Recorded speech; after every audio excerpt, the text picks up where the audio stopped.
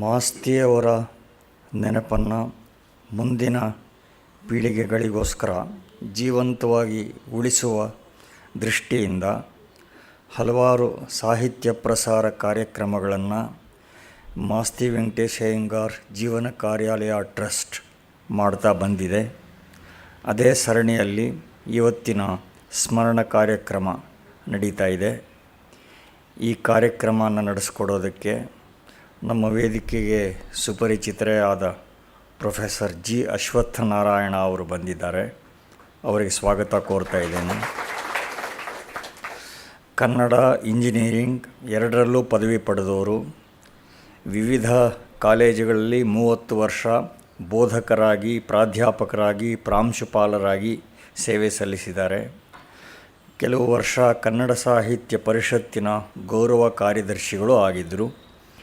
ವಿಶ್ವವಿದ್ಯಾಲಯದ ಪಾಠ್ಯರಚನೆಯ ಮಂಡಳಿಗಳ ಸದಸ್ಯರಾಗಿ ಕಾರ್ಯನಿರ್ವಹಿಸಿದ್ದಾರೆ. BMC ಸ್ಮಾರಕ ಸಂಸ್ಥೆ, ಗಮಕ ಕಲಾ ಪರಿಷತ್ತು, ಗಾನ ಕಲಾ ಪರಿಷತ್ತು ಮೊದಲಾದ ಹಲವಾರು ಸಂಸ್ಥೆಗಳಿಗೆ ಇವರಿಂದ ಯೋಗದಾನ ಸಂದಿದೆ. ಕನ್ನಡ ಭಾಷೆ, ಲಿಪಿ ಕಲಿಕೆ ಮೊದಲಾದ ಕೈಪಿಡಿಗಳನ್ನು ಬರೆದಿದ್ದಾರೆ. ಬೆರಳಿಗೆ ಕೊರಳು ಪರಿಚಯ ಮೊದಲಾದ ಉತ್ತಮ ಕೃತಿಗಳನ್ನು ಕೊಟ್ಟಿದ್ದಾರೆ. ರತ್ನಾಕರಣ ಶತಕತ್ರಯ ಅನುವಾದ ಮಾಡಿದ್ದಾರೆ. ದೇವರದಾಸಿಮಯ್ಯನ ವಚನಗಳ ಸಂಗ್ರಹ ನೀಡಿದ್ದಾರೆ. ವಿಜಯದಾಸರ ಕೃತಿಗಳ ಸಂಪಾದನೆ ಮಾಡಿದ್ದಾರೆ. ಅನೇಕ ಪ್ರತಿಷ್ಠಿತ ನಿಯತಕಾಲಿಕಗಳಿಗೆ ಲೇಖನಗಳನ್ನು ಬರೆದಿದ್ದಾರೆ. ವರ್ಷಗಳುದ್ದಕ್ಕೂ ಸಾಹಿತ್ಯ ಪ್ರಸಾರೋಪನ್ಯಾಸಗಳನ್ನು ಮಾಡಿದ್ದಾರೆ. ಒಳ್ಳೆಯ ವಾಗ್ಮಿಗಳು. ಅವರಿಗೆ ಮಾಸ್ತಿ ವೆಂಕಟೇಶ ಅಯ್ಯಂಗಾರ್ ಜೀವನ ಕಾರ್ಯಾಲಯ ಟ್ರಸ್ಟ್ ಹಾಗೂ ಗೋಖಲೆ ಸಾರ್ವಜನಿಕ ವಿಚಾರ ಸಂಸ್ಥೆ ಪರವಾಗಿ ಸ್ವಾಗತ ಕೋರ್ತಾ ಇದ್ದೇನೆ. ಇವತ್ತು ಪ್ರೊಫೆಸರ್ ಜಿ ಅಶ್ವತ್ಥನಾರಾಯಣ ಅವರು ಮಾಸ್ತಿಯವರು ಚಿತ್ರಿಸಿರುವ ಕೆಲವು ಅಪೂರ್ವ ವ್ಯಕ್ತಿಗಳು ಅನ್ನೋದನ್ನು ಕುರಿತು ಮಾತನಾಡೋರಿದ್ದಾರೆ. ಸಣ್ಣ ಕಥೆ, ಐತಿಹಾಸಿಕ ಕಾದಂಬರಿ, ಜೀವನ ಚರಿತ್ರೆ, ಆತ್ಮಕಥೆ, ನಾಟಕಗಳು, ಕಾವ್ಯ, ಅನುವಾದ, ಪ್ರತಿಸೃಷ್ಟಿ ಎಲ್ಲ ಪ್ರಕಾರಗಳಲ್ಲಿಯೂ ಮಾಸ್ತಿಯವರು ವಿಪುಲವಾಗಿ ಬರಹಗಳನ್ನು ಕೊಟ್ಟಿದ್ದಾರೆ. ಕನ್ನಡ ಭಾಷೆ ಸಾಹಿತ್ಯಗಳನ್ನು ಎಲ್ಲ ಅಂಗಗಳಲ್ಲಿಯೂ ಸಮೃದ್ಧಗೊಳಿಸಬೇಕು ಅಂತ ಕಂಕಣಬದ್ಧರಾಗಿದ್ದವರು ಅವರು ಸಾಹಿತ್ಯ ಕ್ಷೇತ್ರದಲ್ಲಿ ತೊಡಗಿಕೊಂಡ ಕಾಲದ ಸಂದರ್ಭವೂ ಹಾಗೇ ಇತ್ತು. ವಿವಿಧ ಹೊಸಗನ್ನಡ ಸಾಹಿತ್ಯ ಪ್ರಕಾರಗಳು ಆಗ್ತಾನೆ ಮೊಳಕೆ ಹೊಡೆಯೋದಕ್ಕೆ ಶುರುವಾಗಿತ್ತು. ಮಾಸ್ತಿ ಮತ್ತು ಅವರ ಸಮಕಾಲೀನ ಪ್ರಮುಖರೆಲ್ಲರ ಕಳಕಳಿ ಹೀಗೆ ಇತ್ತು.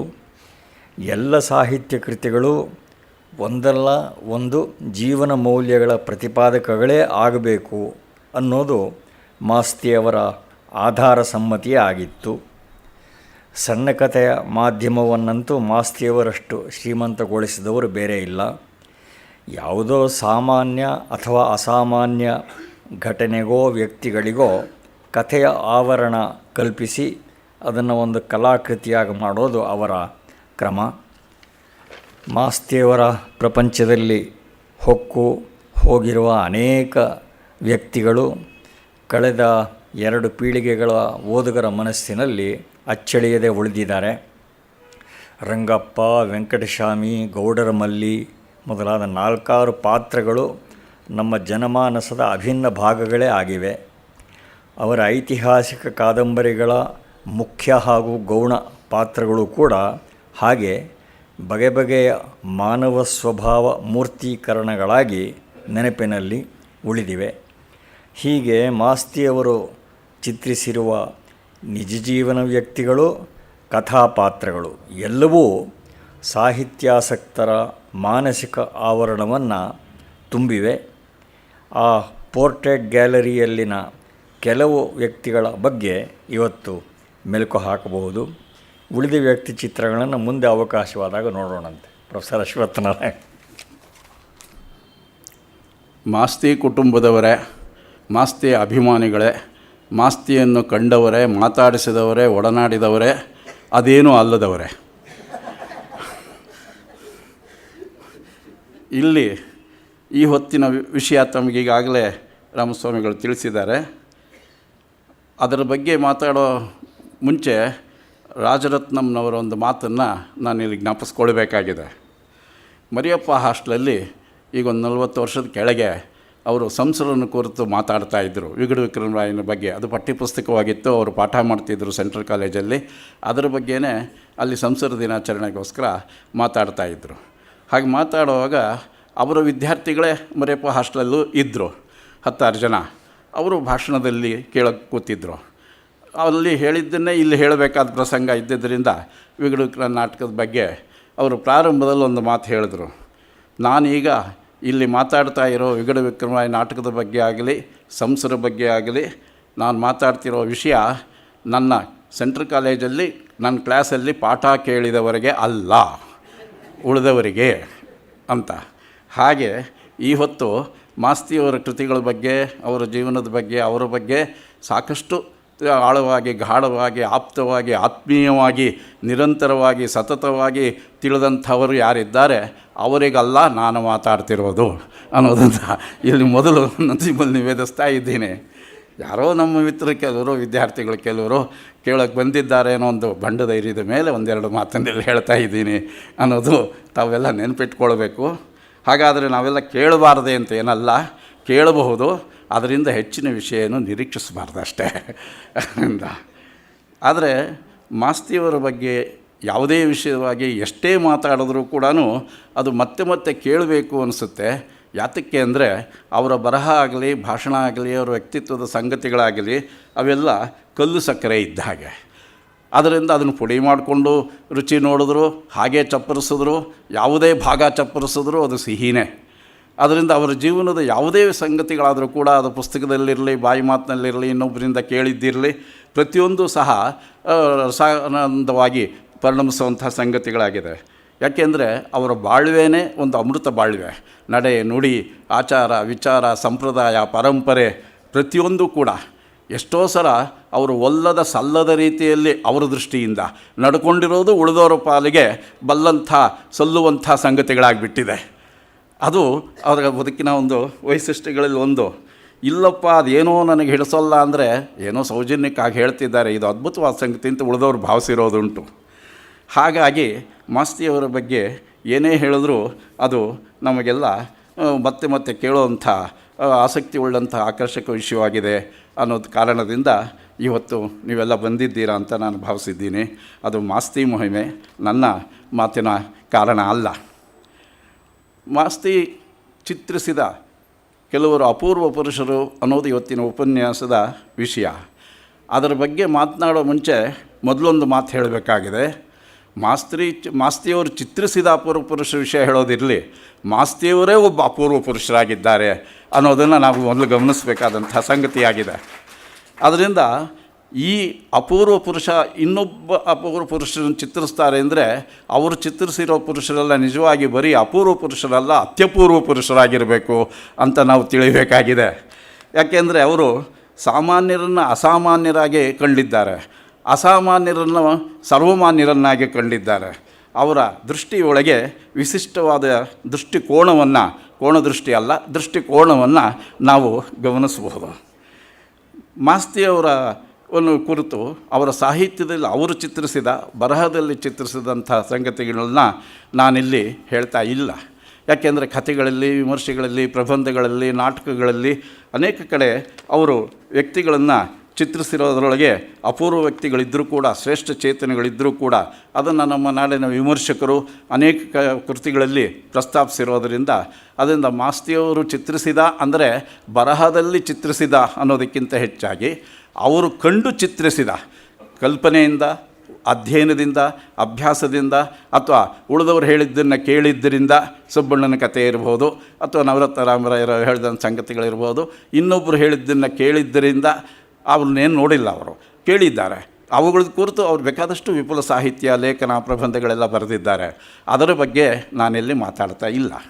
ಅವರು ಪ್ರತ್ಯಕ್ಷವಾಗಿ ಕಂಡು ನಿಜ ಜೀವನದಲ್ಲಿ ಅವರ ಬಗ್ಗೆ ಅನಿಸಿಕೆಗಳನ್ನು, ವ್ಯಕ್ತಿತ್ವಗಳನ್ನು ಕುರಿತು ಚಿತ್ರಿಸಿರುವಂಥ ಕೆಲವು ಸಂಗತಿಗಳನ್ನಷ್ಟೇ ನಾನಿಲ್ಲಿ ಕಂಡು ಚಿತ್ರಿಸಿದ ಅಂತ ಅದನ್ನು ಸ್ವಲ್ಪ ಮಾರ್ಪಾಟು ಮಾಡಿಕೊಂಡು ವಿಷಯನ ಆ ವ್ಯಕ್ತಿಗಳನ್ನು ಕುರಿತು ಆದರೂ ಅವರೆಲ್ಲರನ್ನೂ ಕುರಿತು ಹೇಳ್ತಿಲ್ಲ. ಯಾಕೆಂದರೆ ಅದು ಹೇಳೋಕ್ಕೆ ಸಾಧ್ಯವಿಲ್ಲ ಅನ್ನೋದನ್ನು ಈ ಉಪನ್ಯಾಸದ ವ್ಯವಸ್ಥಾಪಕರಿಗೆ ಚೆನ್ನಾಗಿ ಗೊತ್ತಿರೋದ್ರಿಂದ ಅವರೇ ಏನು ಮಾಡಿದ್ದಾರೆ, ವಿಷಯ ಕೊಡುವಾಗಲೇ ಕೆಲವರು ಅಪೂರ್ವ ವ್ಯಕ್ತಿಗಳು ಅಂತ ಅವರೇ ಲಿಮಿಟೆಡ್ ಕಂಪ್ನಿ ಮಾಡಿಬಿಟ್ಟಿದ್ದಾರೆ. ಆದ್ದರಿಂದ ನಾನು ಬೇಕಾದಷ್ಟನ್ನು ಹೇಳದೇ ಇರೋ ಸ್ವಾತಂತ್ರ್ಯವನ್ನು ಅವ್ರು ಕೊಟ್ಟಿದ್ದಾರೆ. ಕೇವಲ ಒಂದೆರಡು ಸಂಗತಿಗಳನ್ನ ಹೇಳುವಂಥ ಅವಕಾಶನ ಕೊಟ್ಟಿದ್ದಾರೆ. ಅದಕ್ಕೆ ನಾವು ಕೃತಜ್ಞತೆ ಸಲ್ಲಿಸಬೇಕು. ಮಾಸ್ತಿಯವರ ಭಾವ ಮುಖ್ಯವಾಗಿ ಆ 3 ಭಾಗಗಳು 3 ಲೋಕಗಳ ಸಮಸ್ತ ಸಂಗತಿಗಳನ್ನು ಒಳಗೊಂಡಿದೆ. ಮಾಸ್ತಿಯವರು ಒಂದು ರೀತಿ ಸಾಹಿತ್ಯ ಪ್ರಪಂಚದಲ್ಲಿ ಕ್ರಿಕೆಟ್ ಪ್ರಪಂಚದ ಹಾಗೆ ಆಲ್ರೌಂಡರ್ ಸಾಹಿತಿ. ಆದ್ದರಿಂದ ಆಡುಮುಟ್ಟದ ಸೊಪ್ಪಿಲ್ಲ ಅಂದಹಾಗೆ ಮಾಸ್ತಿಯವರು ಬಿಡದ ವಿಷಯವೇ ಇಲ್ಲ. ಅದು ಚೆದರಿ ಹೋಗಿದೆ, ಅದರಿಂದ ಅದು ತನ್ನದೇ ಆದ ರೂಪದಲ್ಲಿ ಬಂದಿದೆ ಅನ್ನೋದನ್ನು ಗಮನಿಸಬೇಕು. ಮಾಸ್ತಿಯವರ 100ಕ್ಕೂ ಹೆಚ್ಚಿನ ಕೃತಿಗಳಲ್ಲಿ ಕಂಡುಬರುವ ಎಲ್ಲ ವಿಷಯಗಳ ಸಬ್ಜೆಕ್ಟ್ ಇಂಡೆಕ್ಸ್ ಯಾರಾದರೂ ಮಾಡಿದ್ರೆ ಅವರು ಎಷ್ಟು ವಿಷಯ ಹೇಳಿದ್ದಾರೆ ಅಂದರೆ ಅದೇ ಒಂದು ವಿಶ್ವಕೋಶ ಆಗತ್ತೆ. ಅದರಿಂದ ಅವರು ಯಾವ್ಯಾವುದೋ ಬೇರೆ ಬೇರೆ ಸಂದರ್ಭದಲ್ಲಿ ಬೇರೆ ಬೇರೆ ರೀತಿಯಲ್ಲಿ ಹೇಳಿದ್ದಾರೆ.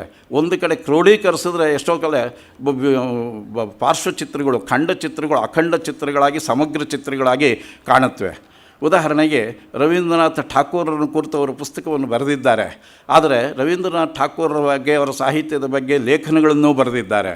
ಹಾಗೆ ಠಾಕೂರರ ಬಗ್ಗೆ ಅವರ ವ್ಯಕ್ತಿತ್ವವನ್ನು ಕುರಿತು ಪ್ರಬಂಧಗಳನ್ನೂ ಬರೆದಿದ್ದಾರೆ. ಅದು ಪ್ರಸಂಗದಲ್ಲಿ ಬೇರೆ ಬೇರೆ ಕಡೆ ಬಂದಿದೆ, ಭಾವದಲ್ಲಿ ಬಂದಿದೆ, ಪುಸ್ತಕದಲ್ಲಿ ಬಂದಿದೆ. ಅನೇಕ ಸಂದರ್ಭದಲ್ಲಿ ಅವರು ಭಾಷಣಗಳಲ್ಲೂ ಅದನ್ನು ಹೇಳಿದ್ದಾರೆ. ಅವೆಲ್ಲ ಒಟ್ಟಿಗೆ ತೊಗೊಂಡ್ರೆ ರವೀಂದ್ರನಾಥ್ ಠಾಕೂರರ ಬಗ್ಗೆ ಸಮಗ್ರ ಚಿತ್ರವನ್ನು ನಾವು ನೋಡ್ಬೋದು. ಸರ್ ವಿಶ್ವೇಶ್ವರಯ್ಯನವ್ರನ್ನ ಕುರಿತು ಅವರು ಸಂಪಾದಿಸಿರುವಂಥ ಶತಮಾನೋತ್ಸವದ ಗ್ರಂಥ ಆಗಲಿ, ಅವರೇ ಬರೆದ ಲೇಖನವಾಗಲಿ, ಅಥವಾ ಭಾವದಲ್ಲಿ ಅವರು ಬರೆದಂಥ ವಿಶ್ವೇಶ್ವರಯ್ಯನ ಕುರಿತಂಥದ್ದು ನೋಡಿದ್ರೆ ಒಂದೊಂದರೊಳಗೆ ಒಂದೊಂದು ಮುಖ ಇದೆ. ಇಲ್ಲಿ ಹೇಳಿದ ಸಂಗತಿಗಳೆಷ್ಟು ಅಲ್ಲಿ ಹೇಳಿಲ್ಲ, ಅಲ್ಲಿ ಹೇಳಿರೋ ಸಂಗತಿ ಇನ್ನೊಂದು ಕಡೆ ಹೇಳಿಲ್ಲ. ಅದರಿಂದ ಅವೆಲ್ಲವನ್ನು ಒಟ್ಟಿಗೆ ಕ್ರೋಢೀಕರಿಸಿ ನೋಡಿದ್ರೆ ಅವರು ಎಷ್ಟು ಅಪೂರ್ವ ವ್ಯಕ್ತಿತ್ವಗಳನ್ನ, ಬಹುಮುಖಗಳನ್ನು ಚಿತ್ರಿಸಿದ್ದಾರೆ ಅನ್ನೋದನ್ನು ನಾವು ಗಮನಿಸಬಹುದು. ಆದ್ದರಿಂದ ಸಮಗ್ರ ಚಿತ್ರಣದ ದೃಷ್ಟಿಯಿಂದ ಅದನ್ನು ಕ್ರೋಢೀಕರಿಸಿ ಅವರ ಕೃತಿಗಳಲ್ಲಿ ವ್ಯಕ್ತಿತ್ವವನ್ನು ಗುರುತಿಸಬೇಕಾದಂಥ ಸಂಗತಿಗಳಿವೆ. ಮತ್ತು ಇಲ್ಲಿ 2 ಸಂಗತಿಗಳಿವೆ. ಇನ್ನೊಬ್ಬ ವ್ಯಕ್ತಿಯನ್ನು ಕುರಿತು ಅವರಲ್ಲಿ ಏನು ಗುಣಗ್ರಾಹಿಯಾಗಿ, ರಸಗ್ರಾಹಿಯಾಗಿ ಒಂದು ಸಂಸ್ಕೃತಿಗೆ ಕೊಟ್ಟ ಕೊಡುಗೆಯನ್ನಾಗಲಿ, ಸಾಹಿತ್ಯಕ್ಕೆ ಕೊಟ್ಟ ಕೊಡುಗೆಯನ್ನಾಗಲಿ ಗಮನಿಸುವಾಗ ಅದೇನು ಅಂತ ಹೇಳೋದರ ಜೊತೆಗೆ ಅದರ ಬಗ್ಗೆ ಇವರ ಅನಿಸಿಕೆಗಳೇನು ಅನ್ನೋದು ಬಹಳ ಮಹತ್ವದ ಸಂಗತಿ.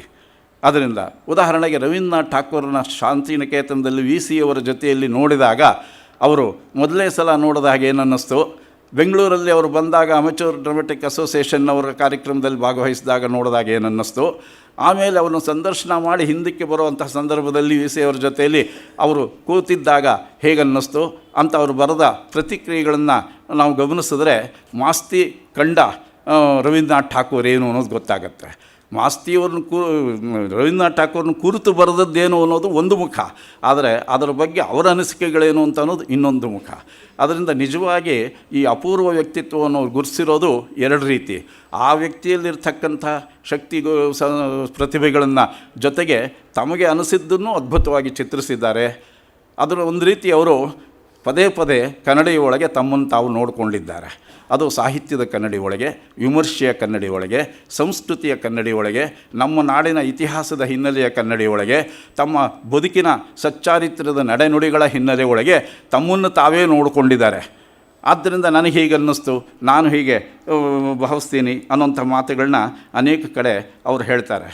ಅದರಿಂದ ಹೇಗೆ ಈ ಕಲಾವಿದ, ಒಬ್ಬ ಚಿತ್ರಕಲಾವಿದ, ಪ್ರತಿಭಾವಂತ ಕಲಾವಿದ ಅನ್ಯರ ಭಾವಚಿತ್ರಗಳನ್ನು ಹೇಗೆ ಸಿದ್ಧಪಡಿಸ್ತಾನೋ, ರಚಿಸ್ತಾನೋ, ಆದರೆ ಅದೇ ಸಂದರ್ಭದಲ್ಲಿ ಕನ್ನಡಿ ನೋಡ್ಕೊಂಡು ತನ್ನ ಭಾವಚಿತ್ರವನ್ನು, ಆತ್ಮಚಿತ್ರವನ್ನು ಬರ್ಕೊಳ್ಳೋವಂಥ ಕೆಲವು ಕಲಾವಿದರು ನಾವು ನೋಡ್ತೇವೆ. ಅದು ಬಹಳ ಸುಲಭ ಅಲ್ಲ, ಬಹಳ ಕಷ್ಟದ ಕೆಲಸ. ಉಳಿದವರ ಚಿತ್ರ ಬರೆಯೋದಕ್ಕಿಂತ ಹೆಚ್ಚಾಗಿ ತನ್ನನ್ನು ತಾನು ಗುರುತಿಸ್ಕೊಳ್ಳೋದು. ಅದರಿಂದ ಆ ರೀತಿ ಗುರುತಿಸ್ಕೊಂಡಂಥ ಒಂದು ವ್ಯಕ್ತಿ ಚಿತ್ರವನ್ನು ಭಾವದಲ್ಲಿ ನಾವು ನೋಡ್ತೇವೆ. ಅದರಿಂದ ಅದು ಮಾಸ್ತಿಯವರು ತಮ್ಮನ್ನು ತಾವೇ ಕನ್ನಡದಲ್ಲಿ ನೋಡಿಕೊಂಡು ಚಿತ್ರಕಾರ ಬರೆದ ಹಾಗೆ ಇರುವಂಥ ಒಂದು ವಿಶಿಷ್ಟವಾದ ಗುರುತು. ಮತ್ತು ಕನ್ನಡದಲ್ಲಿ ಈ ವ್ಯಕ್ತಿ ಚಿತ್ರಗಳ ವಿಷಯ ಬಂದಾಗ ನಾವು ಇನ್ನೊಂದು ಮಾತನ್ನು ಗಮನಿಸಬೇಕು. ಸಾಕಷ್ಟು ವ್ಯಕ್ತಿ ಚಿತ್ರಗಳ ಅಪೂರ್ವ ವ್ಯಕ್ತಿತ್ವಗಳನ್ನು ಚಿತ್ರಿಸಿರುವಂಥ ಸಾಹಿತ್ಯ ವಿಪುಲವಾಗಿದೆ ನಿಜ. ಅದರಲ್ಲಿ ಮೇರು ಶಿಖರದ ಕೃತಿಗಳು ಅಂತಂದರೆ DVG ಅವರ ಜ್ಞಾಪಕ ಚಿತ್ರಶಾಲೆ, ಮಾಸ್ತಿಯವರು ಚಿತ್ರಿಸುವ ಅರ್ಚನಾ, ಪ್ರಸಂಗದಲ್ಲಿರ್ತಕ್ಕಂಥ, ಭಾವದಲ್ಲಿರ್ತಕ್ಕಂಥ ಅವರ ಕೃತಿಗಳಲ್ಲಿ ಚೆದರಿ ಹೋಗಿರುವಂಥ ವ್ಯಕ್ತಿತ್ವದ ಚಿತ್ರಗಳು ಅಷ್ಟು ವೈವಿಧ್ಯವಾಗಿ, ಪ್ರಮಾಣಭೂತವಾಗಿ, ವಿಶಿಷ್ಟವಾಗಿ, ಸಾಂಸ್ಕೃತಿಕವಾಗಿ, ಸಾಹಿತ್ಯಿಕವಾಗಿ, ಧಾರ್ಮಿಕವಾಗಿ ಚಿತ್ರಿಸಿರುವಂಥ ವ್ಯಕ್ತಿ ಚಿತ್ರಗಳ ಸಮೃದ್ಧಿಯನ್ನು ನಾವು ಇತರರಲ್ಲಿ ಕಾಣೋದಿಲ್ಲ. ಕನ್ನಡದಲ್ಲಿ ಪ್ರಸಿದ್ಧರಾಗಿ ಅಂಥ ವ್ಯಕ್ತಿತ್ವಗಳನ್ನ ಚಿತ್ರಿಸಿರುವಂಥ ಬರಹಗಾರರು ಬೇಕಷ್ಟು ಜನ ಇದ್ದಾರೆ. ಹಾಮಾನಾಯಕರಾಗಲಿ, HSK ಆಗಲಿ ವಿಪುಲ ಸಂಖ್ಯೆಯಲ್ಲಿ ಬರೆದಿದ್ದಾರೆ ಅಂಕಣಗಳ ಬರಹಗಳಲ್ಲಿ. ಆದರೆ ತುಂಬ ಇತಿಮಿತಿಗಳಲ್ಲಿ, ಅದು ಕಾಲಂ ಮಿತಿ ಒಳಗೆ, ಕಾಲದ ಮಿತಿ ಒಳಗಡೆ, ಮತ್ತು ಅವರಿಗೆ ಅಧ್ಯಯನ ಮಾಡೋದಕ್ಕೆ ಸಾಮಗ್ರಿಗಳು ಅಧಿಕವಾಗಿದ್ದರೂ ಕಾಲ ಅಲ್ಪವಾಗಿದ್ದರೂ ಪರಿಣಾಮವಾಗಿ, ಮತ್ತು ಅವರಿಗೆ ಅಲ್ಪ ಕಾಲದಲ್ಲಿ ಆ ಕೃತಿಯನ್ನು ಗ್ರಹಿಸೋದಕ್ಕೆ ಸಾಮರ್ಥ್ಯವಿಲ್ಲದ ಕಾರಣದಿಂದಲೂ ಅವೆಲ್ಲ ಅಪೂರ್ಣ ಚಿತ್ರಗಳಾಗಿವೆ, ಅಪೂರ್ವ ಚಿತ್ರಗಳಾಗುವ ಬದಲು. ಆದರೆ ಅಂಥ ಒಂದು ಅಂಕಣ ಮಿತಿ, ಕಾಲಮಿತಿ, ಅಧ್ಯಯನದ ಮಿತಿ ಇತ್ಯಾದಿಗಳು ಇಲ್ಲದೆ ಸಾವಧಾನವಾಗಿ, ಸಮಾಧಾನವಾಗಿ, ಸಮಗ್ರವಾಗಿ ಸ್ವಂತಿಕೆಯಿಂದ ವ್ಯಕ್ತಿ ಚಿತ್ರಗಳನ್ನು ಕೊಟ್ಟಿರೋರಲ್ಲಿ DVG ಅವರು, ಮಾಸ್ತಿಯವರು ವಿಶಿಷ್ಟವಾದಂಥ ವ್ಯಕ್ತಿಗಳು ಅನ್ನೋದನ್ನು ಈ ಹೊತ್ತು ಗಮನಿಸಬೇಕು. ಆದ್ದರಿಂದಲೇ ಅಪೂರ್ವ ಪುರುಷರನ್ನು ಅವರು ಚಿತ್ರಿಸೋದಕ್ಕೆ ಸಾಧ್ಯವಾಯಿತು ಅನ್ನೋದನ್ನು. ಇನ್ನೂ ಒಂದು, ಮಹಾಪುರುಷರೆಲ್ಲ ಒಂದು ರೀತಿ ಸಮಾನ ಹಂತದವರೇ, ಸಮಾನ ಮನೋಭಾವದವರೇ, ಸಮಾನ ಮನೋಧರ್ಮದವರೇ ಅನ್ನುವುದನ್ನು ಗಮನಿಸಬೇಕಾದ್ರೆ DVG ಅವರು ಜ್ಞಾಪಕ ಚಿತ್ರಶಾಲೆಯಲ್ಲಿ ಚಿತ್ರಿಸಿರೋ ಅನೇಕ ವ್ಯಕ್ತಿಗಳು, ಮಾಸ್ತಿಯವರು ತಮ್ಮ ಕೃತಿಗಳಲ್ಲೂ ಅನೇಕ ವ್ಯಕ್ತಿಗಳನ್ನು ಚಿತ್ರಿಸಿರೋ ಇಬ್ಬರು ಒಬ್ಬರೇ. ಅದು ರಾಮೇಶ್ವರಯ್ಯ ಒಬ್ಬ ಅಧ್ಯಾಪಕರಿರ್ಬೋದು, ಸರ್ ವಿಶ್ವೇಶ್ವರಯ್ಯನವರಿರ್ಬೋದು, ಮಿರ್ಜಾ ಇಸ್ಮಾಯಿಲ್ರಿರ್ಬೋದು, ಅನೇಕ ವ್ಯಕ್ತಿಗಳನ್ನು DVG ಅವರು ಚಿತ್ರಿಸಿದ್ದಾರೆ, ಮಾಸ್ತಿಯವರು ಚಿತ್ರಿಸಿದ್ದಾರೆ. ಆದರೆ ಅವರಿಬ್ಬರು ತಮ್ಮದೇ ಆದ ವೈಶಿಷ್ಟ್ಯಗಳಿಂದ ಆ ವ್ಯಕ್ತಿ ಇಬ್ಬರೂ ಬಲ್ಲವರೇನ ಎಲ್ಲ ವ್ಯಕ್ತಿಗಳನ್ನ ಆಳವಾಗಿ, ಗಾಢವಾಗಿ, ಆತ್ಮೀಯವಾಗಿ. ಆದರೆ ಅವರು ಚಿತ್ರಿಸಿರೋ ರೀತಿಯಲ್ಲಿ ಒಬ್ಬರ ಒಳಗೆ ಐತಿಹಾಸಿಕ ವಿವೇಚನೆ ಕಾಣ್ತೇವೆ, ಇನ್ನೊಬ್ಬರಲ್ಲಿ ಸಾಂಸ್ಕೃತಿಕ ವಿವೇಚನೆ ಕಾಣ್ತೇವೆ, ಮತ್ತು ಅದರೊಳಗೆ ನಾಡು ನುಡಿಗಳ ಹಿನ್ನೆಲೆ ಒಳಗೆ ಅವರ ಕೊಡುಗೆಗಳನ್ನು ಗುರುತಿಸೋದನ್ನು ಕಾಣ್ತೇವೆ, ಮತ್ತು ಅವರ ಸ್ನೇಹ ಸಂಬಂಧದ ಆತ್ಮೀಯತೆ ಏನಿದೆ ಅನ್ನೋದನ್ನು ಕಾಣ್ತೇವೆ. ಹೀಗಾಗಿ ಅವರಿಬ್ಬರ ವ್ಯಕ್ತಿತ್ವಗಳ ಒಂದು ವೈಶಿಷ್ಟ್ಯತೆ ಹಿನ್ನೆಲೆ ಒಳಗೆ ಅವು ಸಂಪೂರ್ಣವಾಗಿ ಸ್ವತಂತ್ರವಾಗಿ ವಿಭಿನ್ನವಾದ ಚಿತ್ರಗಳೇ ಆಗಿವೆ. ಅಲ್ಲಿ ವ್ಯಕ್ತಿಗಳು ಸಾಮಾನ್ಯ, ಕೆಲವು ಸಂಗತಿಗಳು ಸಾಮಾನ್ಯ ಅನ್ನೋದು ಬಿಟ್ಟರೆ ಮಾಸ್ತಿಯವರು ಚಿತ್ರಿಸಿರೋ ರೀತಿ ಅವರದೇ, DVG ಅವರು ಚಿತ್ರಿಸಿರೋ ಚಿತ್ರ ಅವರದೇ ಆಗಿದೆ ಅನ್ನೋದನ್ನು ಈ ಹೊತ್ತು ಗಮನಿಸಬೇಕಾದಂಥ ಒಂದು ಸಂಗತಿ. ಮತ್ತು ನಮ್ಮಲ್ಲಿ ಸಾಹಿತ್ಯವನ್ನು ಮೆಚ್ಚಿಕೊಂಡು ಸಾಹಿತ್ಯದ ಅಧ್ಯಯನ ಮಾಡಿದವರೆಲ್ಲ ಆ ಸಾಹಿತ್ಯದ ರಚನೆಯ ಸಾಹಿತಿಗಳ ಬಗ್ಗೆ ಅಧ್ಯಯನ ಮಾಡಿಲ್ಲ ಜಾಸ್ತಿಯಾಗಿ. ಎಷ್ಟೋ ಸಾಹಿತ್ಯಗಳ ಬಗ್ಗೆ ಅಧ್ಯಯನ ಮಾಡೋಕ್ಕೇನು ಇಲ್ಲವೇ ಇಲ್ಲ. ಅವ್ರನ್ನ ತಿಳ್ಕೊಳ್ಳೋದು, ನೋಡೋದು, ಅವ್ರ ಜೊತೆ ಮಾತಾಡೋದು, ಅವರಿಂದ ಕಲಿಯೋದು, ಪ್ರಭಾವಿತರಾಗೋ ಪ್ರಮೇಯವೇ ಇಲ್ಲ.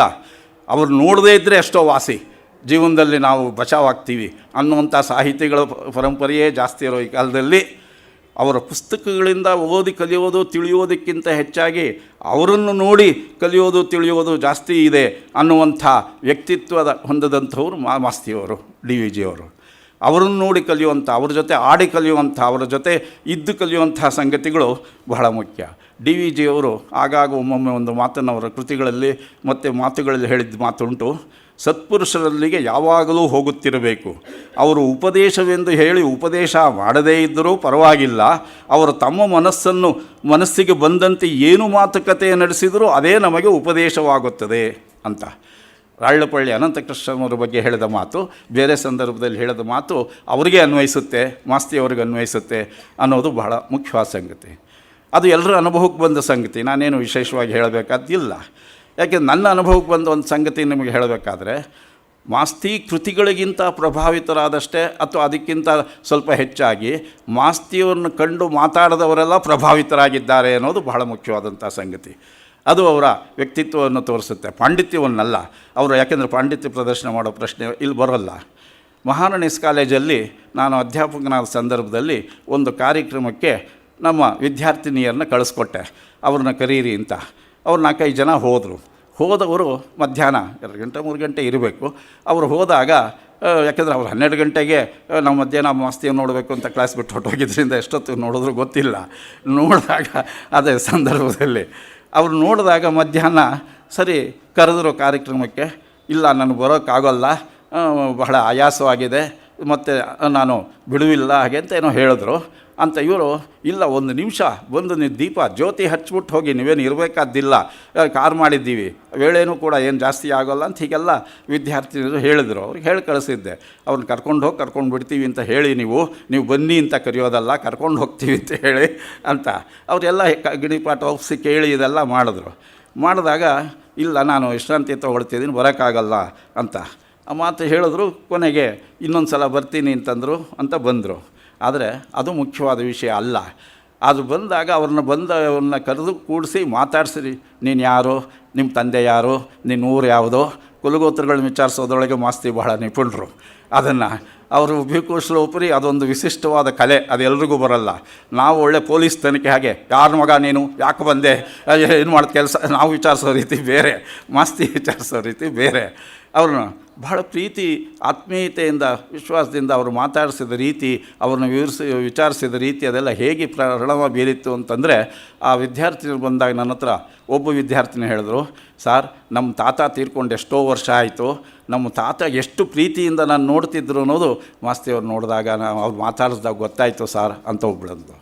ಇನ್ನೊಬ್ಬಳು ನನ್ನ ತಂದೆನ ಕಳ್ಕೊಂಡು 15 ವರ್ಷ ಆಗಿದೆ, ಇವತ್ತು ಅವ್ರು ನೋಡಿದಾಗ ಎಷ್ಟು ಪ್ರೀತಿಯಿಂದ ಅವ್ರು ಮಾತಾಡ್ಸಿದ್ದು ನೋಡಿ ನನ್ನ ತಂದೆ ನೆನಪಿಗೆ ಬಂತು ಅಂತ ಕಣ್ಣೀರು ಹಾಕ್ಕೊಂಡ್ಳು ಇನ್ನೊಬ್ಬ ವಿದ್ಯಾರ್ಥಿನಿ. ಹೀಗೆ ಆ ಒಬ್ಬೊಬ್ಬ ವಿದ್ಯಾರ್ಥಿ ಇನ್ನೊಬ್ಬ ವಿದ್ಯಾರ್ಥಿನಿ ನನ್ನ ಜೀವನದಲ್ಲೇ ಮರೆಯಲ್ಲ ಸಾರ್, ನಾವು ಮಾಸ್ತಿಯವ್ರು ನೋಡಿದ್ದು ಅವ್ರು ಮಾತಾಡ್ಸಿದ್ದು ನನಗೆ ಇವತ್ತಾದಷ್ಟು ಖುಷಿ ನನ್ನ ಜೀವನದಲ್ಲೇ ಆಗಿಲ್ಲ ಅಂತ ಇನ್ನೊಬ್ಬ ವಿದ್ಯಾರ್ಥಿನಿ ಹೇಳಿದ್ರು. ಹೀಗೆ ಬಂದು 4-5 ಜನ ವಿದ್ಯಾರ್ಥಿಗಳು ಹೇಳಿದ್ದು ನೋಡಿ ಅವ್ರ ಜೀವನದಲ್ಲೇ ಆ ಪ್ರಸಂಗಗಳನ್ನ ಮರೀಲಿಲ್ಲ. ಅದರಿಂದ ಚಂದ್ರಶೇಖರ್ ಕಂಬಾರರವರು ಬೆಂಗಳೂರು ವಿಶ್ವವಿದ್ಯಾಲಯದಲ್ಲಿ ಮಾಸ್ತಿ ವಿಶೇಷ ಅಧ್ಯಯನದ ಒಂದು ಪತ್ರಿಕೆ ಇದ್ದ ಕಾಲದಲ್ಲಿ ಅದರ ಪಾಠ ಮಾಡ್ತಿದ್ರು.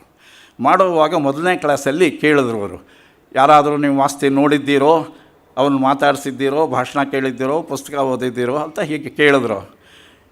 ಕೆಲವರು ಏನೋ ಪುಸ್ತಕ ಓದಿದ್ದೀವಿ ಅಂದರು, ಫೋಟೋ ನೋಡಿದ್ದೀವಿ ಅಂದರು, ಹೀಗಾಗಿ ಯಾರೋ ಒಬ್ಬ ವಿದ್ಯಾರ್ಥಿನಿ ನಾನು ನೋಡಿದ್ದೀನಿ ಸಾರ್, ಪುಸ್ತಕ ಓದಿದ್ದೀನಿ, ಅವ್ರ ಜೊತೆ ಮಾತಾಡಿದ್ದೀನಿ ಅಂತ ಎಲ್ಲ ನಿಂತ್ಕೊಂಡು ಹೇಳಿದ್ಲು. ಬಹಳ ಸಂತೋಷ, ನೀನು ಅದೃಷ್ಟವಂತೆ ಪುಣ್ಯವಂತೆ, ಯಾವಾಗ ನೋಡಿದ್ಯಾ, ಯಾವಾಗ ಮಾತಾಡಿದ್ಯಾ ಅಂತ ಕೇಳಿದ್ರು ಆ ವಿದ್ಯಾರ್ಥಿನಿನ. ಅವರು ಈ ಸಂದರ್ಭದಲ್ಲಿ ಹೋಗಿ ಅವ್ರನ್ನ ಭೇಟಿ ಮಾಡಿ ಕಾಲೇಜಿಗೆ ಕರೆಯೋಕ್ಕೆ ಬಂದ ವಿದ್ಯಾರ್ಥಿನಿ ಅವಳು ಆ ಪ್ರಸಂಗವನ್ನು ಹೇಳಿದಾಗ ನಿಜವಾಗಿ ನೀನು ಧನ್ಯವಂತೆ ಪುಣ್ಯವಂತೆ, ಒಂದು ಅಮೃತ ಸ್ಪರ್ಶ ನಿನಗೆ ಸಿಕ್ಕಿದೆ ಜೀವನದಲ್ಲಿ, ಅಮೃತ ಸಂಜೀವಿನಿ ಅನುಭವ ಸಿಕ್ಕಿದೆ ಅಂತ ಚಂದ್ರಶೇಖರ್ ಕಂಬಾರರು ಹೊಗಳಿ ಮಾಸ್ತಿಯವರ ವ್ಯಕ್ತಿತ್ವನ ತರಗತಿಯಲ್ಲಿ ವಿವರಿಸಿದ್ರು.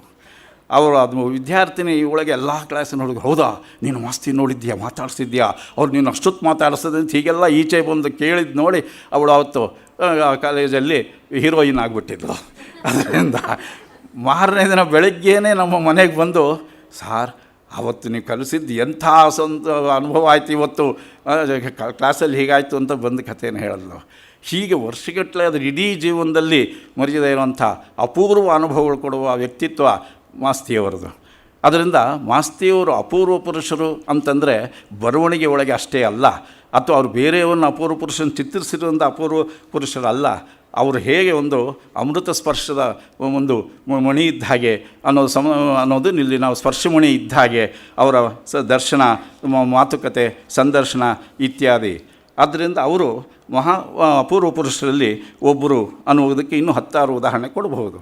ಅದರ ಒಂದು ಉದಾಹರಣೆ ನಾನು ಹೇಳೋದು, ಅಂತರಂಗದಲ್ಲಿ ಅಂತಃಕರಣದಲ್ಲಿ ನಿಜವಾದ ಜೀವನದ ಒಂದು ಭಾವನೆಗಳ ಪ್ರಪಂಚದಲ್ಲಿ ಅವರು ಭಾವ ಅಂತ ಬರೆದಿರೋದೇ ಅವರ ಜೀವನ ಮೌಲ್ಯಗಳನ್ನು ಪ್ರತಿಪಾದನೆ ಮಾಡುವ ಜೀವನ ವಿಧಾನದ ಸಾಕ್ಷೀಭೂತವಾದಂಥ ಒಂದು ವರ್ತನೆಯಾಗಿದೆ ಅನ್ನೋದನ್ನು ಗಮನಿಸಬೇಕು. ಬೇಂದ್ರೆಯವರ ಪ್ರಸಂಗ ಎಲ್ರಿಗೂ ಗೊತ್ತಿರುವಂಥದ್ದು. ಆದರೆ ಬೇಂದ್ರೆಯವ್ರಿಗೆ ಜೀವನ ಪತ್ರಿಕೆ ನಡೆಸೋದಕ್ಕೆ ಅವಕಾಶ ಕೊಟ್ಟು ಅವ್ರ ಜೀವನಕ್ಕೆ ಆಧಾರವನ್ನು ಒಂದಷ್ಟು ಕಾಲ ಕಲ್ಪಿಸಿದ್ರು ಅನ್ನೋದು ವ್ಯಾವಹಾರಿಕವಾದ ಸಾಮಾನ್ಯವಾದ ಸಂಗತಿ, ಅದು ಮಹತ್ವದ ಸಂಗತಿ ಅಲ್ಲ. ಆದರೆ 45ನೇ ಇಸವಿಯೊಳಗೆ ಬೇಂದ್ರೆಯವರ 50ನೇ ಹುಟ್ಟುಹಬ್ಬಕ್ಕೆ ಧಾರವಾಡಕ್ಕೆ ಮಾಸ್ತಿಯವರು ಹೋದ ಸಂದರ್ಭದಲ್ಲಿ ಆಗ ಬೇಂದ್ರೆಯವರು ಮಾಸ್ತಿಯವರ ಎದುರಿಗೆ ಹೇಳಿದಂಥ ಒಂದು ಮಾತು ಅಂತಂದರೆ, ಅಣ್ಣ ಮಾಸ್ತಿಯವರು ಅವರ ನೆರವನ್ನು ನಾನು ತೆಗೆದುಕೊಂಡಿದ್ದನ್ನು ಕೆಲವರು ನಾನು ಪರಾವಲಂಬಿಯಾದೆ ಎಂದು ಹೊಳೆಯುತ್ತಾರೆ. ನಿಜ, ನಾನು ಪರಾವಲಂಬಿಯಾಗದೆ ಮಾಸ್ತಿಯವರ ಹಾಗೆ ಸ್ವಾವಲಂಬಿ ಆಗಲು ನನಗೆ ಸಾಧ್ಯವಾಗಲಿಲ್ಲ. ಅದು ನನ್ನ ದೈವ, ನಾನೇನು ಮಾಡಲಿ ಅಂತ ಹೇಳಿ ಬಹಳ ಮನಸ್ಸಿನಲ್ಲಿ ನೊಂದುಕೊಂಡ್ರು ಬೇಂದ್ರೆಯವರು. ಅದರಿಂದ ನೀನು ಇನ್ನೂ ಪ್ಯಾರಾಸೈಟಾಗಿ ಇನ್ನೊಬ್ಬರನ್ನ ಅವಲಂಬಿಸಿ ಅವರ ಆಶ್ರಯದಲ್ಲಿ ಬದುಕಿದೆಯಲ್ಲ ನೀನು, ಎಂಥ ಇಷ್ಟು ದೊಡ್ಡ ವ್ಯಕ್ತಿ ಆಗಿ ಹಾಗೆ ಅನ್ನೋ ಥರದಲ್ಲಿ ಉಳಿದವರು ಅಂದರು ಅಂತ ಅವ್ರ ಮನಸ್ಸಿಗೆ ಬೇಂದ್ರೆಯವ್ರ ನೋವಾಗಿತ್ತು. ಆಗ ಮಾಸ್ತಿಯವರು ಹೇಳಿದ ಸಮಾಧಾನದ ಮಾತುಗಳನ್ನು ನಾವು ಗಮನಿಸಬೇಕು. ಮಾಸ್ತಿ ಎಂಥ ಅಪೂರ್ವ ವ್ಯಕ್ತಿ ಅನ್ನೋದಕ್ಕೆ.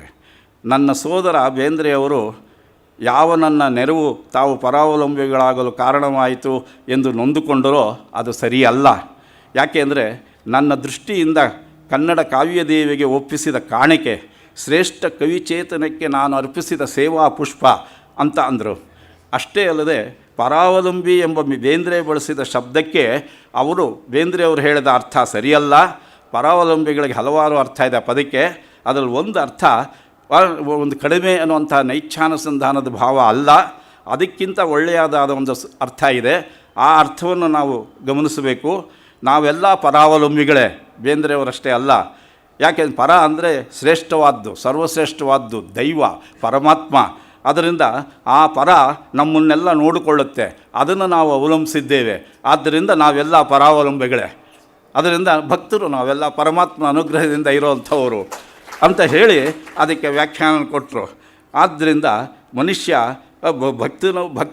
ಭಕ್ತ ಪರಾಧೀನ, ಭಗವಂತ ಭಕ್ತ ಪರಾಧೀನ ಆದಾಗ ಪರಾವಲಂಬಿ ಅನ್ನೋ ಮಾತನ್ನು ನಾವು ಅರ್ಥ ಮಾಡ್ಕೊಳ್ಳೋ ರೀತಿ ಬೇರೆ ಅನ್ನೋ ಮಾತನ್ನು, ಅದರಿಂದ ಬೇಂದ್ರೆ ನೊಂದುಕೊಳ್ಳಬೇಕಾಗಿಲ್ಲ ಅನ್ನೋ ಮಾತನ್ನು ಹೇಳಿದರು. ಮಾಸ್ತಿಯವರು ಅಪೂರ್ವ ವ್ಯಕ್ತಿ, ಅಪೂರ್ವ ಪುರುಷರು ಅನ್ನೋದಕ್ಕೆ ಇದು ಒಂದು ಸೊಗಸಾದ ಉದಾಹರಣೆ ಅಂತ ನಾನು ಭಾವಿಸಿದ್ದೇನೆ. ಮತ್ತು ಅವರು ಅನೇಕ ಸಂದರ್ಭದಲ್ಲಿ ಪ್ರಸಂಗ ನೆನೆಸುವಾಗ ನೆನಪಾಗತ್ತೆ. ಅನೇಕ ಸಂದರ್ಭ ಅವಲಂಬಿಸಿ ಬೀಳ್ತಾ ಇದ್ದಾರೆ. ಏನೋ ಅವ್ರ ಭಿಕ್ಷೆ ಒಳಗೆ ನಾನು ಬದುಕದೆ ಅನ್ನೋವಂಥದ್ರಲ್ಲಿ ಏನೋ ಭಾವನೆ ಸಲ್ಲದು ಅನ್ನೋದನ್ನು ಅವರು ಹೇಳಿದಾಗ, ತ್ಯಾಗ ಮಾಡಿದರೆ, ದಾನ ಮಾಡಿದರೆ, ಇನ್ನೊಬ್ಬರಿಗೆ ನೆರವು ಕೊಟ್ಟರೆ ಯಾವ ಮನೋಭಾವ ಇರಬೇಕು ಅನ್ನೋದು ಒಂದು ಸುಸಂಸ್ಕೃತ ಆತ್ಮ ಭಾವನೆ ಹೇಗಿರುತ್ತೆ ಅನ್ನೋದನ್ನು ಇಲ್ಲಿ ಮಾಸ್ತಿಯವರು ಬಳಸಿದ್ದಾರೆ. ಅಂಥ ಅಂತರಂಗದ ಹೃದಯ ಇರುವಂಥ ವ್ಯಕ್ತಿಗಳು ನಮ್ಮಲ್ಲಿ ಹುಡುಕಿದರೂ ಸಿಗುವುದಿಲ್ಲ ಅನ್ನೋಷ್ಟು ಅಪರೂಪ ಅನ್ನೋದನ್ನು ಇವತ್ತು ಗಮನಿಸಬೇಕಾಗಿದೆ. ನನಗೆ ಈ ಸಂದರ್ಭದಲ್ಲಿ ಅರಬ್ಬಿ ದೇಶದ ಸಣ್ಣ ಕತೆ ಜ್ಞಾಪಕ ಬರುತ್ತೆ. ಅದರೊಳಗೆ ಯಾಕೆಂದರೆ ಪರಾವಲಂಬಿಗಳು ಅಂದಾಗ ಅವಲಂಬಿಸಿದ್ದೀವಿ ಅಂತಂದರೆ ಒಬ್ಬರು ಇನ್ನೊಬ್ಬರು ಎಷ್ಟರ ಮಟ್ಟಿಗೆ ಅವಲಂಬಿಸಿರ್ತಾರೆ, ಅದರಿಂದ ಯಾರೂ ದೊಡ್ಡವರಲ್ಲ ಅನ್ನೋ ಅರ್ಥದನ್ನು ಬಹಳ ಚೆನ್ನಾಗಿ ಮಾಸ್ತಿಯವರು ಹೇಳಿದ್ದನ್ನೇ ಆ ಕತೆ ಪ್ರತಿನಿಧಿಸುತ್ತೆ. ಯಾರೋ ಒಬ್ಬ ಸುಲ್ತಾನನ್ನು ಕೇಳಕ್ಕೆ ಹೋದರು. ಅದು ತನ್ನ ಅವಶ್ಯಕತೆಯನ್ನು ಕೇಳಿ ದಾನ ಕೇಳಕ್ಕೆ ಹೋದ, ಭಿಕ್ಷೆ ಕೇಳಕ್ಕೆ ಹೋದ, ತನ್ನ ಅವಶ್ಯಕತೆಗೆ ಬೇಕಾದ ಐಶ್ವರ್ಯ ಕೇಳಕ್ಕೆ ಹೋದ. ಆದರೆ ಹೋದಾಗ ಆ ಸುಲ್ತಾನ ನಮಾಜ್ ಮಾಡ್ತಿದ್ದ, ಅಲ್ಲಾ ಪ್ರಾರ್ಥನೆ ಮಾಡ್ತಿದ್ದ. ಸರಿ, ಅವನ ಪ್ರಾರ್ಥನೆ ಮುಗೀಲಿ, ಆಮೇಲೆ ಅವನು ಮಾತಾಡಿಸ್ಕೇಳೋಣ ಅಂತ ಇವನು ಕಾಯ್ತಾನೆ ಇದ್ದ ಅಲ್ಲಿ ನಿಂತ್ಕೊಂಡು. ಅವನ ಪ್ರಾರ್ಥನೆ ಇವನು ಕೇಳಿಸ್ತಿತ್ತು. ಅವನು ಜೋರಾಗಿ ಭಗವಂತನಲ್ಲಿ ಪ್ರಾರ್ಥನೆ ಬಾಯ್ಬಿಟ್ಟು ಕೇಳ್ತಿದ್ದ. ಅದರಿಂದ ಏನು ಕೇಳ್ತಿದ್ದ? ನಾನು ಬೇಕಾದಷ್ಟು ಐಶ್ವರ್ಯ ಗಳಿಸಿದ್ದೀನಿ, ಬೇಕಾದಷ್ಟು ದೇಶಗಳನ್ನು ಗೆದ್ದಿದ್ದೇನೆ, ಆದರೂ ನಾನು ಗೆಲ್ಲದೇ ಇರೋ ದೇಶ ಬೇಕಾದಷ್ಟಿದೆ, ನನ್ನಲ್ಲಿ ಇಲ್ಲದೇ ಇರೋ ಐಶ್ವರ್ಯ ಬೇಕಾದಷ್ಟಿದೆ, ಬೇರೆಯವರಲ್ಲಿರೋ ಎಷ್ಟೋ ಅಪೂರ್ವವಾದಂಥ ಐಶ್ವರ್ಯ ನನ್ನಲ್ಲಿಲ್ಲ, ಅದೆಲ್ಲ ಕೊಡುವಲ್ಲ ಅಂತ ಕೇಳ್ತಾ ಇದ್ದ. ಅದನ್ನು ನೋಡಿ ಇವನಂದ, ನಾನು ಸಣ್ಣ ಭಿಕ್ಷುಕ, ಏನೋ ನನ್ನ ಜೀವನಕ್ಕೆ ಕೇಳಕ್ಕೆ ಬಂದೆ, ಇವನು ಭಾರಿ ಭಿಕ್ಷುಕ, ರಾಜ್ಯಗಳನ್ನು, ಸಾಮ್ರಾಜ್ಯಗಳನ್ನು, ಐಶ್ವರ್ಯದ ಕೋಟೆಗಳನ್ನೆಲ್ಲ ಕೇಳ್ತಾ ಇದ್ದಾನೆ. ನನಗಿಂತ ಹೆಚ್ಚು ಅವಶ್ಯಕತೆ ಇರೋ ಹೆಚ್ಚು ದರಿದ್ರ, ದೊಡ್ಡ ದರಿದ್ರ ಇವನು, ಅದರಿಂದ ನಾನು ಸಣ್ಣ ದರಿದ್ರ, ಇವನ ಹತ್ರ ಕೇಳೋದೇನಿದೆ ಅಂತ ವಾಪಸ್ ಹೋದನಂತೆ. ಹಾಗೆ ನಾವು ವಿನಯವನ್ನು ತಾಳಬೇಕಾದ್ದು ಮುಖ್ಯ. ಅದರಿಂದ ನೀವು ಪರಾವಲಂಬಿಗಳು ಅಂದಾಗ ಬೇಂದ್ರೆಯವರಿಗೆ, ನೀವಲ್ಲಪ್ಪ ನಾವೆಲ್ಲ ಪರಾವಲಂಬಿಗಳು, ನಿನಗಿಂತ ಜಾಸ್ತಿ ಪರಾವಲಂಬಿಗಳು ಅಂಥ ಸೌಜನ್ಯವನ್ನು ಮೆರೆದವರು ಬೇಂದ್ರೆಯವರು, ಇವರು ಮಾಸ್ತಿಯವರು. ಆದ್ದರಿಂದ ಈ ರೀತಿ ದೇವದಾಸ ಆದಂಥ ಅವರು ಮಾಸ್ತಿಯವರು. ಈ ಕಾರಣದಿಂದ ಮಾಸ್ತಿಯವರೇ ಒಬ್ಬ ಅಪೂರ್ವ ಪುರುಷರಾಗಿರುವಾಗ ಇನ್ನು ಅವರು ಅಪೂರ್ವ ಪುರುಷರನ್ನು ಚಿತ್ರಿಸಿರೋದು ಹೇಗೆ ಅನ್ನೋದು ನಿಜಕ್ಕೂ ಕುತೂಹಲಕಾರಿಯಾದ ಸಂಗತಿ, ಆದರ್ಶಪೂರ್ಣವಾದ ಸಂಗತಿ ಅನ್ನೋದ್ರೊಳಗೇನು ಅನುಮಾನ ಇಲ್ಲ. ಮತ್ತು ಇನ್ನೊಂದು ಅಂಶವನ್ನು ನಾವಿಲ್ಲಿ ಗಮನಿಸಬೇಕು. ಮಾಸ್ತಿ ಪುಟಕ್ಕಿಟ್ಟ ಚಿನ್ನವಾಗಿ ಬದುಕಿನ ಒಂದು ಕುಲುಮೆಯೊಳಗೆ ಕಾಸಿ ಬಂಗಾರವಾದಂಥವರು ಅನ್ನೋದನ್ನು ಗಮನಿಸಬೇಕಾದಂಥ ಸಂಗತಿ. ಅವರು ಬದುಕಿನಲ್ಲಿ ತಾವು ಪರಿವರ್ತನೆ ಹೊಂದಿ ಪರಿಶುದ್ಧರಾಗಿ ಉಳಿದವರ ಬದುಕಿಗೆ ಬೆಳಕು ಕೊಡೋಕೆ ಹೊರಟಂಥವರು, ತಾವೇ ಕಬ್ಬಿಣವಾಗಿ ಉಳಿದವರನ್ನ ಬಂಗಾರ ಮಾಡ್ತೀನಿ ಅಂತ ಹೋದವರಲ್ಲ ಅನ್ನುವುದನ್ನು ಗಮನಿಸಬೇಕಾದಂಥ ಸಂಗತಿ. ಅದರಿಂದ ಅವರು ಮುಟ್ಟಿದರೆ ಚಿನ್ನವಾಗುವಂಥ ಕಲ್ಲು ಹೊರತು, ಅವು ಸ್ಪರ್ಶಮಣಿಯೇ ಹೊರತು ಬರೀ ಇನ್ನೊಂದು ಕಬ್ಬಿಣ ಎಳೆಯುವಂಥ ಕಬ್ಬಿಣದ ಅಯಸ್ಕಾಂತವಲ್ಲ ಅನ್ನೋದು ನೀವು ಗಮನಿಸಬೇಕಾದಂಥ ಸಂಗತಿ. ಆದ್ದರಿಂದಲೇ ಅವರು ಒಂದು ಕಾಲದಲ್ಲಿ ಅವರು ಕಬ್ಬಿಣವಾದವರು, ಆಮೇಲೆ ಸ್ಪರ್ಶಮಣಿ ಹೇಗಾದರು ಅನ್ನೋದು ಅವರ ಬದುಕಿನ ಒಂದು ಸಂಗತಿ ಹೇಳುತ್ತೆ. ಅವರು ಒಂದು ಕಾಲದಲ್ಲಿ ಎಷ್ಟು ಜೀವನದಲ್ಲಿ ಅವರು ಆಸ್ತಿಕರು ಅಂತ ನಾವೆಲ್ಲ ತಿಳಿದಿದ್ದೇವೆ. ಮತ್ತು ಅವರು ಎಷ್ಟು ಜೀವನ ರಾಮಾಯಣ ಪಾರಾಯಣ ಇರಲಿ, ಸಂಧ್ಯಾ ವಂದನೆ ಇರಲಿ, ಸಹಸ್ರನಾಮ ಇರಲಿ, ದೈವಿ ಭಕ್ತರು ಅನ್ನೋದನ್ನು ನಾವೆಲ್ಲ ಕಂಡದ್ದು ತಿಳಿದಿದ್ದು. ಅವರ ಮುಖಮುದ್ರೆಯಿಂದ ಹಿಡಿದು, ಉಡುಪಿನಿಂದ ಹಿಡಿದು, ಹಬ್ಬ ಹರಿದಿನ ಆಚರಣೆಯವರೆಗೆ, ಪೂಜಾ ವಿಧಾನಗಳಿಂದ ಹಿಡಿದು ಅವರಂಥ ಆಸ್ತಿಕರೇ ಇನ್ನೊಬ್ಬರಿಲ್ಲ, ನಾವಂತೂ ಅಲ್ಲ ಅನ್ನೋಷ್ಟರ ಮಟ್ಟಿಗೆ ಅವರು ಆಸ್ತಿಕರಾಗಿ, ಧಾರ್ಮಿಕರಾಗಿ ಇದ್ದದ್ದನ್ನು, ಪೂಜಾ ಕೈಂಕರ್ಯ ಧುರಂಧರರಾಗಿ ಇರೋದನ್ನು ನಾವೆಲ್ಲ ಬಲ್ಲೆವು.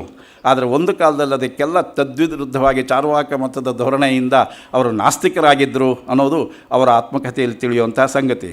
ಆದ್ದರಿಂದ ಏನು ವೆಂಕಟರಮಣನ ನೋಡಿ ತಿರುಪತಿಗೆ ಹೋಗಬೇಕಾ, ವೆಂಕಟರಮಣ ದೇವಸ್ಥಾನಕ್ಕೆ ಹೋಗಬೇಕಾ, ಕ್ಯಾಲೆಂಡರ್ ಹಾಕ್ಕೊಂಡ್ರೆ ಆಯಿತು, ಸಂಧ್ಯಾವಂದನೆ ಯಾಕೆ ಮಾಡಬೇಕು ಅಂತ ಹೀಗೆ ವಾದಗಳನ್ನು ಮಾಡಿ ಪ್ರತಿಯೊಂದರೊಳಗೂ ನಾಸ್ತಿಕ ಬುದ್ಧಿಯನ್ನೇ ತೋರಿಸಿ ವಾದ ಮಾಡ್ತಿದ್ದ ಕಾಲ ಇತ್ತು. ಸಂಧ್ಯಾವಂದನೂ ಮಾಡ್ತಿರಲಿಲ್ಲ, ಪೂಜೆನೂ ಮಾಡ್ತಿರಲಿಲ್ಲ, ಯಾವುದಕ್ಕೂ ನಮಸ್ಕಾರನೂ ಮಾಡ್ತಿರಲಿಲ್ಲ, ಬೇರೆಯವ್ರನ್ನೆಲ್ಲ ದಬಾಯಿಸ್ತಿದ್ರು ಅನ್ನೋಂಥ ಪರಿಸ್ಥಿತಿಯಲ್ಲಿದ್ದವರು ಒಂದು ಸಲ ಅವರು ವಿಶ್ವೇಶ್ವರದಲ್ಲಿ ಮಹಿಳಾ ಸೇವಾ ಸಮಾಜದ ಹತ್ರ ಮಿತ್ರರೊಬ್ಬರು ಮನೆಗೆ ಹೋಗ್ತಿದ್ದ ಸಂದರ್ಭದಲ್ಲಿ ಬೆಳಗ್ಗೆ ಹೊತ್ತು ಹರಿದಾಸರೊಬ್ಬರು ನಂಬಿಕೆಟ್ಟವರಿಲ್ಲವೋ ರಂಗಯ್ಯನ ನಂಬಿಕೆಟ್ಟರೆ ಕೆಡಲಿ ಅಂತ ಹೇಳಿ ಅವರು ಹಾಡ್ಕೊಂಡು ಹೋಗ್ತಾ ಇದ್ದಿದ್ದು ಕೇಳಿದಾಗ ಇವರು ಆ ಕೀರ್ತನೆಯನ್ನು ಕೇಳ್ತಾ ಇದ್ದಾಗ ಇವರಿಗೆ ತಮ್ಮ ಸಮಸ್ಯೆಗಳಿಗೆ ಉತ್ತರ ಸಿಕ್ಕಿದ ಹಾಗೆ ಯಾವುದೋ ಒಂದು ಜ್ಞಾನೋದಯ ಆದ ಹಾಗೆ ಒಂದು ಪರಿವರ್ತನೆ ಆಗಿ ಅದರ ಪರಿಣಾಮವಾಗಿ ಮಾರನೇ ದಿನದಲ್ಲಿ ಅಪ್ಪಟ ಆಸ್ತಿಕರಾಗಿಬಿಟ್ರಂತೆ.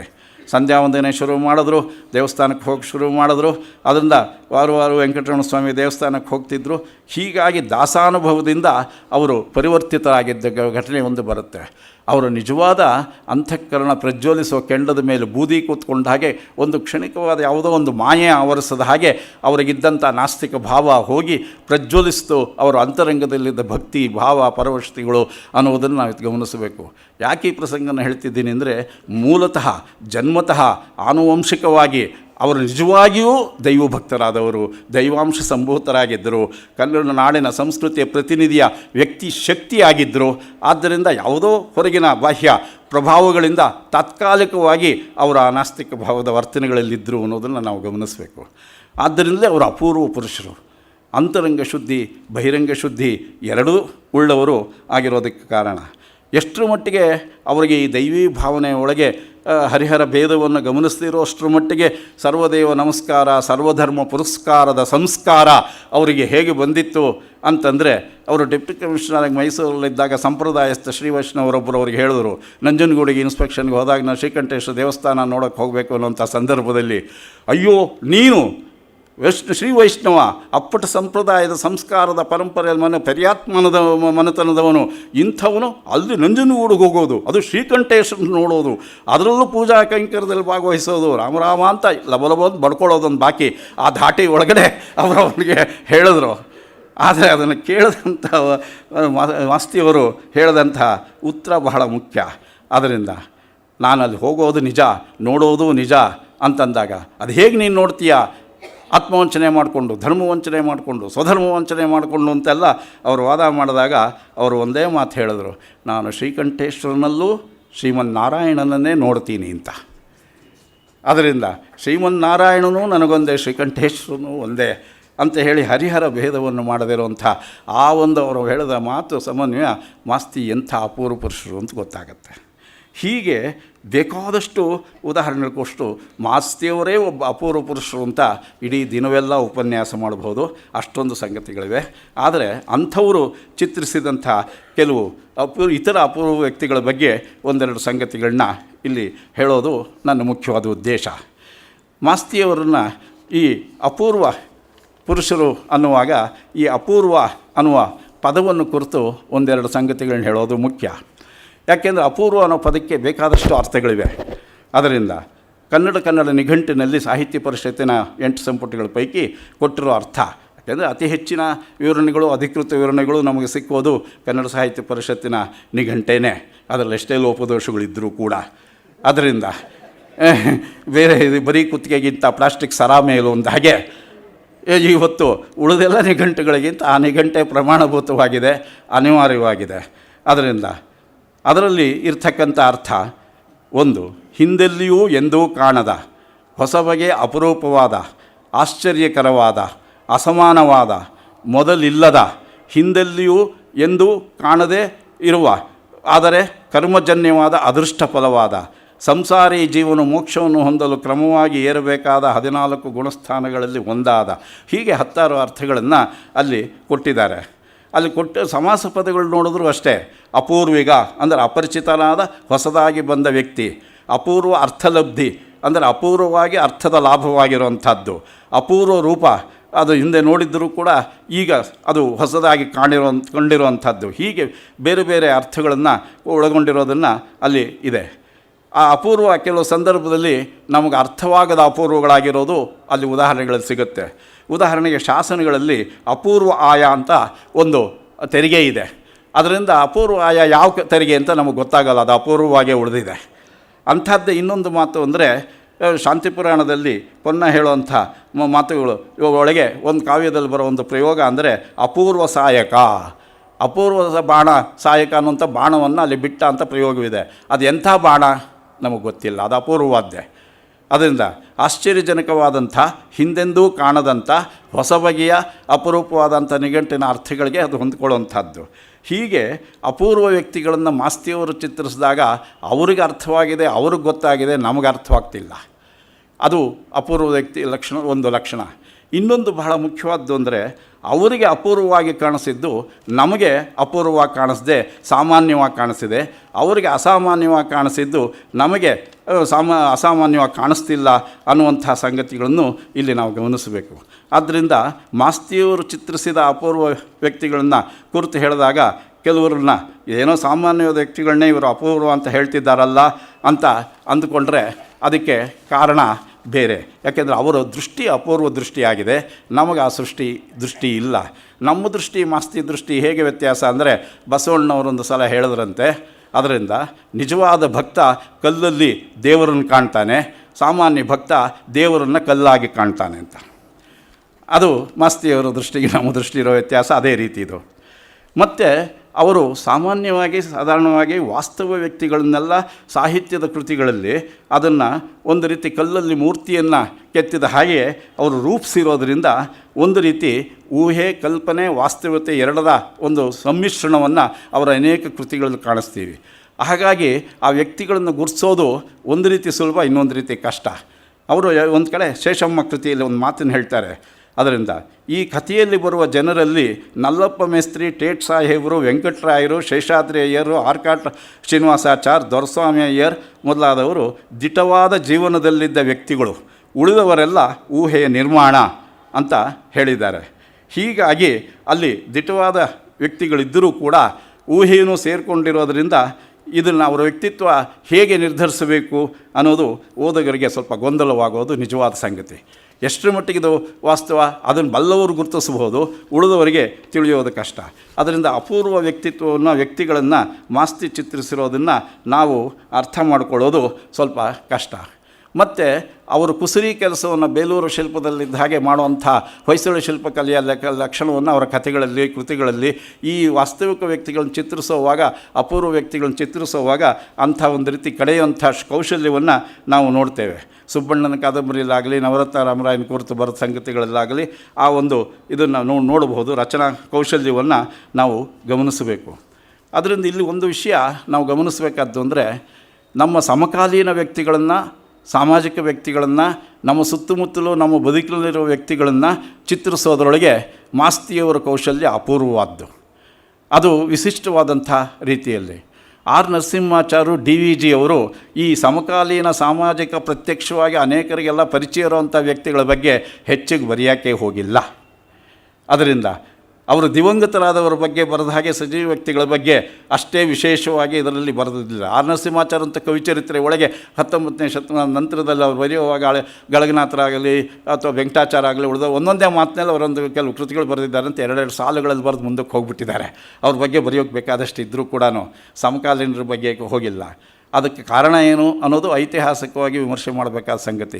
ಒಂದು ಬರೆಯೋರೇ ಇಲ್ಲ, ಈಗ ಬರೀತಿರೋರನ್ನೇ ಅನ್ನೋದಕ್ಕೆ ಹೋದರೆ ಏನು ಗತಿ ಅನ್ನೋದು ಇರಬಹುದು. ಅಥವಾ ಸುತ್ತಮುತ್ತಲಿನ ಬದುಕಿನಲ್ಲಿ ಕನ್ನಡದ ನವೋದಯದ ಕಾಲದಲ್ಲಿ ಸದ್ಯ ಈ ಕ್ಷೇತ್ರದಲ್ಲಿ ಕೆಲಸ ಮಾಡೋರು ಬಂದಿದ್ದಾರೆ ಅನ್ನೋದೇ ದೊಡ್ಡದಾದಾಗಿ ಅವರು ಹಾಗೆ ಬರೆದ್ರು ಹೀಗೆ ಬರೆದ್ರು ಅಂತ ಹೇಳೋದು ಹೇಗೆ ಅನ್ನೋದು ಇರಬಹುದು. ಅಥವಾ ಪ್ರಾರಂಭದಲ್ಲಿ ಹೊಸದಾಗಿ ಮೊದಲನೇ ಸಲ ಬರೆದಾಗ ತಪ್ಪುಗಳು ದೊಡ್ಡದು, ಅದನ್ನೇನು ಹೇಳೋದು ಅನ್ನೋ ದೃಷ್ಟಿ ಇರಬಹುದು.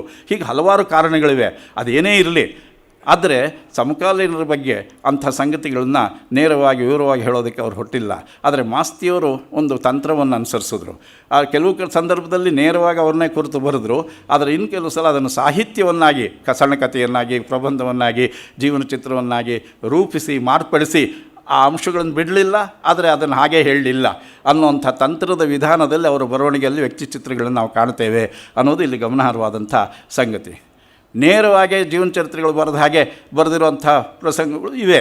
ಡಾಕ್ಟರ್ ಭಾರದ್ವಾಜ್ ಕನ್ನಡ ವ್ಯಕ್ತಿಗಳನ್ನ ಕುರಿತು ಕನ್ನಡ ನುಡಿಯಲ್ಲಿ ಬರೆದ ಮಾಲಿಕೆ ಆಗಲಿ, ಅಥವಾ ಕನ್ನಡ ಕುಲರಸಿಕರನ್ನ ಅನಾಕ್ರು ಅವರು ಬರೆದಿದ್ದಾಗಲಿ, ಅವರುಗಳು ಹೀಗೆ ಸಾಹಿತ್ಯವನ್ನು ಸಮರಸವನ್ನುಗೊಳಿಸುವಂಥದ್ದಾಗಲಿ ಏನು ಮಾಡದೆ ವಾಸ್ತವಿಕ ಸಂಗತಿಗಳನ್ನ, ವ್ಯಕ್ತಿ ಚಿತ್ರಗಳನ್ನೇ ಅವರು ದಿಟ್ಟವಾಗಿ ಬರೆದದ್ದನ್ನು ನಾವು ಇತಿಹಾಸದಲ್ಲಿ ಕಾಣ್ತೇವೆ. ಆದ್ದರಿಂದ ಮಾಸ್ತಿಯವರು ಚಿತ್ರಿಸಿದಾನೋ ಕಂಡು ಚಿತ್ರಿಸಿದಾನೋ ಇನ್ನೊಂದು ಸಂದರ್ಭ. ಇಲ್ಲಿ ಚಿತ್ರಿಸಿದ ಬರವಣಿಗೆಯಲ್ಲಿ ಕಾಣಿಸಿದ್ದಷ್ಟೇ ಅಂತ ನಾವು ಲೆಕ್ಕ ಇಟ್ಕೊಳ್ಬೇಕಾಗಿಲ್ಲ. ಅವರು ಬಾಯಲ್ಲಿ ಮಾತಾಡುವಾಗ ಹೇಳುವಾಗ ಓರಲ್ ಮೆಥಡಲ್ಲೂ ಕೂಡ ಮಾತಿನ ಮಾಧ್ಯಮದಲ್ಲೂ ಕೂಡ ಬಹಳ ಸೊಗಸಾಗಿ ಅಪೂರ್ವ ವ್ಯಕ್ತಿಗಳನ್ನು ಅಪೂರ್ವ ಪ್ರಸಂಗಗಳನ್ನು ಚಿತ್ರಿಸಬಲ್ಲರು ಅನ್ನೋದನ್ನು ನಾವು ಜ್ಞಾಪಕ ಇಟ್ಕೊಳ್ಬೇಕು. ಬಹಳ ಜನ ಅವ್ರ ಸಂಭಾಷಣೆ ಒಳಗೆ ಯಾವುದೋ ಅನೇಕ ವಿಚಾರಗಳಲ್ಲಿ ಮಾತಾಡ್ತಿದ್ದಾಗ ನಮ್ಮ ಸೊಗಸಾಗಿ ಮಾತಾಡ್ತಾಯಿದ್ರು, ತುಂಬ ಸರಳವಾಗಿ ಮಾತಾಡ್ತಿದ್ರು, ಪರಿಣಾಮಕಾರಿಯಾಗಿ ಮಾತಾಡ್ತಿದ್ರು ಅಂತಾರೆ. ಮಾಸ್ತಿಯವರು ಬರವಣಿಗೆ ಒಳಗೆ ಸಣ್ಣ ಕಥೆಗಳ ಮೂಲಕನೇ ಅವರು ಸಣ್ಣ ಕಥೆಗಾರರಲ್ಲ. ಕಥೆಯನ್ನು ಹೇಳೋದ್ರೊಳಗೂ ಎದುರಿಗಿದ್ದ ವ್ಯಕ್ತಿಗಳಿಗೆ ಆ ಕಥೆಯನ್ನು ಹೇಳೋದ್ರೊಳಗೂ ಸೊಗಸಾದ ಕಥೆಗಾರರಾಗಿದ್ದರು. ಅದರಿಂದ ನಮ್ಮಲ್ಲಿ ಎಲ್ಲ ಕಥೆ ಬರೆಯೋರೆಲ್ಲ ಕಥೆಯನ್ನು ಅಷ್ಟೇ ಸೊಗಸಾಗಿ ಬಾಯಿ ಮಾತಿನಲ್ಲಿ ನಿರೂಪಿಸ್ತಾರೆ ಅಂತ ಹೇಳೋ ಹಾಗಿಲ್ಲ. ಅದು ಕೆಲವರೇ ರಾಜರತ್ನಂ ಅಂಥವರು, ದೇವುಡು ಅಂಥವರು, ಹೊಯ್ಸಳ ಅಂಥವರು ಮಕ್ಕಳ ಸಾಹಿತ್ಯಗಳಲ್ಲಿ ಕೆಲವರು ನೋಡ್ಬೋದು. ಅವರು ಮಕ್ಕಳಿಗೆ ಎಷ್ಟು ಚೆನ್ನಾಗಿ ಕಥೆ ಹೇಳ್ತಾ ಇದ್ದರು, ಅವರು ಬರೆದಷ್ಟೇ ಚೆನ್ನಾಗಿ ಅನ್ನೋದನ್ನು ಅಖಿಲ ಕರ್ನಾಟಕ ಮಕ್ಕಳ ಕೂಟದ ಮಕ್ಕಳಿಗೆ ಆದ ಅನುಭವದಲ್ಲಿ ಆ ಮಾತನ್ನು ನಾವು ಕಾಣ್ತೀವಿ. ಕಥೆಯನ್ನು ಬರೆಯೋದು ಒಂದು ರೀತಿ, ಆದರೆ ಹೇಳೋದು ಇನ್ನೊಂದು ಕಲೆ. ಎರಡು ಕಲೆಯೂ ಮಾಸ್ತಿಯವರಿಗೆ ಸಿದ್ಧಿಸಿತ್ತು. ಒಂದೊಂದು ಸಲ ಅವರು ಬಾಯಲ್ಲಿ ಹೇಳಿದ್ದೇ ಬರವಣಿಗೆಗಿಂತ ಚೆನ್ನಾಗಿತ್ತು ಅನ್ನೋದು ವಿ ಸಿಯವರ ಅನುಭವ. ಅದರಿಂದ ಅವರು ಒಂದು ವಿ ಸಿಯವರು ಒಂದು ಕಡೆ ಹೇಳ್ತಾರೆ, ಮಾಸ್ತಿಯವರು ಬರೆಯುವುದಕ್ಕಿಂತ ಚೆನ್ನಾಗಿ ಕತೆ ಹೇಳಬಲ್ಲರು. ಮಲೆನಾಡಿನ ಪಿಶಾಚದ ಕಥೆಯನ್ನು ಮಡಿಕೆರೆ ಸಾಹಿತ್ಯ ಸಮ್ಮೇಳನದಲ್ಲಿ ಕಾಲದಲ್ಲಿ ಹೇಳಿದಾಗ ಅಲ್ಲಿ ಹೇಳಿದ ಒಂದು ಪಾದಭಾಗದ ಕಾಲು ಭಾಗದಷ್ಟು ಆವರಣ ಕಲ್ಪನೆ ಅದು ಬರೆದಿರುವ ಕಥೆಯಲ್ಲಿ ಬಂದಿಲ್ಲ. ಆ ರಾತ್ರಿ ಶ್ರೀ ವಿ ಎಂ ಶ್ರೀಯವರು, ವೆಂಕಣ್ಣಯ್ಯ, ಬೆಳ್ಳಾವೆ ವೆಂಕಟನಾರಾಯಣಪ್ಪನವರು ನಡುರಾತ್ರಿ 1 ಗಂಟೆಯವರೆಗೆ ಅದನ್ನು ಕೇಳುತ್ತಾ ಬಂದಿಗಳಾಗಿ ಕೂತುಕೊಂಡಿದ್ದ ಚಿತ್ರ ನನ್ನ ಕಣ್ಣ ಮುಂದಿದೆ ಅಂತ ವಿ ಸಿಯವರು ಹೇಳ್ತಾರೆ. ಅಂದರೆ ಮಾಸ್ತಿಯವರು ಎಂಥ ಸಂಭಾಷಣೆಯಲ್ಲಿ ಪಾತ್ರಚಿತ್ರವನ್ನು ಬಾಯಿ ಮಾತಿನಲ್ಲೇ ಹೇಳೋವಂಥ ಒಂದು ವಿಶಿಷ್ಟ ಶಕ್ತಿಯೂ ಅವರಿಗಿತ್ತು ಅನ್ನೋದನ್ನು ಕತೆ ಹೇಳುವವರು ಅವರಾಗಿದ್ದರು, ಕತೆ ಬರೆಯುವವರಷ್ಟೇ ಆಗಿರಲಿಲ್ಲ. ಆದ್ದರಿಂದ ಅವರು ಬೇರೆ ವ್ಯಕ್ತಿಗಳನ್ನ ಚಿತ್ರಣವನ್ನು ಕೊಡುವಂತಹ ಸಂದರ್ಭದಲ್ಲಿ ಅವರು ಬರವಣಿಗೆಯಲ್ಲಿ ಕೊಡೋದ್ರ ಜೊತೆ ಮಾತಿನಲ್ಲೂ ಕೊಡುವಂತಹ ವಿಶಿಷ್ಟ ಶಕ್ತಿ ಇತ್ತು. ಅದರಿಂದ ಅವರು ಅಪೂರ್ವವಾಗಿ ಚಿತ್ರಿಸ್ತಿದ್ರು ಮಾತಿನಲ್ಲೂ ಬರಹದಲ್ಲೂ ಅನ್ನೋದನ್ನು ಇವತ್ತು ನಾವು ನೆನಪಿಟ್ಕೊಳ್ಬೇಕಾದಂಥ ಸಂಗತಿ. ಮಾಸ್ತಿಯವರು ಮತ್ತೊಂದು ಸಾಮಾನ್ಯ ಬಾಯಿ ಮಾತಿನಲ್ಲಿ ಹೇಳಿದಾಗ ಬರವಣಿಗೆಯಲ್ಲಿ ಹೇಳಿದಾಗ ಎರಡು ಸಂದರ್ಭದಲ್ಲೂ ನಮಗೆ ಕಾಣುವಂಥದ್ದೇನು ಅಂದರೆ ಭಾಷೆ ವಿಚಾರ, ಅಭಿವ್ಯಕ್ತಿ ವಿಚಾರ. ಯಾವ ಪದ ಬಳಸಬೇಕು, ಯಾವ ರೀತಿ ವಾಕ್ಯ ರಚನೆ ಇರಬೇಕು, ಯಾವ ರೀತಿ ವರ್ಣನೆ ಮಾಡಬೇಕು, ಪ್ರಸಂಗವನ್ನು ಹೇಗೆ ನಿರೂಪಿಸಬೇಕು ಅನ್ನೋದು ಒಂದು ವಿಶಿಷ್ಟ ಕಲೆ. ಅದಕ್ಕೆ ಬೇಕಾದ್ದು ತಲೆಗಿಂತ ಹೃದಯ ಹೆಚ್ಚು ಮಾಸ್ತಿಯವರ ಕೃತಿಗಳಲ್ಲಿ. ಆದ್ದರಿಂದ ಬುದ್ಧಿ ಪ್ರದರ್ಶನಕ್ಕಿಂತ ಭಾವ ಪ್ರದರ್ಶನ ಬಹಳ ಮುಖ್ಯವಾಗಿ ಅವರ ಕೃತಿಯಲ್ಲಿ ಕಾಣುತ್ತೆ. ಅದಕ್ಕೊಂದು ಉದಾಹರಣೆ ಅಂತಂದರೆ ಮಾಸ್ತಿಯವರ ಕೃತಿಗಳಲ್ಲಿ ವೈವಿಧ್ಯ ಬಹಳ ಇದೆ. ಕೆಲವು ಕೃತಿಗಳು ವಿಶಿಷ್ಟವಾಗಿವೆ ಅನ್ನೋದನ್ನು ಗಮನಿಸಬೇಕು. ಉಳಿದವರು ಬರೆದ ಹಾಗೆ ಅವರು ಬರೆದಿದ್ದಾರೆ ಅನ್ನುವಂಥ ಕೃತಿಗಳು ಇವೆ. ಆದರೆ ಉಳಿದವರು ಯಾರೂ ಬರೆದೇ ಇರುವಂಥ, ಬರೆದಿದ್ದರೂ ಕೂಡ ವಿಶಿಷ್ಟವಾದ ರೀತಿಯಲ್ಲಿ ಬರೆದಿರುವಂಥ ಕೃತಿಗಳು ಇವೆ ಅನ್ನೋದನ್ನು ಗಮನಿಸಬೇಕು. ಅವರ ಕೃತಿಗಳಲ್ಲಿ ಬಹಳ ಜನ ಗಮನಿಸದೇ ಇರೋದು ನನಗೆ ತಿಳಿದ ಹಾಗೆ ಒಂದು ಪುಸ್ತಕ ಅಂತಂದರೆ ನಮ್ಮ ನುಡಿ. ಅದರಿಂದ ಕನ್ನಡದ ಭಾಷೆಯ ಪದಗಳ ಬಗ್ಗೆ ಅವರು ಮಾಡಿರೋ ಚಿಂತನೆ ಇವತ್ತು ಪದಾರ್ಥ ಚಿಂತಾಮಣಿ ಪಾವೆಮ್ಮವರದು, ವೆಂಕಟಸುಬ್ಬಯ್ಯನವರ ಇಗೋ ಕನ್ನಡ, ಈ ಥರದ ನಿಜಗನ್ನಡ ಹೆರೂರವರದು, ಹೀಗೆ 10 ಕನ್ನಡದ ಭಾಷೆಯ ಪದಗಳ ಪ್ರಯೋಗಗಳ ಅರ್ಥ ವಿನ್ಯಾಸಗಳ ವೈಖರಿಗಳ ಒಂದು ಕುರಿತು ಬರೆದಂಥ ಗ್ರಂಥಗಳನ್ನು ಜನಪ್ರಿಯತೆಯನ್ನು ನಾವು ನೋಡ್ತೇವೆ. ಆದರೆ ಮಾಸ್ತಿಯವರ ನಮ್ಮ ನುಡಿ ಕಡೆ ವಿಶೇಷ ಗಮನ ಯಾರೂ ಕೊಟ್ಟಿಲ್ಲ ಅಂತ ನನಗನ್ನಿಸುತ್ತೆ. ಮಾಸ್ತಿಯವರು ಸದಾ ಭಾಷೆ ಕಡೆ ಗಮನ ಇಟ್ಟಿದ್ದವರು, ನಿಗಾ ಇಟ್ಟವರು ಅನ್ನೋದನ್ನು ಗಮನಿಸಬೇಕು. ಆದ್ದರಿಂದಲೇ ಯಾವ ರೀತಿ ಮಾತನ್ನು ಬಳಸಬೇಕು, ಹೇಗೆ ಹೇಳಬೇಕು, ಹೇಗೆ ಹೇಳಿದ್ರೆ ಚೆನ್ನ ಅನ್ನೋದ್ರ ಮೇಲೆ ಅಂತರಂಗದಲ್ಲಿ ಮಥನ ಮಾಡ್ತಾ ಇದ್ದರಿಂದಲೇ ಅವರಂತಹ ಸೊಗಸಾದ ಸರಳವಾದ ಎಲ್ಲ ಕಾಲದಲ್ಲಿ ಎಲ್ಲ ಜನರಿಗೂ ಅರ್ಥವಾಗಬಲ್ಲಂಥ ಭಾಷೆಯಲ್ಲಿ ತಮ್ಮ ಸಾಹಿತ್ಯವನ್ನು ಕೊಡೋದಕ್ಕೆ ಸಾಧ್ಯವಾಯಿತು ಅನ್ನೋದನ್ನು ಗಮನಿಸಬೇಕು. ಅವರು ಸದಾ ಅದರ ಚಿಂತನೆಯಲ್ಲಿದ್ದರು ಅನ್ನೋದು ಹೇಗೆ ಗೊತ್ತಾಗುತ್ತೆ ಅಂತಂದರೆ, ರವೀಂದ್ರನಾಥ ಠಾಕೂರ್ರವ್ರನ್ನ ನೋಡೋದಕ್ಕೆ ವಿ ಸಿಯವರ ಜೊತೆ ಒಳಗೆ ಶಾಂತಿನಿಕೇತನಕ್ಕೆ ಹೋದ ಸಂದರ್ಭದಲ್ಲಿ ಅಲ್ಲಿ ಅವರು ನೋಡಿಕೊಂಡು ಹಿಂತಿರುಗಿ ಬರ್ತಿದ್ದಾಗ ಅಲ್ಲೇ ಶಾಂತಿನಿಕೇತನ ಹರಿತಿದ್ದ ಒಂದು ಸಣ್ಣ ಹೊಳೆಯನ್ನು ಜೊತೆಯಲ್ಲಿದ್ದಂಥ ನಾರಾಯಣ ಸಂಗಮ, ಕನ್ನಡದ ಬಹಳ ಪ್ರಸಿದ್ಧ ಕವಿಗಳಲ್ಲೊಬ್ಬರು, ಬಾನುಲಿ ಕ್ಷೇತ್ರದಲ್ಲಿ ಕೆಲಸ ಮಾಡಿದಂಥವರು, ಅವರು ಏನು ಮಾಡಿದ್ರು, ನೋಡಿದಾಗ ಇದೇನು ನದಿ ಅಂತ ಕೇಳಿದ್ರು ಮಾಸ್ತಿಯವರು. ಅದಕ್ಕೆ ಜನ ಇದನ್ನು ಅಜಯ ನದಿ ಅಂತ ಕರೀತಾರೆ ಅಂತಂದರು. ಕೂಡಲೇ ಮಾಸ್ತಿ ಹೇಳಿದ್ರು, ಇದು ಮೂಲತಃ ಅಜಯ ನದಿ, ಅಜಯ ಅಂತಿರಲಾರದು, ಅಜಯ್ಯ ಅಂತಿರಬೇಕು, ಇಲ್ಲ ಅಜೇಯ ಅಂತಿರಬೇಕು, ಅದು ಜನರ ಬಾಯಲ್ಲಿ ಹಾಗಾಗಿದೆ ಅಂತ ಕಾಣುತ್ತೆ ಅಂತ ಹೇಳಿದ್ರು. ಹೀಗೆ ಮಾತಿನ ಮೇಲೆ ಅವರು ಅಪೂರ್ವ ಅನ್ನೋ ಪದವನ್ನು ಕುರಿತು ಕೂಡ ಅವರು ನಮ್ಮ ನುಡಿ ಒಳಗೆ ತಮ್ಮದೇ ಆದ ಉತ್ಪತ್ತಿ ರೀತಿಗಳನ್ನು ರೂಪಾಂತರಗಳನ್ನು ಕೊಟ್ಟಿದ್ದಾರೆ. ಆದ್ದರಿಂದ ಅವರು ಅಪೂರ್ವ ಅನ್ನೋದು ಅಪೂರ್ವ, ಅಪೂರ್ವ, ಅಪರೂಪ ಆಗಿದೆ ಅಂತ ಹೇಳಿ ಅದರ ರೂಪಾಂತರಗಳನ್ನು 168 ಪುಟದ ನಮ್ಮ ನುಡಿ ಒಳಗಿರೋದನ್ನು ಗಮನಿಸಬೇಕು. ಅದರಿಂದ ಅಪರೂಪ ಅನ್ನೋ ಅರ್ಥವನ್ನು ಅವರು ಅಷ್ಟೇ ಅಲ್ಲದೆ ಅವರು ಸಾಮಾಜಿಕ ಸಾಂಸ್ಕೃತಿಕ ನಿಘಂಟಾಗಿದೆ ಅದು ಅನ್ನೋದನ್ನು ಗಮನಿಸಬೇಕಾದದ್ದು. ಇವತ್ತು ಈಗೋ ಕನ್ನಡ ಅಂತ ಪುಸ್ತಕನ ಪದಾರ್ಥ ಚಿಂತಾಮಣಿಯನ್ನು ನಾವು ಸಾಮಾಜಿಕ ನಿಘಂಟು ಅಂತ ಸೋಷಿಯಲ್ ಡಿಕ್ಷನರಿ ಅಂತ ಕರಿತೀವಿ. ಆದರೆ ಮಾಸ್ತಿಯವರ ನಮ್ಮ ನುಡಿ ಕೂಡ ಒಂದು ಸೋಷಿಯಲ್ ನಿಘಂಟಾಗಿದೆ ಅನ್ನೋದು ಬಹಳ ಜನ ಗಮನಿಸಿಲ್ಲ. ಅದಕ್ಕೊಂದು ಉದಾಹರಣೆ ಅಂದರೆ ಅಣ್ಣ ಒಂಟಿಗಾರ ಅಥವಾ ಅಣ್ಣ ಒಟ್ಟಗಾರ ಅನ್ನುವ ಪದಕ್ಕೆ ಅವರೊಂದು ವಿವರಣೆ ಕೊಡ್ತಾರೆ. ಅದರಲ್ಲಿ ಕನ್ನಡ ನಿಘಂಟಲ್ಲಿ ಅದಕ್ಕೆ ಕೊಟ್ಟಿರೋ ಅರ್ಥವನ್ನು ಮಾಸ್ತಿಯವರು ಕೊಟ್ಟಿರೋ ಅರ್ಥ ನೋಡಿದ್ರೆ ನಮಗೆ ಈ ವಿಷಯ ಗೊತ್ತಾಗುತ್ತೆ. ಕನ್ನಡ ನಿಘಂಟಲ್ಲಿರೋ ಅರ್ಥ ಇದು. ಅಣ್ಣ ಒಟ್ಟಗಾರ ಅನ್ನೋದಕ್ಕೆ ದಕ್ಷಿಣ ಕನ್ನಡದ ಪ್ರಯೋಗನ ಅವ್ರು ಕೊಟ್ಟಿದ್ದಾರೆ. ಕೆಲಸಕ್ಕೆ ಬಾರದವನು, ಸೋಮಾರಿ, ಕೆಲಸ ಮಾಡದೆ ಸುಮ್ಮನೆ ಅಲಿಯುವನು. ಇದಕ್ಕೆ ಕೊಟ್ಟ ಪ್ರಯೋಗಗಳು ಅಣ್ಣ ಒಂಟಿಗರಲ್ಲಿ ಸೇರಿಕೊಂಡು ಕೆಲಸ ಹಾಳು ಮಾಡಿಬಿಟ್ಟ. ಅಣ್ಣ ಒಟ್ಟಗಾರನಾದರೆ ಸುಣ್ಣನೂ ಸಿಗದು. ಇದು ಅವರು ಕೊಟ್ಟ ಪ್ರಯೋಗ. ಇದು ಕನ್ನಡ ನಿಘಂಟಿನ ಅರ್ಥ. ಮಾಸ್ತಿಯವರು ನಮ್ಮ ನುಡಿ ಒಳಗೆ ಕೊಟ್ಟಿರೋ ಅರ್ಥ ಅಣ್ಣ ಹೊಟ್ಟೆಗಾರ ಅಂದರೆ ಕರೆಯದೇ ಬಂದು ಬಿಟ್ಟು ತಿಂದು ಹೋಗುವವನು, ಅವನು ಅಣ್ಣ ಹೊಟ್ಟೆಗಾರ ಇರಬಹುದು ಎಂದು ನಿಘಂಟಲ್ಲಿ ಹೇಳಿದೆ. ಅವರು ನೋಡಿದ ನಿಘಂಟಲ್ಲಿ, ಪರಿಷತ್ತು ನಿಘಂಟಲ್ಲ. ಪ್ರಾಯಶಃ ಇದು ಮೂಲ ತಮಿಳಿನಲ್ಲಿ ಅವಣಿ ಅವಿಟ್ಟ ಎಂದರೆ ಉಪಕರ್ಮ. ಉಪಕರ್ಮದ ದಿನ ಯಾವನೇ ಬ್ರಹ್ಮಚಾರಿ ಎಲ್ಲೇ ಹೋಮ ನಡೆಯುತ್ತಿದ್ದರೆ ಅಲ್ಲಿ ಹೋಗಿ ಸೇರಿಕೊಳ್ಳಬಹುದು, ಯಾರೂ ಕರೆಯಬೇಕಾದ್ದಿಲ್ಲ. ಅದರಿಂದ ಸರಿ ಬಂದು ಸೇರಿದ ಮೇಲೆ ಅವನಿಗೆ ಮೌಂಜಿ, ಅಜಿನ, ಕೌಪೀನ ಇವುಗಳನ್ನು ಒದಗಿಸಬೇಕು. ಅವನು ಅವಿಣಿ ಅವಿಟ್ಟಿಗಾರ ಅಂದರೆ ಅಣ್ಣ ಒಟ್ಟಿಗಾರ ಆಗಿದ್ದಾನೆ ಅಂತ ಅರ್ಥ ಕೊಡ್ತಾರೆ. ಹೀಗೆ ವಿಶಿಷ್ಟವಾದ ಸಾಂಸ್ಕೃತಿಕ ಹಿನ್ನೆಲೆಯ ಅರ್ಥಗಳನ್ನು ಕೊಡುವ ಒಂದು ಜ್ಞಾನವನ್ನು ನಿರೂಪಣೆಯನ್ನು ಅವರು ಗಮನಿಸಬಹುದು. ಅದರಿಂದ ಅಪೂರ್ವ ಪುರುಷರು ಅಂದರೆ ಹೇಗೆ ಅವರ ಪದಗಳನ್ನು ತಮ್ಮದೇ ಆದ ವಿಶಿಷ್ಟ ದೃಷ್ಟಿಯಲ್ಲಿ ನೋಡ್ತಾರೆ ಅನ್ನೋದನ್ನು ಇಲ್ಲಿ ಗಮನದಲ್ಲಿ ಇಟ್ಕೊಳ್ಬೇಕು. ಸಾಮಾನ್ಯವಾಗಿ ಅಪರೂಪದ ವ್ಯಕ್ತಿ ಅಂತ ಸಾಮಾನ್ಯವಾದ ಅರ್ಥದಲ್ಲಿ ನಾವು ಗಮನಿಸಬೇಕಾದ್ದಿಲ್ಲ. ಅದನ್ನು ಮಾಸ್ತಿಯವರು ಕಂಡ ಅಪೂರ್ವ ಪುರುಷರು ಅಂದರೆ ಅವರು ಯಾವ ಹಿನ್ನೆಲೆಯೊಳಗೆ ನೋಡ್ತಾರೆ ಅನ್ನೋದಕ್ಕೆ ಈ ಅಂಶಗಳನ್ನು ಗಮನಿಸುವ ಅಗತ್ಯವಿದೆ ಅನ್ನೋದು. ಅದರಿಂದ ಅವರೆಲ್ಲ ಪದಗಳಿಗೂ ಅಷ್ಟೇ ಅವರು ತಮ್ಮದೇ ಆದ ಒಂದು ಸಾಂಸ್ಕೃತಿಕ ಹಿನ್ನೆಲೆ ಒಳಗೆ ಅರ್ಥ ಕೊಡ್ತಾರೆ ಅನ್ನೋದು. ಉದಾಹರಣೆಗೆ ಒಂಕುತಿಮ್ಮನ ಕಗ್ಗ, ಮರಳು ಮುನಿಯನ ಕಗ್ಗ ಎಲ್ರಿಗೂ ನಮಗೆ ಗೊತ್ತಿದೆ. ಕಗ್ಗದ ಪದದ ಬಗ್ಗೆ ಸಾಕಷ್ಟು ಜಿಜ್ಞಾಸೆಗಳು, ಅರ್ಥವಾದಗಳು ನಡೆದಿರೋದು ಎಲ್ರಿಗೂ ತಿಳಿದ ಸಂಗತಿ. ಒಬ್ಬೊಬ್ಬರು ಒಂದೊಂದು ರೀತಿ ಅರ್ಥೈಸಿರೋದನ್ನು ನಾವು ನೋಡಬಹುದು. ಅದರಿಂದ ಕಗ್ಗಕ್ಕೆ ನಮ್ಮ ನುಡಿ ಒಳಗೆ ಮಾಸ್ತಿಯವರು ಕೊಟ್ಟಿರೋ ಅರ್ಥ ಇದು. ಕಂತೆಯ ಕಂತೆ ಎಂಬ ಅರ್ಥ ಈ ಪದಕ್ಕೂ ಬಂದಿದೆ. ಕಗ್ಗ ಎಂದರೆ ದಾರವನ್ನು ಬಲೆಯಾಗಿ ನೇಯ್ದು ಸಾಮಾನುಗಳನ್ನು ಕಟ್ಟುವುದಕ್ಕೆ ಮಾಡಿಕೊಂಡಿರುವ ಸಾಧನ. 10 ಸಾಮಾನನ್ನು ಇದರೊಳಗೆ ಸೇರಿಸಿ ಕಟ್ಟಬಹುದು. ಈ ಪದವು ಅದೇ ರೀತಿಯ ರೂಪಕದಿಂದ ಅಸಂಬದ್ಧವಾದ ಕತೆ ಎಂಬ ಅರ್ಥವನ್ನು ಪಡೆದಿದೆ. ದಾರ ಬಂದಿರುವುದಲ್ಲಿ ಅದನ್ನು ಹೊಸೆಯುವ ಒಂದು ಕಲ್ಮವೂ ಈ ಮಾತಿನಲ್ಲಿ ಸೇರಿದೆ. ಆದ್ದರಿಂದ ಮುಗಿಯುವಂತೆ ತೋರದ ರುಚಿಯಿಲ್ಲದ ಪ್ರಸಂಗ ಹೇಳುವುದು ಕಗ್ಗ ಹೊಸೆಯುವುದು ಆಗಿದೆ ಅಂತ ಹೇಳಿ ಹೀಗೆ ಹಲವಾರು ಅರ್ಥಗಳನ್ನು ಅಲ್ಲಿ ಅವರದೇ ತಮ್ಮದೇ ಆದ ರೀತಿಯಲ್ಲಿ ಹೇಳಿರೋದನ್ನು ನಾವು ನೋಡಬಹುದು. ಆದ್ದರಿಂದ ಅಪೂರ್ವ ವ್ಯಕ್ತಿಗಳನ್ನು ಅವರು ಇಚ್ಛಿಸಿದ್ದಾರೆ ಅಂದರೆ ಅವರದೇ ಆದ ದೃಷ್ಟಿ ಇದೆ, ಅವರ ಮಾತಿನ ಅರ್ಥ ಇದೆ ಅನ್ನೋದನ್ನು ಇಲ್ಲಿ ಗಮನಿಸಬೇಕಾದ್ದು ಮುಖ್ಯವಾದ ಸಂಗತಿ. ಈ ಅಪೂರ್ವ ವ್ಯಕ್ತಿಗಳನ್ನು ಚಿತ್ರಿಸೋದ್ರೊಳಗೆ ನಾನು ಮೊದಲೇ ಹೇಳಿದಾಗೆ ಅವರು ಸಾಮಾನ್ಯ ವ್ಯಕ್ತಿಗಳಿರಬಹುದು ನಮ್ಮ ದೃಷ್ಟಿಯಿಂದ, ಆದರೆ ಅವರ ದೃಷ್ಟಿಯೊಳಗೆ ಅಪೂರ್ವ ವ್ಯಕ್ತಿಗಳಾಗಿದ್ದಾರೆ ಅನ್ನೋದನ್ನು ನಾವು ಇಲ್ಲಿ ಗಮನಿಸಬೇಕಾದ ಸಂಗತಿ. ಅವರು ಬದುಕಿನ ಹಿನ್ನೆಲೆಯಿಂದ ಅವರ ಮೇಲೆ ಪ್ರಭಾವ ಬೀರಿದ ದೃಷ್ಟಿಯೊಳಗೆ ಅವರು ಅಪೂರ್ವ ವ್ಯಕ್ತಿಗಳಾಗಿದ್ದಾರೆ. ಅಂಥವರ ಚಿತ್ರಣವನ್ನು ಅವರು ತಮ್ಮ ಕೃತಿಗಳಲ್ಲಿ ಕೊಟ್ಟಿದ್ದಾರೆ. ಉದಾಹರಣೆಗೆ ಅವರು ಆ ಭಾವದಲ್ಲಿ ಆತ್ಮಕಥೆ ಹೇಳುವಾಗ ಒಂದು ಸಂಗತಿ ಹೇಳ್ತಾರೆ. ನನ್ನ ಎಳೆತನದ ನನ್ನ ಮೊದಲ ಒಂದು ನೆನಪು ಎಂದರೆ ತಂದೆ ದೇವರ ಜಗಲಿ ಮೇಲೆ ಕುಳಿತು ಪೂಜೆಯ ವೇಳೆಯಲ್ಲಿ ರಾಮಾಯಣ ಓದುತ್ತಿದ್ದವರು ಕೆಳಗೆ ಚಾಪೆಯ ಮೇಲೆ ಮಲಗಿ ಅದರ ಧ್ವನಿಯನ್ನು ನಾನು ಕೇಳುತ್ತಿದ್ದೆ. ಪಾರಾಯಣ ಮಾಡುವವರು ಶ್ರೀರಾಮ ಜನನ, ಸೀತಾ ಕಲ್ಯಾಣ, ರಾವಣ ವಧೆ ಮೊದಲಾದ ಕಥಾ ಸಂದರ್ಭದಲ್ಲಿ ಹಬ್ಬವನ್ನೇ ಆಚರಿಸ್ತಿದ್ದರು. ಇದರ ಬಗ್ಗೆ ನನ್ನ ಮೇಲೆ ಬಹಳ ಪ್ರಭಾವ ಬೀರಿದೆ. ಅದರಿಂದ ತಂದೆ ಪಾರಾಯಣ ಮಾಡುವ ವೇಳೆ ಇದರ ಶ್ಲೋಕಗಳನ್ನು ಕೇಳಿ ಯಾವ ತಿಳುವಳಿಕೆಯೂ ಇಲ್ಲದ ಹುಡುಗನಾದ ನಾನು ಆ ಓದಿನಿಂದ ಸುಖವನ್ನು ಕಂಡದ್ದು ನನಗೆ ನೆನಪಿದೆ. ತಂದೆಯವರು ಓದುತ್ತಿದ್ದ ರೀತಿ ಕೂಡ ಈಗಲೂ ನನಗೆ ನೆನಪಿದೆ ಅನ್ನುವ ಮಾತನ್ನು ಹೇಳ್ತಾರೆ.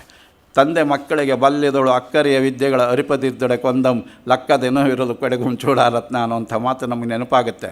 ಆ ಬಾಲ್ಯದ ವಿದ್ಯೆ ಪೊರಗುಂ ಚೂಡಾರತ್ನ ಅನ್ನೋದನ್ನು ಇಲ್ಲಿ ಬಾಲ್ಯದ ನೆನಪುಗಳು ಎಷ್ಟು ಪ್ರಬಲ ಅನ್ನೋದನ್ನು ಅದು ತೋರಿಸುತ್ತೆ.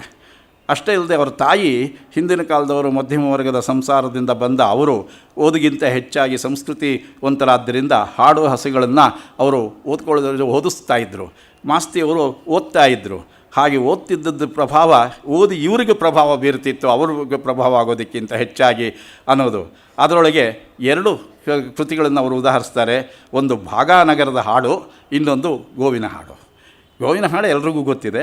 ಭಾಗಾನಗರದ ಹಾಡು ಇವು ಚೇಳಿನ ಹಾಡು, ಅದು ಬೆಳಗಾವಿನಿಂದ ಹಿಡಿದು ಬೆಂಗಳೂರುವರೆಗೆ ಒಂದು ಕಾಲದಲ್ಲಿ ಮಧ್ಯಮ ವರ್ಗದವರಲ್ಲಿ ಎಲ್ಲರೂ ಹಾಡ್ತಾ ಇದ್ದ ಅತ್ಯಂತ ಜನಪ್ರಿಯವಾದ ಸಾಂಗತ್ಯದ ಹಾಡು. ಅದರಿಂದ ನಾನು ಮಕ್ಕಳಾದರೆ ನಿನಗೆ ರಥದ ಚಕ್ರಕ್ಕೆ ಕೊಡ್ತೇನೆ ಅಂತ ಹರಿಸ್ಕೊಂಡವಳ ಕತೆ ಬರುವಂಥ ಒಂದು ವಿಶಿಷ್ಟವಾದ ಹಾಡು.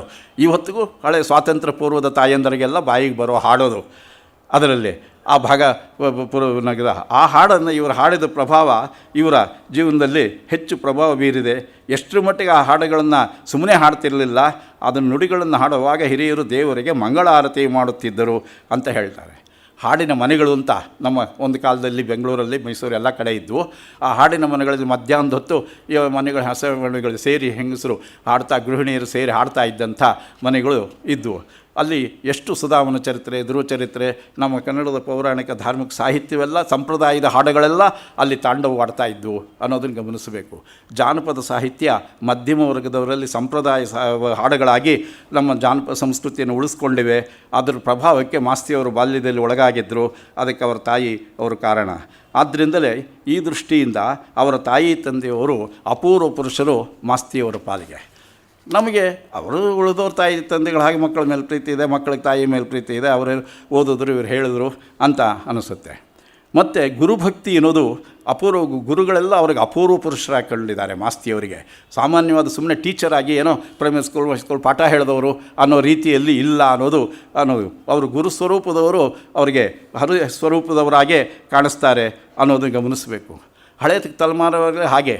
ಉದಾಹರಣೆಗೆ ನಿಟ್ಟೂರು ಶ್ರೀನಿವಾಸರಾಯರಿಗೆ M.R. ಶ್ರೀನಿವಾಸ ಮೂರ್ತಿಯವರು ಶಿವಮೊಗ್ಗದಲ್ಲಿದ್ದಾಗ ಮೇಷ್ಟ್ರಾಗಿದ್ದರು ಶಾಲೆ ಒಳಗೆ. ಅವರು ತಮ್ಮ ಇಳಿ ವಯಸ್ಸಲ್ಲಿ ಕೂಡ ಅವರ ಆತ್ಮಕಥೆಯನ್ನು ಅವರ ಬಾಯಲ್ಲೇ ಹೇಳಿದಾಗ 1 ವರ್ಷದ ಕಾಲ ನಾನು H.K. ರಂಗನಾಥ್, M.H. ಕೃಷ್ಣಯ್ಯ, ನಾವು 3 ಜನ ಪ್ರತಿದಿನ 4 ರಿಂದ 5 ಗಂಟೆ 6 ಗಂಟೆವರೆಗೆ ಅವ್ರ ಮನೆಯಲ್ಲಿ ಅವ್ರ ಬಾಯಿಂದಲೇ ಪ್ರಶ್ನೆಗಳನ್ನು ಹಾಕಿ ಅವರ ಆತ್ಮಕಥೆಯನ್ನು ಹೊರಗೆ ತೆಗೆದುವು. ಹಾಗೆ ತೆಗೆದಾಗ ಅವರು, ನೀವು ಸೆಂಟ್ರಲ್ ಕಾಲೇಜಲ್ಲಿ ಓದ್ತಿದ್ದಾಗ ಹೇಗಿತ್ತು, ಆಗ ಮೇಷ್ಟ್ರುಗಳು ಹೇಗಿದ್ದರು, ವಿದ್ಯಾರ್ಥಿಗಳು ಹೇಗಿದ್ದರು, ಆಗಿನ ರೀತಿ ಹೇಗಿತ್ತು, ನಿಮ್ಮ ವೇಷ ಹೇಗಿತ್ತು, ಜುಟ್ಟು ಹೇಗೆ ಬಿಟ್ಟಿದ್ರಿ, ಟೋಪಿ ಇಡ್ತಿ, ಇಂಥ ಸಂಗತಿಗಳನ್ನೆಲ್ಲ ಅನೇಕ ಒಂದೊಂದಾಗಿ ಅವ್ರನ್ನ ನೆನಪಿಸ್ಕೊಂಡು ಹೇಳ್ತಾ, ಅವ್ರ ನೆನಪಿನ ಶಕ್ತಿ ಅಗಾಧವಾದ್ದು. ಅದನ್ನು ಹಾಗೆ ಹೇಳ್ತಿದ್ದಾಗ ಮಧ್ಯೆ M.R. ಶ್ರೀಯವರ ವಿಚಾರ ಪ್ರಸ್ತಾಪ ಬಂದಾಗಲೆಲ್ಲ ಅವ್ರ ಹೆಸರು ಬಂದರೆ ತಕ್ಷಣ ಅವರು M.R. ಶ್ರೀಯವರು ನಮಸ್ಕಾರ ಮಾಡಿ ಆಮೇಲೆ ಅವರು ಮಾತಾಡ್ತಾ ಇದ್ದಿದ್ದು. ಆ ಗುರುಭಕ್ತಿ ಅನ್ನೋದು ಈಗಿನವರಲ್ಲಿ ನಾವು ಶ್ರದ್ಧೆ ಅನ್ನೋದು ಎಷ್ಟರ ಮಟ್ಟಿಗೆ ಗೌರವ ಅನ್ನೋದಿತ್ತು ಅನ್ನೋದನ್ನು ಆ ಹಳೆ ತಲೆಮಾರಿನಲ್ಲೆಲ್ಲ ಅದು ಸಾಮಾನ್ಯವಾದ ಸಂಗತಿ. ಧರಣೇಂದ್ರನವರು ಸಂಸ್ಕೃತಿ ಪ್ರಸಾರದ ನಿರ್ದೇಶಕರಾದ ಸಂದರ್ಭದಲ್ಲಿ ಅವರಿಗೆ ಜಯಚಾಮರಾಜೇಂದ್ರರಿಂದ ಆಗಾಗ ಫೋನುಗಳು ಬರ್ತಾಯಿತ್ತು, ಯಾವುದೋ ವಿಚಾರವಾಗಿ ಬಂದಾಗ ಅವರು ನಾವು ನೋಡ್ತಿದ್ದ ಹಾಗೇ ತಕ್ಷಣ ಅವ್ರ ಫೋನ್ ಬಂತು ಅಂತ ಅವ್ರು ಹೇಳಿದ್ರೆ, ಸರ್ ಮಹಾರಾಜನ ಫೋನ್ ಬಂದಿದೆ ಅಂತಂದಾಗ, ಹೌದಾ ಅಂತ ತಕ್ಷಣ ಚಪ್ಪಲಿನ ಆಚೆ ಬಿಟ್ಟು ಕೈಕಾಲು ತೊಳ್ಕೊಂಡು ಫೋನಿಗೆ ನಮಸ್ಕಾರ ಮಾಡಿ ಆಮೇಲೆ ಫೋನಲ್ಲಿ ಮಾತಾಡ್ತಾಯಿದ್ರು ಧರಣೇಂದ್ರಯ್ಯನವರು. ನಾವು ಎದುರು ಕಂಡ ಹಾಗೆ ಇದು ಅವರಿಗೆ ಹಾಗೆ ಆ ರೀತಿಯ ಒಂದು ಶ್ರದ್ಧಾಭಕ್ತಿಗಳ ಗುರುಭಕ್ತಿ ಇದೆ ಅನ್ನೋದನ್ನು ನಾವು ಗಮನಿಸಬೇಕು. ನಾರಣಪ್ಪನವ್ರನ್ನ ಚಿತ್ರಿಸಿರುವಂಥ ರೀತಿಯಲ್ಲಿ ಅವರು ಅದನ್ನು ನಾವು ಗಮನಿಸಬಹುದು. ಅವರಿಗೆ ಸುಬ್ಬಕೃಷ್ಣ ಆಗಲಿ, ನಾರಣಪ್ಪ ಆಗಲಿ, ಟೇಟ್ ಸಾಹೇಬರಾಗಲಿ ಅವರೆಲ್ಲ ಗುರು ದೈವ ಸ್ವರೂಪಿಗಳಾಗೇ ಇದ್ದರು ಹೊರತು ಒಬ್ಬ ಮೇಷ್ಟ್ರಾಗಿ ಇರಲಿಲ್ಲ. ಅಪೂರ್ವ ಪುರುಷರಾಗಿ ಮಾಸ್ತಿಯವರ ಪಾಲಿಗೆ ಇದ್ದರು. ಅದಕ್ಕೆ ಅವರೇ ಒಂದೆರಡು ಉದಾಹರಣೆ ಕೊಟ್ಟಿದ್ದಾರೆ. ಒಂದು ಉದಾಹರಣೆ ನಾವು ಗಮನಿಸಬಹುದು. 1901ರಲ್ಲಿ S.G. ನರಸಿಂಹಾಚಾರ್ಯರವರು ರಘುವಂಶವನ್ನು ಕನ್ನಡಕ್ಕೆ ಷಟ್ಪದಿ ರೂಪದಲ್ಲಿ ಅನುವಾದ ಮಾಡಿದಂಥ ದಿಲೀಪ ಚರಿತ್ರೆಯನ್ನು ಈ ನಾರಣಪ್ಪನವರು ಅವರು ಅವಾಗ 2ನೇ ಕ್ಲಾಸಲ್ಲಿ ಮಾಸ್ತಿಯವರಿದ್ದಾಗ ಪಾಠ ಮಾಡ್ತಿದ್ದರು.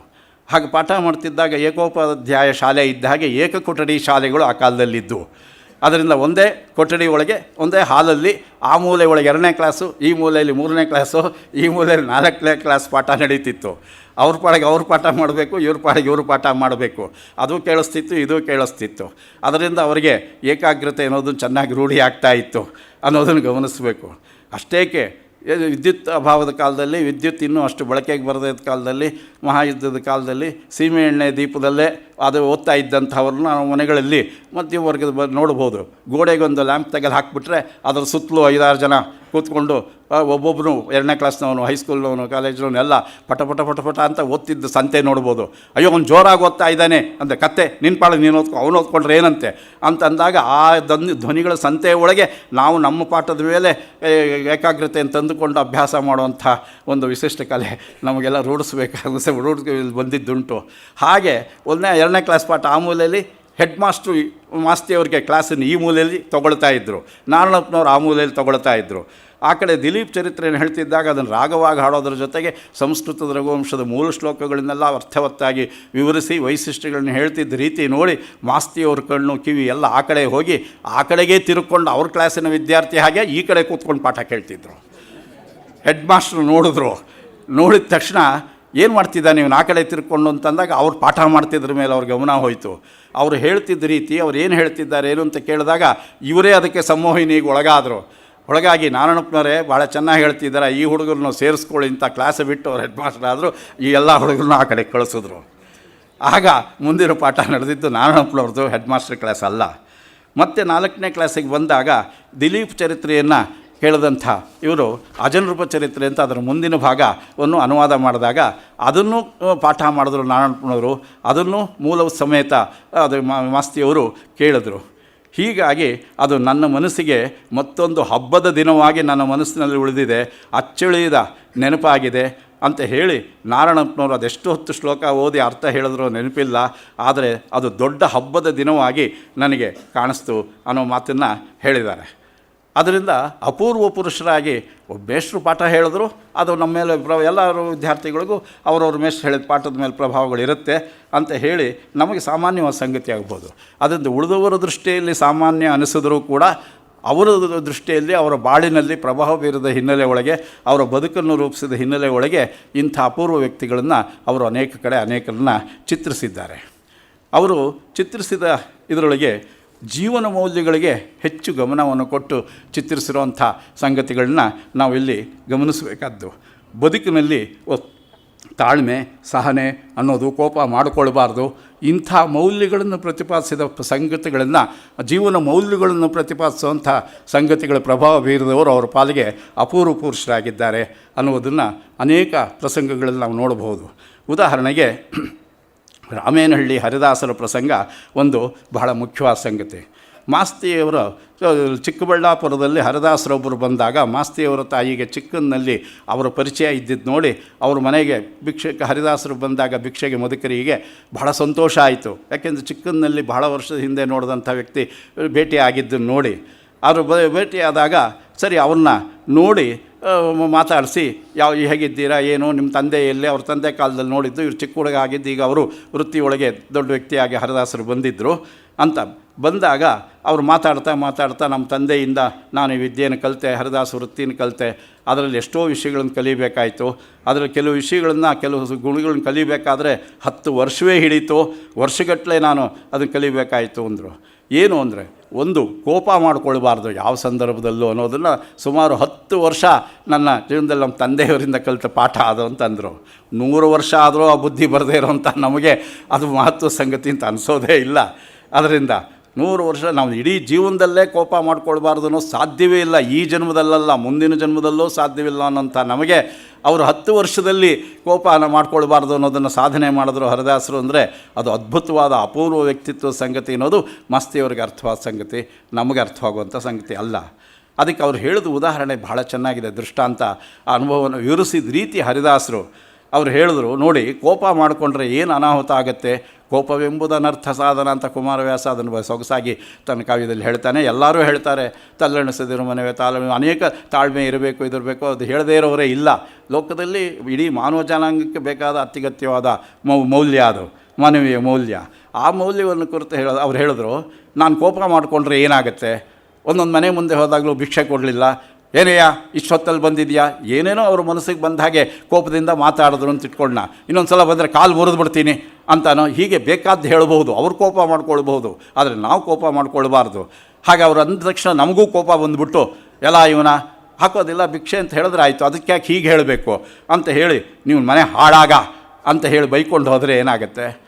ಒಂದು ರೀತಿ ಭಗವಂತ ನಮ್ಮ ಪಾಲಿಗೆ ಇದ್ದು ಓ ನೀನು ನನ್ನ ಭಕ್ತ, ನಿನ್ನ ಅಭೀಷ್ಟಗಳನ್ನೆಲ್ಲ ನೆರವೇರಿಸ್ತೇನೆ ಅಂತ ಹೇಳಿ ನನ್ನ ಮಾತು ನಿಜ ಮಾಡ್ದ ಅಂತ ಇಟ್ಕೊಳ್ಳೋಣ. ಅದರಿಂದ ಈ ಹೊತ್ತು ಒಂದು 10 ಮನೆಗೆ ದಿನಕ್ಕೆ 10-20 ಮನೆಗೆ ಹೋಗ್ತೀನಿ. 10-20 ಮನೆ ಇವನ ಮನೆ ಹಾಳಾಗ ಅಂದರೆ ಇಡೀ ಗ್ರಾಮವೇ ನೆಗೆದು ಬಿದ್ದ ಮೇಲೆ ನಾನೆಲ್ಲಿರ್ತೀನಿ? ಅದರಿಂದ ಕೋಪ ಎಂಬುದು ಇವತ್ತೆಲ್ಲ ಅಂತ ಹೇಳಿ ಅವರು ಅದನ್ನು ಹೇಳಿದೆ. ಅದರಿಂದ ಕೋಪದಿಂದ ಇರೋ ಸಾಧನೆ ಆಗುವಂಥ ಸಂಗತಿ ಇಲ್ಲ. ಇಂಟರ್ಮೀಡಿಯೇಟ್ ಕಾಲೇಜಲ್ಲಿ ಕೆ ವೆಂಕಟರಾಮಪ್ಪನವರು ಅಂತ ಬಹಳ ಅದ್ಭುತವಾದ ಉಪನ್ಯಾಸಕರಿದ್ದರು. ಕನ್ನಡದ ಒಳ್ಳೆಯ ಸಾಹಿತಿಗಳು. ಅವರ ವಾಗ್ವೈಖರಿ ಅದ್ಭುತವಾದ್ದು.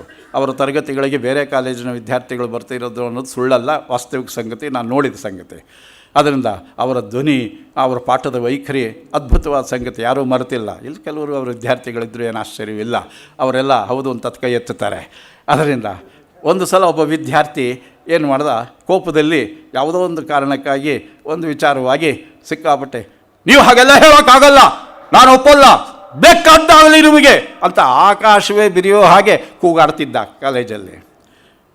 ವೆಂಕಟರಾಮಪ್ಪನವರು ತಕ್ಷಣ ಅವ್ರಿಗೊಂದೇ ಮಾತು ಹೇಳಿದ್ರು, ನೋಡಯ್ಯ, ನೀನು ಹೇಳ್ತಿರೋ ಮಾತು ನಾನು ಒಪ್ಪಲ್ಲ ಅನ್ನೋದು ಅರ್ಥ ಇದೆಯಲ್ಲ, ಅದು ನೀನು ಕತ್ತೇ ಕಿರಿಚಿದ್ರು ಅದೇ ಅರ್ಥ. ಸಾರ್ ನಾನು ಒಪ್ಪಲ್ಲ ಸಾರ್ ಅಂತ ಹೇಳಿದ್ರು ಅದೇ ಅರ್ಥ, ಏನು ವ್ಯತ್ಯಾಸ ಆಗಲ್ಲ, ಯಾಕೆ ಸುಮ್ಮನೆ ಕಂಠಶೋಷಣೆ ಮಾಡ್ಕೊಳ್ತೀಯ ಅಂತ ಮೆಲ್ಲಗೆ ಹೇಳಿದ್ರು ಅವನ ತಣ್ಣಗಾರ. ಆದ್ದರಿಂದ ಕೋಪ ಮಾಡ್ಕೊಳ್ಳೋದು ಒಳ್ಳೆಯದಲ್ಲ ಅನ್ನೋದನ್ನು ಈ ಪ್ರಸಂಗವನ್ನು ಮಾಸ್ತಿ ಇಲ್ಲಿ ಹೇಳ್ತಾರೆ. ಅದರಿಂದ ಅವರಿಗೆ ಈ ಕೋಪದ ಒಂದು ಪರಿಣಾಮ ಏನು, ದುಷ್ಪರಿಣಾಮ ಇವೆಲ್ಲ ಗೊತ್ತಿದ್ದ ಆ ಹರಿದಾಸರು ಕೋಪ ಸಂಯಮ ಮಾಡಿಕೊಂಡಿದ್ದನ್ನು ಇದು ಹೇಳಿದಾಗ ಅದು ಮಹತ್ವದ ಸಂಗತಿಯಾಗಿ ಭಾವದಲ್ಲಿ ಅವರು ಲೇಖಿಸಿದ್ದಾರೆ. ಅದರಿಂದ ಅಪೂರ್ವ ಪುರುಷರು ಅಂತಂದಾಗ ಅವರು ಅಪರೂಪಕ್ಕಿರೋರು, ಅಧಿಕಾರದಲ್ಲಿರೋರು, ಉನ್ನತವಾದವರು, ಅಸಾಧ್ಯ ಮಾಡಿದವರು, ಲಿಮ್ಕಾ ಗಿಬ್ಸನ್ ಇದರ ಬೇರೆ ದಾಖಲೆಗಳಲ್ಲಿ ಸೇರು ಅದಲ್ಲ, ಅವರ ಅಪೂರ್ವ ಪುರುಷರಲ್ಲ. ನಿಜವಾದ ಜೀವನದ ಮೌಲ್ಯಗಳನ್ನು ನಾವು ಸಾಧಿಸೋಕ್ಕೆ ಸಾಧ್ಯವಿರೋದನ್ನು ಅವರು ಸಾಧಿಸಿದ್ದಾರೆ ಅನ್ನೋದು ಮುಖ್ಯವಾದ ಸಂಗತಿ. ಮತ್ತು ಮಾನವೀಯತೆ ದೃಷ್ಟಿಯಿಂದ ಯಾರು ದೊಡ್ಡವರು ಅವರು ಅಪೂರ್ವ ಪುರುಷರು ಅನ್ನೋದು ಮಾಸ್ತಿಯವರ ಸಿದ್ಧಾಂತ. ಅದರಿಂದ ಅವರಿಗೆ ಅಂತಹ ತೀರಾ ಸಾಮಾನ್ಯದ ವ್ಯಕ್ತಿ ಆದರೂ ಮಾನವತಾ ಭಾವದಿಂದ ಅವರು ಕಂಡಂಥ ಕಾರುಣ್ಯ ಭಾವದಿಂದ ನೋಡಿದಂಥ ಲೋಕಹಿತ ದೃಷ್ಟಿಯಿಂದ ನೋಡಿದ ಸಂಗತಿಗಳು, ಪ್ರಾಣಿ ದಯೆ ದೃಷ್ಟಿಯಿಂದ ನೋಡಿದವರೆಲ್ಲ ಅವ್ರಿಗೆ ಅಪೂರ್ವ ವ್ಯಕ್ತಿಗಳಾಗೇ ಕಾಣಿಸ್ತಾರೆ. ಅಂಥವ್ರನ್ನೆಲ್ಲ ಅವರು ಚಿತ್ರಿಸಿದ್ದಾರೆ. ಅದು ನಮಗೆ ಸಾಮಾನ್ಯ ಸಂಗತಿ ಕಾಣ್ಬೋದು. ಉದಾಹರಣೆಗೆ ಆ ಹರಿದಾಸರು ಇನ್ನೊಂದು ಸಂದರ್ಭದಲ್ಲಿ ಹೇಳಿದ ಮಾತನ್ನು ನಾವು ಗಮನಿಸಬಹುದು. ಒಂದು ಮಾನ್ಯ ದಿನ ಅವರು ಬಂದಾಗ ತಮ್ಮ ಊರಿನವನು, ತಮ್ಮ ಅಭಿಮಾನದ ವ್ಯಕ್ತಿ, ತಮಗೆ ಮೆಚ್ಚುಗೆ ಆದ ವ್ಯಕ್ತಿ, ಇಂಥ ಸಂಗತಿಗಳು ಹೇಳಿದ್ಮೇಲೆ ತುಂಬ ಆತ್ಮೀಯನಾದ ಹರಿದಾಸರಾದ್ದರಿಂದ ಅವರಿಗೆ ಒಂದು ಮೊರದಲ್ಲೇ ಅಕ್ಕಿ ತಂದು ಅವ್ರ ಜೋಳಿಗೆಗೆ ಸುರಿತಿದ್ರು ಮಾಸ್ತಿಯವರ ತಾಯಿ. ಅದರಿಂದ ಮೊರದಲ್ಲಿ ಅಕ್ಕಿ ಸುರಿಯೋದು ಅನ್ನೋದು, ಮೊರದಲ್ಲಿ ಅನ್ನ ಬಳಸೋದು, ಅದರಿಂದ ಎಲ್ಲ ದೊಡ್ಡ ದೊಡ್ಡ ಸೌಟುಗಳು ಬಳಸೋದು, ಗೋದಾವರಿ ಬ್ರಾಹ್ಮಣರ ಊಟ ಇವತ್ತು ನಮಗೆ ಸಿಕ್ಕೋ ಸಂದರ್ಭ ಇಲ್ಲ, ಊಹೆಗೂ ಸಿಕ್ಕೋದಿಲ್ಲ. ಅದರಿಂದ ಅಡೆಕಟ್ಟು ಕಟ್ಟದ ಹಾಗೆ ಅನ್ನವನ್ನು, ತಪ್ಪಲೆ ಅನ್ನವನ್ನು ಸುತ್ತಲೂ ಅಡ್ಡಕಟ್ಟೆ ಕಟ್ಟಿ ಅದರ ಮಧ್ಯೆ ತಪ್ಪಲೆಗಳಲ್ಲಿದ್ದ ಸಾರು ಹುಳಿಗಳನ್ನು ಹೊಯ್ಸ್ಕೊಂಡು ಅದರಿಂದ ದೊಣ್ಣೆಗಳಲ್ಲಿ ಅಥವಾ ಕೈ ತುಂಬ ತುಪ್ಪಗಳನ್ನ ಬಟ್ಲುಗಳನ್ನೇ ಬಗ್ಗಿಸ್ಕೊಂಡು ತುಪ್ಪ ಕೊಡೋದು ಊಟ ಮಾಡೋ ಅಂಥ ಕಲ್ಪನೆಗಳು ನಮಗೆ ಪ್ಲೇಟ್ ಮಿಲ್ಸು, ಲೇಟ್ ಮಿಲ್ಸು, ಆಚೆ ಔಟ್ಸೈಡ್ ಮಿಲ್ಸ್ಗಳಲ್ಲಿ ಸಿಕ್ಕೋದಿಲ್ಲ. ಅದರಿಂದ ಆ ಕಲ್ಪನೆ ಮಾಡೋಕ್ಕೆ ಬರೋದಿಲ್ಲ. ಅಂಥ ಕಾಲದಲ್ಲಿ ಮೊರದಲ್ಲಿ ಅಕ್ಕಿ ತಂದು ಜೋಳಿಗೆ ಹಾಕಿದ ಸಂದರ್ಭದಲ್ಲಿ ಆ ಜೋಳಿಗೆ ಹಾಕಿಸ್ಕೊಂಡು ಹರಿದಾಸರು ಒಂದು 4 ಕಾಳು ಈಚೆಗೆ ಚೆಲ್ತು. ಅದರಿಂದ 4-5 ಕಾಳು ಈಚೆ ಬಿತ್ತು ಇದರಿಂದ ಜೋಳಿಗೆಯಿಂದ ಈಚೆಗೆ. ದಾಸರು ಏನು ಮಾಡಿದ್ರು, ಕೂತ್ಕೊಂಡು, ಅದು ಈಗಿರೋ ಮನೆ ಒಳಗೆ ನಡೆದ ಸಂಗತಿ, ಅದರಿಂದ ಮಾಸ್ತಿಯವ್ರ ಮನೇಲೆ. ಅದರಿಂದ ಬಂದಾಗ ಕೆಳಗೆ ಬಿದ್ದಂಥ ಆ ಹೊಲಿ ಮಧ್ಯೆ ಸಿಕ್ಕಾಕೊಂಡಿದ್ದಕ್ಕೆ ಒಂದೊಂದೇ ಕಾಳನ್ನು ಆರಿಸೋಕೆ ಹೋದರು. ಕೂತ್ಕೊಂಡು ಎಲ್ಲ ಚೆಲ್ಲಾಡಿತ್ತು, ಒಂದು ಅಲ್ಲೊಂದು ಇಲ್ಲೊಂದು ಕಾಳು ಬಿದ್ದಿತ್ತು. ಮಾಸ್ತಿಯವರು ನೋಡ್ತಾಯಿದ್ರು, ಇವ್ರಿಗೆ ಜೋಳಿಗೆ ಹಾಕಿದ್ದು ನೋಡಿದ್ದು ಇದೆಲ್ಲ. ಎಲ್ಲ ಇವರ ಒಂದು ಹಿಡಿ ಅಕ್ಕಿ ಹಾಕುವಂಥ ಕಡೆ ಒಂದು ಮೊರಾನೇ ತಂದು ಅಕ್ಕಿ ಹಾಕಿದ್ರು ಕೂಡ ಕೆಳಗೆ ಬಿದ್ದು 4 ಕಾಳನ್ನ ಆರಿಸ್ಕೊಂಡು ಕೂತಿದ್ದಲ್ಲ ಈ ಜಿಪಣಾಗಿರಿಸ ಚಕ್ರವರ್ತಿ, ಅದನ್ನೂ ಬಿಡ್ತಿಲ್ವಲ್ಲ. ಅದರಿಂದ ಕಾಗಿ ಇಕ್ಕಲಾರದ ಕೈ ಎಂಜಲು ಹೋಗೋ ದಾಸಯ್ಯ ಅಂದ ಹಾಗೆ ಅದರೊಳಗೆ ಅಂತ ಹೇಳಿ ಇವು ಮಾಸ್ತಿಯವ್ರಿಗೆ ಯೋಚಿಸ್ತಾಯಿದ್ರು. ಅದನ್ನು ಇವ್ರಿಗೂ ಕುತೂಹಲಾಗಿ, ಅಯ್ಯೋ ಬಿಡಿ ದಾಸರೇ ಅದನ್ನೇ 4 ಕಾಳು ಆರಿಸೋದು ಅಂತ ಆಕೆಯನ್ನು ಹೇಳಿದ್ರು. ಹೇಳಿದಾಗ ಅವ್ರು ಹೇಳಿದ ಮಾತು ಬಹಳ ಮಹತ್ವದ ಸಂಗತಿ. ನೋಡಿ ತಾಯಿ, ನಾನು ಈ 4 ಕಾಳು ಬೇಕು ಅಂತ ಆರಿಸ್ತಿಲ್ಲ, ನಾನು ಈ ಕಾಳನ್ನು ಆರಿಸದೇ ಇದ್ದರೆ ಆಗ ಇರುವೆಗಳು ಬರುತ್ತೆ ಅದನ್ನು ತಿನ್ನೋದಕ್ಕೆ. ಇದು ಓಡಾಡೋ ದಾರಿ, ಆ ದಾರಿ ಒಳಗೆ ಓಡಾಡೋರು ತುಳಿದ್ರೆ ಆ ಇರುವೆಗಳು ಸಾಯುತ್ತೆ. ಆದರೆ ಹಿಂಸೆಗೆ ನಾನು ಕಾರಣ ಆಗ್ತೀನಿ, ಅದ್ರ ಜೀವ ತೆಗೆದಿದ್ದಕ್ಕೆ ಆ ಪಾಪ ನನ್ನ ಸುತ್ತಕೊಳ್ಳುತ್ತೆ. ಅದಕ್ಕೋಸ್ಕರ ಆ ಕಾಳನ್ನು ತೆಗೆದು ಹಾಕ್ತಾಯಿದ್ದೀನಿ, ನಾನು ತಗೊಳಕ್ಕಲ್ಲ ಅಂತ ಹೇಳಿದ್ರು. ಈ ಮಾನವೀಯ ದೃಶ್ಯಗಳು ಕಂಡಾಗ ಆ ಹರಿದಾಸರು ಅಪೂರ್ವ ವ್ಯಕ್ತಿಗಳಾಗಿ ಮಾಸ್ತಿಯವರು ಕಾಣಿಸ್ತಿದ್ದಾರೆ. ಯಾಕೆ ಕಾಣಿಸ್ತಾರೆ ಅನ್ನೋದನ್ನು ನಾವಿಲ್ಲಿ ಗಮನಿಸಬೇಕು. ಹೀಗೆ ಅವರು ಪುಟ್ಟ ಪುಟ್ಟ ಚಿತ್ರಗಳನ್ನೆಲ್ಲ ಕೊಡ್ತಾರೆ. ಒಂದೊಂದು ಸಣ್ಣ ಸಣ್ಣ ವಿಷಯ 4 ಮಾತಲ್ಲಿ ಹೇಳಿದಾಗಲೇ ಅದ್ಭುತವಾದ ಜೀವನ ಮೌಲ್ಯಗಳನ್ನು ಪ್ರತಿಪಾದಿಸೋದು ಅವರ ಅಪೂರ್ವ ಪುರುಷ ಚಿತ್ರಣದಲ್ಲಿ ನಾವು ನೋಡ್ತೇವೆ. ಆ ಪುಟ್ಟ ಪುಟ್ಟ ಚಿತ್ರಗಳು ಸಣ್ಣ ಸಣ್ಣ ಕುಸರಿ ಕೆಲಸಗಳಿದ್ದ ಹಾಗೆ. ಒಂದು ಗೊಮ್ಮಟೇಶ್ವರನ ಹಾಗೆ ದೊಡ್ಡ ವಿಗ್ರಹವನ್ನು ಕೆತ್ತಿ ಜಗದ್ವಿಖ್ಯಾತವಾದ ಮೂರ್ತಿಯೊಳಗೂ ನಮ್ಮ ಶಿಲ್ಪಕಲಾ ಸೌಂದರ್ಯ ಪ್ರತಿಭೆಯನ್ನು ತೋರಿಸೋಕೆ ಸಾಧ್ಯವಿದೆ. ಆದರೆ ಹಾಗೆ ಅಂಗೈ ಅಗಲದ ಸಣ್ಣ ಸಣ್ಣ ದಂತದ ವಿಗ್ರಹದ ಕೆತ್ತನೆ ಒಳಗೆ ಸಾಗರ ಗುಡಿಕಾರರೂ ಕೂಡ ಆ ಕೌಶಲ್ಯವನ್ನು ತೋರಿಸೋದೇನು ಕಡಿಮೆಯಾದ ಸಂಗತಿ ಅಲ್ಲ. ಹಾಗೆ ಬೃಹತ್ ಕಾದಂಬರಿಗಳನ್ನಾಗಲಿ ಕಥೆಗಳನ್ನಾಗಲಿ ಇದನ್ನಾಗಲಿ ಎಲ್ಲ ಬರೆದು ಅದರೊಳಗೂ ತಮ್ಮ ಕೌಶಲ್ಯವನ್ನು ತೋರಿಸೋದು ಮಾಸ್ತಿಯವರು ಈ ಸಣ್ಣ ಸಣ್ಣ 1 ಪ್ಯಾರ 2 ಪ್ಯಾರ 4 ಸೆಂಟೆನ್ಸ್ 6 ಸೆಂಟೆನ್ಸ್ 10 ಸೆಂಟೆನ್ಸ್ಗಳಲ್ಲೇ ತಮ್ಮ ಅದ್ಭುತವಾದ ಕೌಶಲ್ಯವನ್ನು ತೋರಿಸಿ ಅಪೂರ್ವ ಪುರುಷರನ್ನು ಚಿತ್ರಿಸಿರುವಂಥದ್ದನ್ನು ಅವರ ಕೃತಿಗಳಲ್ಲಿ ನೋಡಬಹುದು. ಉದಾಹರಣೆಗೆ ಅವರು ವಾರಾನ್ನ ಮಾಡಿಕೊಂಡು ಮೈಸೂರಲ್ಲಿದ್ದ ಕಾಲದಲ್ಲಿ ಹಲವರು ಮನೆಗಳಿಗೆ ವಾರಾನ್ನಕ್ಕೆ ಹೋಗ್ತಾಯಿದ್ರು.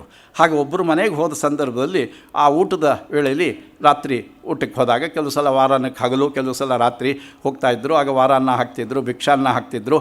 ಒಟ್ಟಿನಲ್ಲಿ ತಮಗಿರಲಿ ಇಲ್ಲದೇ ಇರಲಿ ಇನ್ನೊಬ್ರಿಗೆ ಅನ್ನ ಹಾಕ್ತಿದ್ರು. ಈಗ ತಮಗಿರಲಿ ಇಲ್ಲದೇ ಇರಲಿ ಇನ್ನೊಬ್ರಿಗೆ ಅನ್ನ ಹಾಕ್ತಾರೆ, ಅಷ್ಟೇ ವ್ಯತ್ಯಾಸ. ಆದ್ದರಿಂದ ಆಗ ಅನ್ನ ಹಾಕ್ತಿದ್ದಾಗ ಎಷ್ಟರ ಮಟ್ಟಿಗೆ ಅಂದರೆ ತಮಗಿರಲಿ ಇಲ್ಲದೇ ಇರಲಿ ವಾರಾನ್ನದವನಿಗೆ ಭಿಕ್ಷಾನ್ನದವನಿಗೆ ಅನ್ನ ತಪ್ಪಿಸ್ತಿರಲಿಲ್ಲ. ಅವನಿಗೆ ತೆಗೆದಿಟ್ಟು ಆಮೇಲೆ ಊಟ ಮಾಡ್ತಿದ್ರು. ಪರಹಿತ ಅನ್ನೋದು ಸ್ವಹಿತಕ್ಕಿಂತ ದೊಡ್ಡದು ಜೀವನದ ಉದ್ದಕ್ಕೂ ಅನ್ನೋದನ್ನು ಗಮನಿಸಬೇಕು. ಹಾಗೆ ಇನ್ನೊಬ್ಬರಿಗಾಗಿ ಮೀಸಲಿಟ್ಟು ಇದ್ದದ್ರಲ್ಲಿ ತೇನ ತೆಕ್ತೇನ ಭುಂಜೀತ ತತ್ವವನ್ನು ಯಾವ ಉಪನಿಷತ್ತಿಗೆ ಓದಬೇಕಾದ್ದೇ ಇಲ್ಲ. ಜೀವನದಲ್ಲಿ ಅಳವಡಿಸ್ಕೊಂಡು ಜನಗಳನ್ನ ಹಿಂದಿನ ತಲೆಮಾರುಗಳಲ್ಲಿ ನಾವು ನೋಡ್ಬೋದು. ನನಗೊಂದು ಪ್ರಸಂಗ ಜ್ಞಾಪಕ ಬರುತ್ತೆ. ಅನ್ನ ತೆಗೆದಿಟ್ಟರು ಅಂತಂದಾಗ ಪೂತಿ ನರಸಿಂಹಾಚಾರ್ಯರು ಬೆಂಗಳೂರಲ್ಲಿ ಜಯನಗರದಲ್ಲಿದ್ದಾಗ ನಡೆದ ಘಟನೆ. ಅದರೊಳಗೆ ಹಾಮಾನಾಯಕರು ಅವರ ಸ್ನೇಹಿತರು ಇವರೆಲ್ಲ ರವೀಂದ್ರ ಕಲಾಕ್ಷೇತ್ರದ ಕಾರ್ಯಕ್ರಮಕ್ಕೆ ಬಂದರು. ಹಾಗೆ ಬಂದಾಗ ರಾತ್ರಿ 9:30 10 ಗಂಟೆ ಮೇಲಾಗೋಯ್ತು. ಅಲ್ಲಿ ಕಾರ್ಯಕ್ರಮ ತಡವಾಗಿ ಮುಗಿದು ಅವರು ಇರಲೇಬೇಕಾದ ಪ್ರಸಂಗ ಇದ್ದು ಒಂದು ವ್ಯಾನ್ ಮಾಡಿಕೊಂಡು ಮೈಸೂರಿಂದ ಬಂದಿದ್ದರು. ಸುಜನಾ, ಅಹಮಾನ, ಮುನ್ಸಿಪಿಕೆ ಮೊದಲಾದ ಕೆಲವು ಮಿತ್ರರು 5-6 ಜನ ಬಂದಾಗ ಇಷ್ಟೊತ್ತಾಯಿತು, ಹೇಗಿದ್ರು ನಮ್ಮದೇ ವೆಹಿಕಲ್ ಇದೆ, ಎಷ್ಟೊತ್ತಿಗೆ ಹೋದರೂ ಆಯಿತು, ಹೋಗೋದೇ ಲೇಟ್ ಆಗಿದೆ, ಪೂರ್ತಿ ನಾವು ನೋಡ್ಕೊಂಡು ಹೋಗ್ಬೋಣ ಅಂತ ಸುಜನಾ ಅಂದರು. ಅವರು ಪರಮ ಭಕ್ತರು. ಅದರಿಂದ ಆಯಿತು ಅದಕ್ಕೇನಂತೆ ಅಂತ ಎಲ್ಲರೂ ಅಂದರು. ಆದ್ದರಿಂದ ಹಾಗೆ ಪುತಿನವ್ರಿಗೆ ಫೋನ್ ಮಾಡಿದ್ರು, ಬರ್ತೀವಿ ಅಂತ. 9:10 ಗಂಟೆ ಆಯಿತು, ಬನ್ನಿ, ಬಹಳ ಸಂತೋಷ ಅಂದರು ಪುತಿನವರು. ಮನೆಗೆ ಬರುವಾಗ ಆಗೇನಾಯಿತು, ಅವ್ರ ಮನೆಯೊಳಗೆ ಎಲ್ಲರೂ ಊಟಕ್ಕೆ ಕೂತಿದ್ರು, ತಟ್ಟೆಗಳನ್ನ ಇಟ್ಕೊಂಡು ಬಡಿಸ್ತಾ ಇದ್ದರು. ಇನ್ನೂ ಯಾರೂ ಊಟ ಶುರು ಮಾಡಿರಲಿಲ್ಲ, ಬಡಿಸೋದಕ್ಕೆ ಪ್ರಾರಂಭ ಮಾಡಿದ್ರು ಅವರು. ಅವರೇನು ಮಾಡಿದ್ರು, ಬರ್ತೀನಿ ಅಂದ ತಕ್ಷಣ ಮಾಸ್ತಿ ಪೂತಿನವರು ಎಲ್ಲರೂ ಊಟ ಮಾಡಬೇಡಿ, ಯಾರೋ ಕೈ ಹಾಕಬೇಡಿ, ನಿಲ್ಲಿಸಿ ತಟ್ಟೆಗಳಿಗೆ ಅಂತ ಎಲ್ಲರೂ ಹೇಳಿಸಿ ಇದನ್ನೆಲ್ಲ ಅನ್ನ ಬಳಸಿದ್ದು ವಜ್ರಗಳನ್ನೆಲ್ಲ ತೆಗೆದು ಪಾತ್ರೆಗೆ ಹಾಕಿಸಿ ತಿರುಗಿ ಇನ್ನಷ್ಟು ಅಡುಗೆ ಮಾಡಿಸಿ ಅವ್ರು ಬರೋ ಅಷ್ಟರೊಳಗೇ ಅವ್ರಿಗೆ ಊಟ ರೆಡಿ ಮಾಡಿ, ನಾವೊಂದು ಯಾರ್ಯಾರು ಬರ್ತಿದ್ದೀರಾ ನೀವು ಅಂತ ಕೇಳಿದ್ರು. 8 ಜನ ನಾವು ಬರ್ತಿದ್ದೀವಿ, ವ್ಯಾನ್ ಮಾಡ್ಕೊಂಡು ಬಂದಿದ್ದೀವಿ ಅಂತ ಅವ್ರು ಹೇಳಿದರು. ಆದರೆ 8 ಜನಕ್ಕೆ ಊಟಕ್ಕೆ ಅಷ್ಟರಲ್ಲೇ ಅವ್ರು ಬರೋ ಅಷ್ಟರೊಳಗೆ ರವೀಂದ್ರ ಕಲಾಕ್ಷೇತ್ರದಿಂದ ಜಯನಗರ ಬರೋ ಅಷ್ಟರೊಳಗೆ ವ್ಯವಸ್ಥೆ ಮಾಡಿದರು. ಅವರಿಗೆಲ್ಲ ಊಟ ಹಾಕಿದ ಮೇಲೆ ಅವ್ರು ಹೋದ ಮೇಲೆ ಮತ್ತೆ ಅಡುಗೆ ಮಾಡಿ ರಾತ್ರಿ 1 ಗಂಟೆಗೆ ಊಟ ಮಾಡಿದ್ರು. ಮಾರನೇ ದಿನ ಬೆಳಗ್ಗೆ ನಾನು ಅವ್ರನ್ನ ಭೇಟಿ ಮಾಡಿದ್ದೆ. ಬೆಳಗ್ಗೆ ಹೊತ್ತು ಅವರು ವಾಕಿಂಗ್ ಹೋಗ್ತಿದ್ರು. ಅಲ್ಲೇ ಒಂದೊಂದು ಸಲ ಪ್ರಭುಶಂಕರು ಏನು ಮೂರ್ತಿರ ಅವ್ರ ಜೊತೆಯಲ್ಲಿ ಹೋಗ್ತಿದ್ರು, ಇಲ್ಲದ್ರೆ ಹಾಗೆ ಅವರು ಹೋಗ್ತಿದ್ರು. ಹೋಗಿ ಶಾಲಿನಿ ಹೋಟ್ಲ್ ಕಡೆಯಿಂದ ಆ ಕಡೆ ಹೋಗಿ ಈ ಕಡೆ ಅಲ್ಲೊಂದು ಪೇಪರ್ ತೊಗೊಂಡು ಅವರು ಬರ್ತಿದ್ರು. ಆ ಸಂದರ್ಭದಲ್ಲಿ ಭೇಟಿ ಮಾಡ್ತಿದ್ದೆ. ಅವರು ಬಂದಾಗ ಹೇಳಿದ್ರು, ಅಶ್ವತ್ಥನಾರಾಯಣ್, ನಿನ್ನೆ ಎಂಥ ಸೌಭಾಗ್ಯದ ದಿನ, ಎಂಥ ಸಂತೋಷದ ದಿನ ಅಂತ ಅದನ್ನು ವರ್ಣಿಸ್ತಿದ್ರು. ನೋಡಿ ಅಷ್ಟೊತ್ತಲ್ಲಿ ಅವರು ಫೋನ್ ಮಾಡಿದ್ರು, ಆ ದೈವ ಪ್ರೇರಣೆ, ದೈವ ಅನುಗ್ರಹ ನನಗಿತ್ತು. ಇನ್ನೊಂದು 5 ನಿಮಿಷ ಆಗಿದ್ರೆ ಎಲ್ಲರೂ ಊಟಕ್ಕೆ ಕೈ ಹಾಕ್ಬಿಟ್ಟು ಊಟ ಮಾಡಿಬಿಡ್ತಿದ್ರು. ಎಂಥ ಅನಾಹುತ ಆಗಿಬಿಡ್ತಿತ್ತು, ಬಂದವ್ರಿಗೆ ಊಟ ಹಾಕೋಕ್ಕಾಗ್ತಿರ್ಲಿಲ್ಲ, ಅಡುಗೆ ಮಾಡೋದಕ್ಕೆ ಆಗಲೇ ಲೇಟ್ ಆಗಿತ್ತು, ಅವ್ರು ಕಾಯೋ ಹಾಗಿರಲಿಲ್ಲ, ಕಾಯಿಸಿದ್ರೆ ಅವ್ರ ಹಸಿವು ಜಾಸ್ತಿ ಆಗಿಬಿಡ್ತಿತ್ತು, ಇದಾಗಿತ್ತು. ಆ ಭಗವಂತನ ದಯೆ, ಸದ್ಯ ಯಾರೂ ಊಟ ಮಾಡಿರಲಿಲ್ಲ, ಎಲ್ಲ ಊಟ ಸೇರಿಸಿ ಇನ್ನೊಂದಷ್ಟು ಮಾಡಿ ಹಾಕಿದೆ. ಎಂಥ ಪರಮಾನಂದದ ದಿನ ಅಂತ ಅವ್ರು ಪಟ್ಟು ಸಂತೋಷ ಆನಂದ ನೋಡಿದಾಗ ಅತಿಥಿ ದೇವೋಭವ ಅನ್ನೋ ಮಾತಿನ ಮೌಲ್ಯನ ಅವರು ಹೇಗೆ ನಿತ್ಯ ಜೀವನದಲ್ಲಿ ಸಾಧಾರಣದ ಬದುಕಿನ ಒಳಗೆ ಸಚ್ಚರಿಸೋದನ್ನು ನನಗೆ ಅವರು ಹೇಳಿದ ಮಾತು ಇವತ್ತಿಗೂ ಕಣ್ಣಿಗೆ ಕಟ್ಟದಂತಿದೆ. ಹೀಗೊಂದು ಸಣ್ಣ ಘಟನೆ, ಅವರು ಅಷ್ಟೇ ವಿಷಯ ಹೇಳಿದ್ದು, ಆದರೆ ಎಂಥ ಅಪೂರ್ವ ವ್ಯಕ್ತಿ ಇಲ್ಲ ನಾವು ಅದು ಘಟನೆಯಲ್ಲಿ ನೋಡ್ತೀವಿ. ಹಾಗೆ ಮಾಸ್ತಿಯವರು ಅಂಥ ಅನುಭವಗಳನ್ನು ಬೇಕಾದಷ್ಟು ಪಡೆದಿದ್ದಾರೆ. ಅದರಿಂದ ಅವರು ಮನೆ ವಾರಾನ್ನಕ್ಕೆ ಹೋಗ್ತಿದ್ದ ಮನೆ ಒಳಗಡೆ ಇವರು ಹೋದಾಗ ತಡವಾಗಿ ಅಲ್ಲಿ ಅವತ್ತು ಬೆಳದಿಂಗಳು ಹುಣ್ಣಿಮೆ ರಾತ್ರಿ, ಆ ಬೆಳದಿಂಗಳ ರಾತ್ರಿಯಲ್ಲಿ ಅವ್ರ ಮನೇಲಿದ್ದ ತಾಯಿ ಮಕ್ಕಳನ್ನೆಲ್ಲ ಬೆಳದಿಂಗಳಲ್ಲಿ ಹಿಂದ್ಗಡೆ ಹಿತ್ತಲಲ್ಲಿ ಬೆಳದಿಂಗಳ ಮರದ ಬುಡದಲ್ಲಿ ಕೂಡಿಸ್ಕೊಂಡು ಊಟ ಕೈ ತುತ್ತು ಹಾಕ್ತಾ ಇದ್ದ. ಅದೆಲ್ಲ ಇವತ್ತು ಕಲ್ಪನೆಯ ಸಂಗತಿ. ಹಳೆ ಹಾಗಂತ ಹೌದೇ, ಬೆಳದಿಂಗಳು ಅಂತ ಇದೆಯೇ, ಬಿಸಿಲು ಮಚ್ಚಿದೆಯೇ, ಕೈ ತುತ್ತು ಹಾಕ್ತಾರಿಯೇ, ಅಮ್ಮ ಅನ್ನೋಳು ಇದ್ದಾಳೆ ಅಂತ ಕೇಳೋ ಕಾಲ. ಯಾಕೆಂದರೆ ಅಮ್ಮ ಯಾವುದೋ ವೃದ್ಧಾಶ್ರಮ ಸೇರಿಬಿಟ್ಟಿರ್ತಾಳೆ, ನೋಡೇ ಇರಲ್ವಲ್ಲ. ಅದನ್ನು ಅಮ್ಮನಿಗೆ ಊಟವಿಲ್ಲದಿದ್ದಾಗ ಅಮ್ಮ ಊಟ ಹಾಕೋದು ಎಲ್ಲಿ ಬಂತು? ಹಾಗಾಗಿ ಆ ಮಾತುಗಳು ಇವತ್ತು ಅರ್ಥವಾಗೋದು ಕಷ್ಟ. ಅದರಿಂದ ಬೆಳದಿಂಗಳು ರಾತ್ರಿ ಊಟ ಹಾಕ್ತಿದ್ದ ಸಂದರ್ಭದಲ್ಲಿ ಮಕ್ಕಳಿಗೆ ಹಲವಾರು ಮಕ್ಕಳಿದ್ದಂಥ ಇವರು ಹೋದರು. ಇವರು ಹೋದ ತಕ್ಷಣ ಅಯ್ಯೋ ನಾನು ಊಟ ಆಗೋಯ್ತೋ ಏನಾಯಿತು ಅಂತ ಅಂದ್ಕೊಂಡು ಬಾಗಿಲಲ್ಲೇ ನಿಂತಿದ್ದರು. ಅವ್ರ ಆಕೆ ತಾಯಿ ಏನು ಮಾಡಿದ್ರು, ಅವ್ರ ಅಕ್ಕನಿಗೆ ಹೇಳಿ ಒಳಗೆ ಕರಿಯಪ್ಪ ಅವ್ರನ್ನೂ ಕರಿ ಜೊತೆಗೆ ಅಂತ ಹಿಂದ್ಗಡೆಯಿಂದ ಹೇಳಿ ಕಳಿಸಿದ್ರು. ಅಯ್ಯೋ ವಾರಾನ್ನೊಳಗೆ ಅಲ್ಲೇ ಹಾಕಿದ್ರಾಯ್ತು, ಬೆಳದಿಂಗಳು ಊಟಕ್ಕೆ ನಮ್ಮ ಮಕ್ಕಳ ಜೊತೆಗೆ ಅವ್ರು ಯಾಕೆ ಅಂತ ಆಕೆ ವ್ಯಕ್ತಪಡಿಸಿದಾಗ, ಹಾಗಲ್ಲ, ಮಕ್ಕಳ ಜೊತೆಲಿ ಮಕ್ಕಳು ಊಟ ಮಾಡಬೇಕು, ಅವನು ಹುಡುಗ, ನಾವಿರು ಹುಡುಗರೆ ಅಂದ್ಬಿಟ್ಟು ಅವ್ರನ್ನ ಒಳಗೆ ಕರೆದು ಉಳಿದವ್ರ ಜೊತೆಲಿ ಕೂಡ ಕೈ ತುತ್ತು ಹಾಕಿ ಆ ಬೆಳದಿಂಗಳು ಊಟದ ಸೌಭಾಗ್ಯ ಮಾಸ್ತಿ ಅವ್ರಿಗೆ ಸಿಕ್ತು. ಅದನ್ನು ಅವರು ಹೇಳ್ತಾರೆ, ಆ ಒಂದು ಅನುಭವ ನಾನು ಇವತ್ತಿಗೂ ಜೀವನದಲ್ಲಿ ಮರೆತಿಲ್ಲ ಅಂತ ಹೇಳಿ. ಅದರಿಂದ ಜೀವನದ ಮೌಲ್ಯಗಳನ್ನು ಊಟ ದೊಡ್ಡದಲ್ಲ, ಕೈತುತ್ತಿನ ಊಟ ದೊಡ್ಡದಲ್ಲ, ಬೆಳದಿಂಗಳು ದೊಡ್ಡದಲ್ಲ. ಆದರೆ ವಾರಾನ್ನದ ಒಬ್ಬ ಹುಡುಗ, ಹೊರಗಿನ ಮನೆ ಹುಡುಗ ತನ್ನ ಮಕ್ಕಳಿಗೆ ಸಮಾನವಾಗಿ ಪರಿಗಣಿಸಿ ತನ್ನ ಜೊತೆಯಲ್ಲಿ ಊಟಕ್ಕೆ ಕರೆದು ಹಾಕಿದ ಕೈತುತ್ತು ಪ್ರೀತಿ, ವಿಶ್ವಾಸ, ಆತ್ಮೀಯತೆ, ಅಂತಃಕರಣ, ಆ ವಾತ್ಸಲ್ಯ ಭಾವ ಹೇಗಿತ್ತು ಅನ್ನೋದನ್ನು ಅವರು ಮರೆಯದೇ ಇರುವಂಥ ಸಂಗತಿನ ಅವರು ಚಿತ್ರಿಸ್ತಾರೆ. ಅದರಿಂದ ಇಂಥ ಅಪೂರ್ವ ಸಂಗತಿಗಳು ಏನಾಗುತ್ತೆ, ಅವರು ಅಪೂರ್ವ ಪುರುಷರು. ಯಾಕೆಂದರೆ ಮಾಸ್ತಿಯವ್ರ ಪಾಲಿಗಷ್ಟೇ ಆದರ್ಶದ ವ್ಯಕ್ತಿಗಳಾಗಿ, ಆನಂದದ ವ್ಯಕ್ತಿಗಳಾಗಿ, ಅದ್ಭುತ ವ್ಯಕ್ತಿಗಳಾಗಿ ಕಾಣಿಸುವಂಥವರಲ್ಲ. ಅಯ್ಯೋ ನಾವು ವಾರಾನ್ಯಕ್ಕೆ ಹೋಗಿ ಅಂಥ ಕೈತುತ್ತು ಬೆಳದಿಂಗಳು ತಿಂದರೆ ಎಷ್ಟು ಚೆನ್ನಾಗಿತ್ತು ಅಂತ ಇವತ್ತಿಗೂ ನಮ್ಗೆ ಅನಿಸುತ್ತೆ. ಆದ್ದರಿಂದಲೇ ಅವರು ಅಪೂರ್ವ ವ್ಯಕ್ತಿಗಳಾಗಿದ್ದಾರೆ ಅನ್ನೋದನ್ನು ನಾವಿಲ್ಲಿ ಗಮನಿಸಬೇಕು.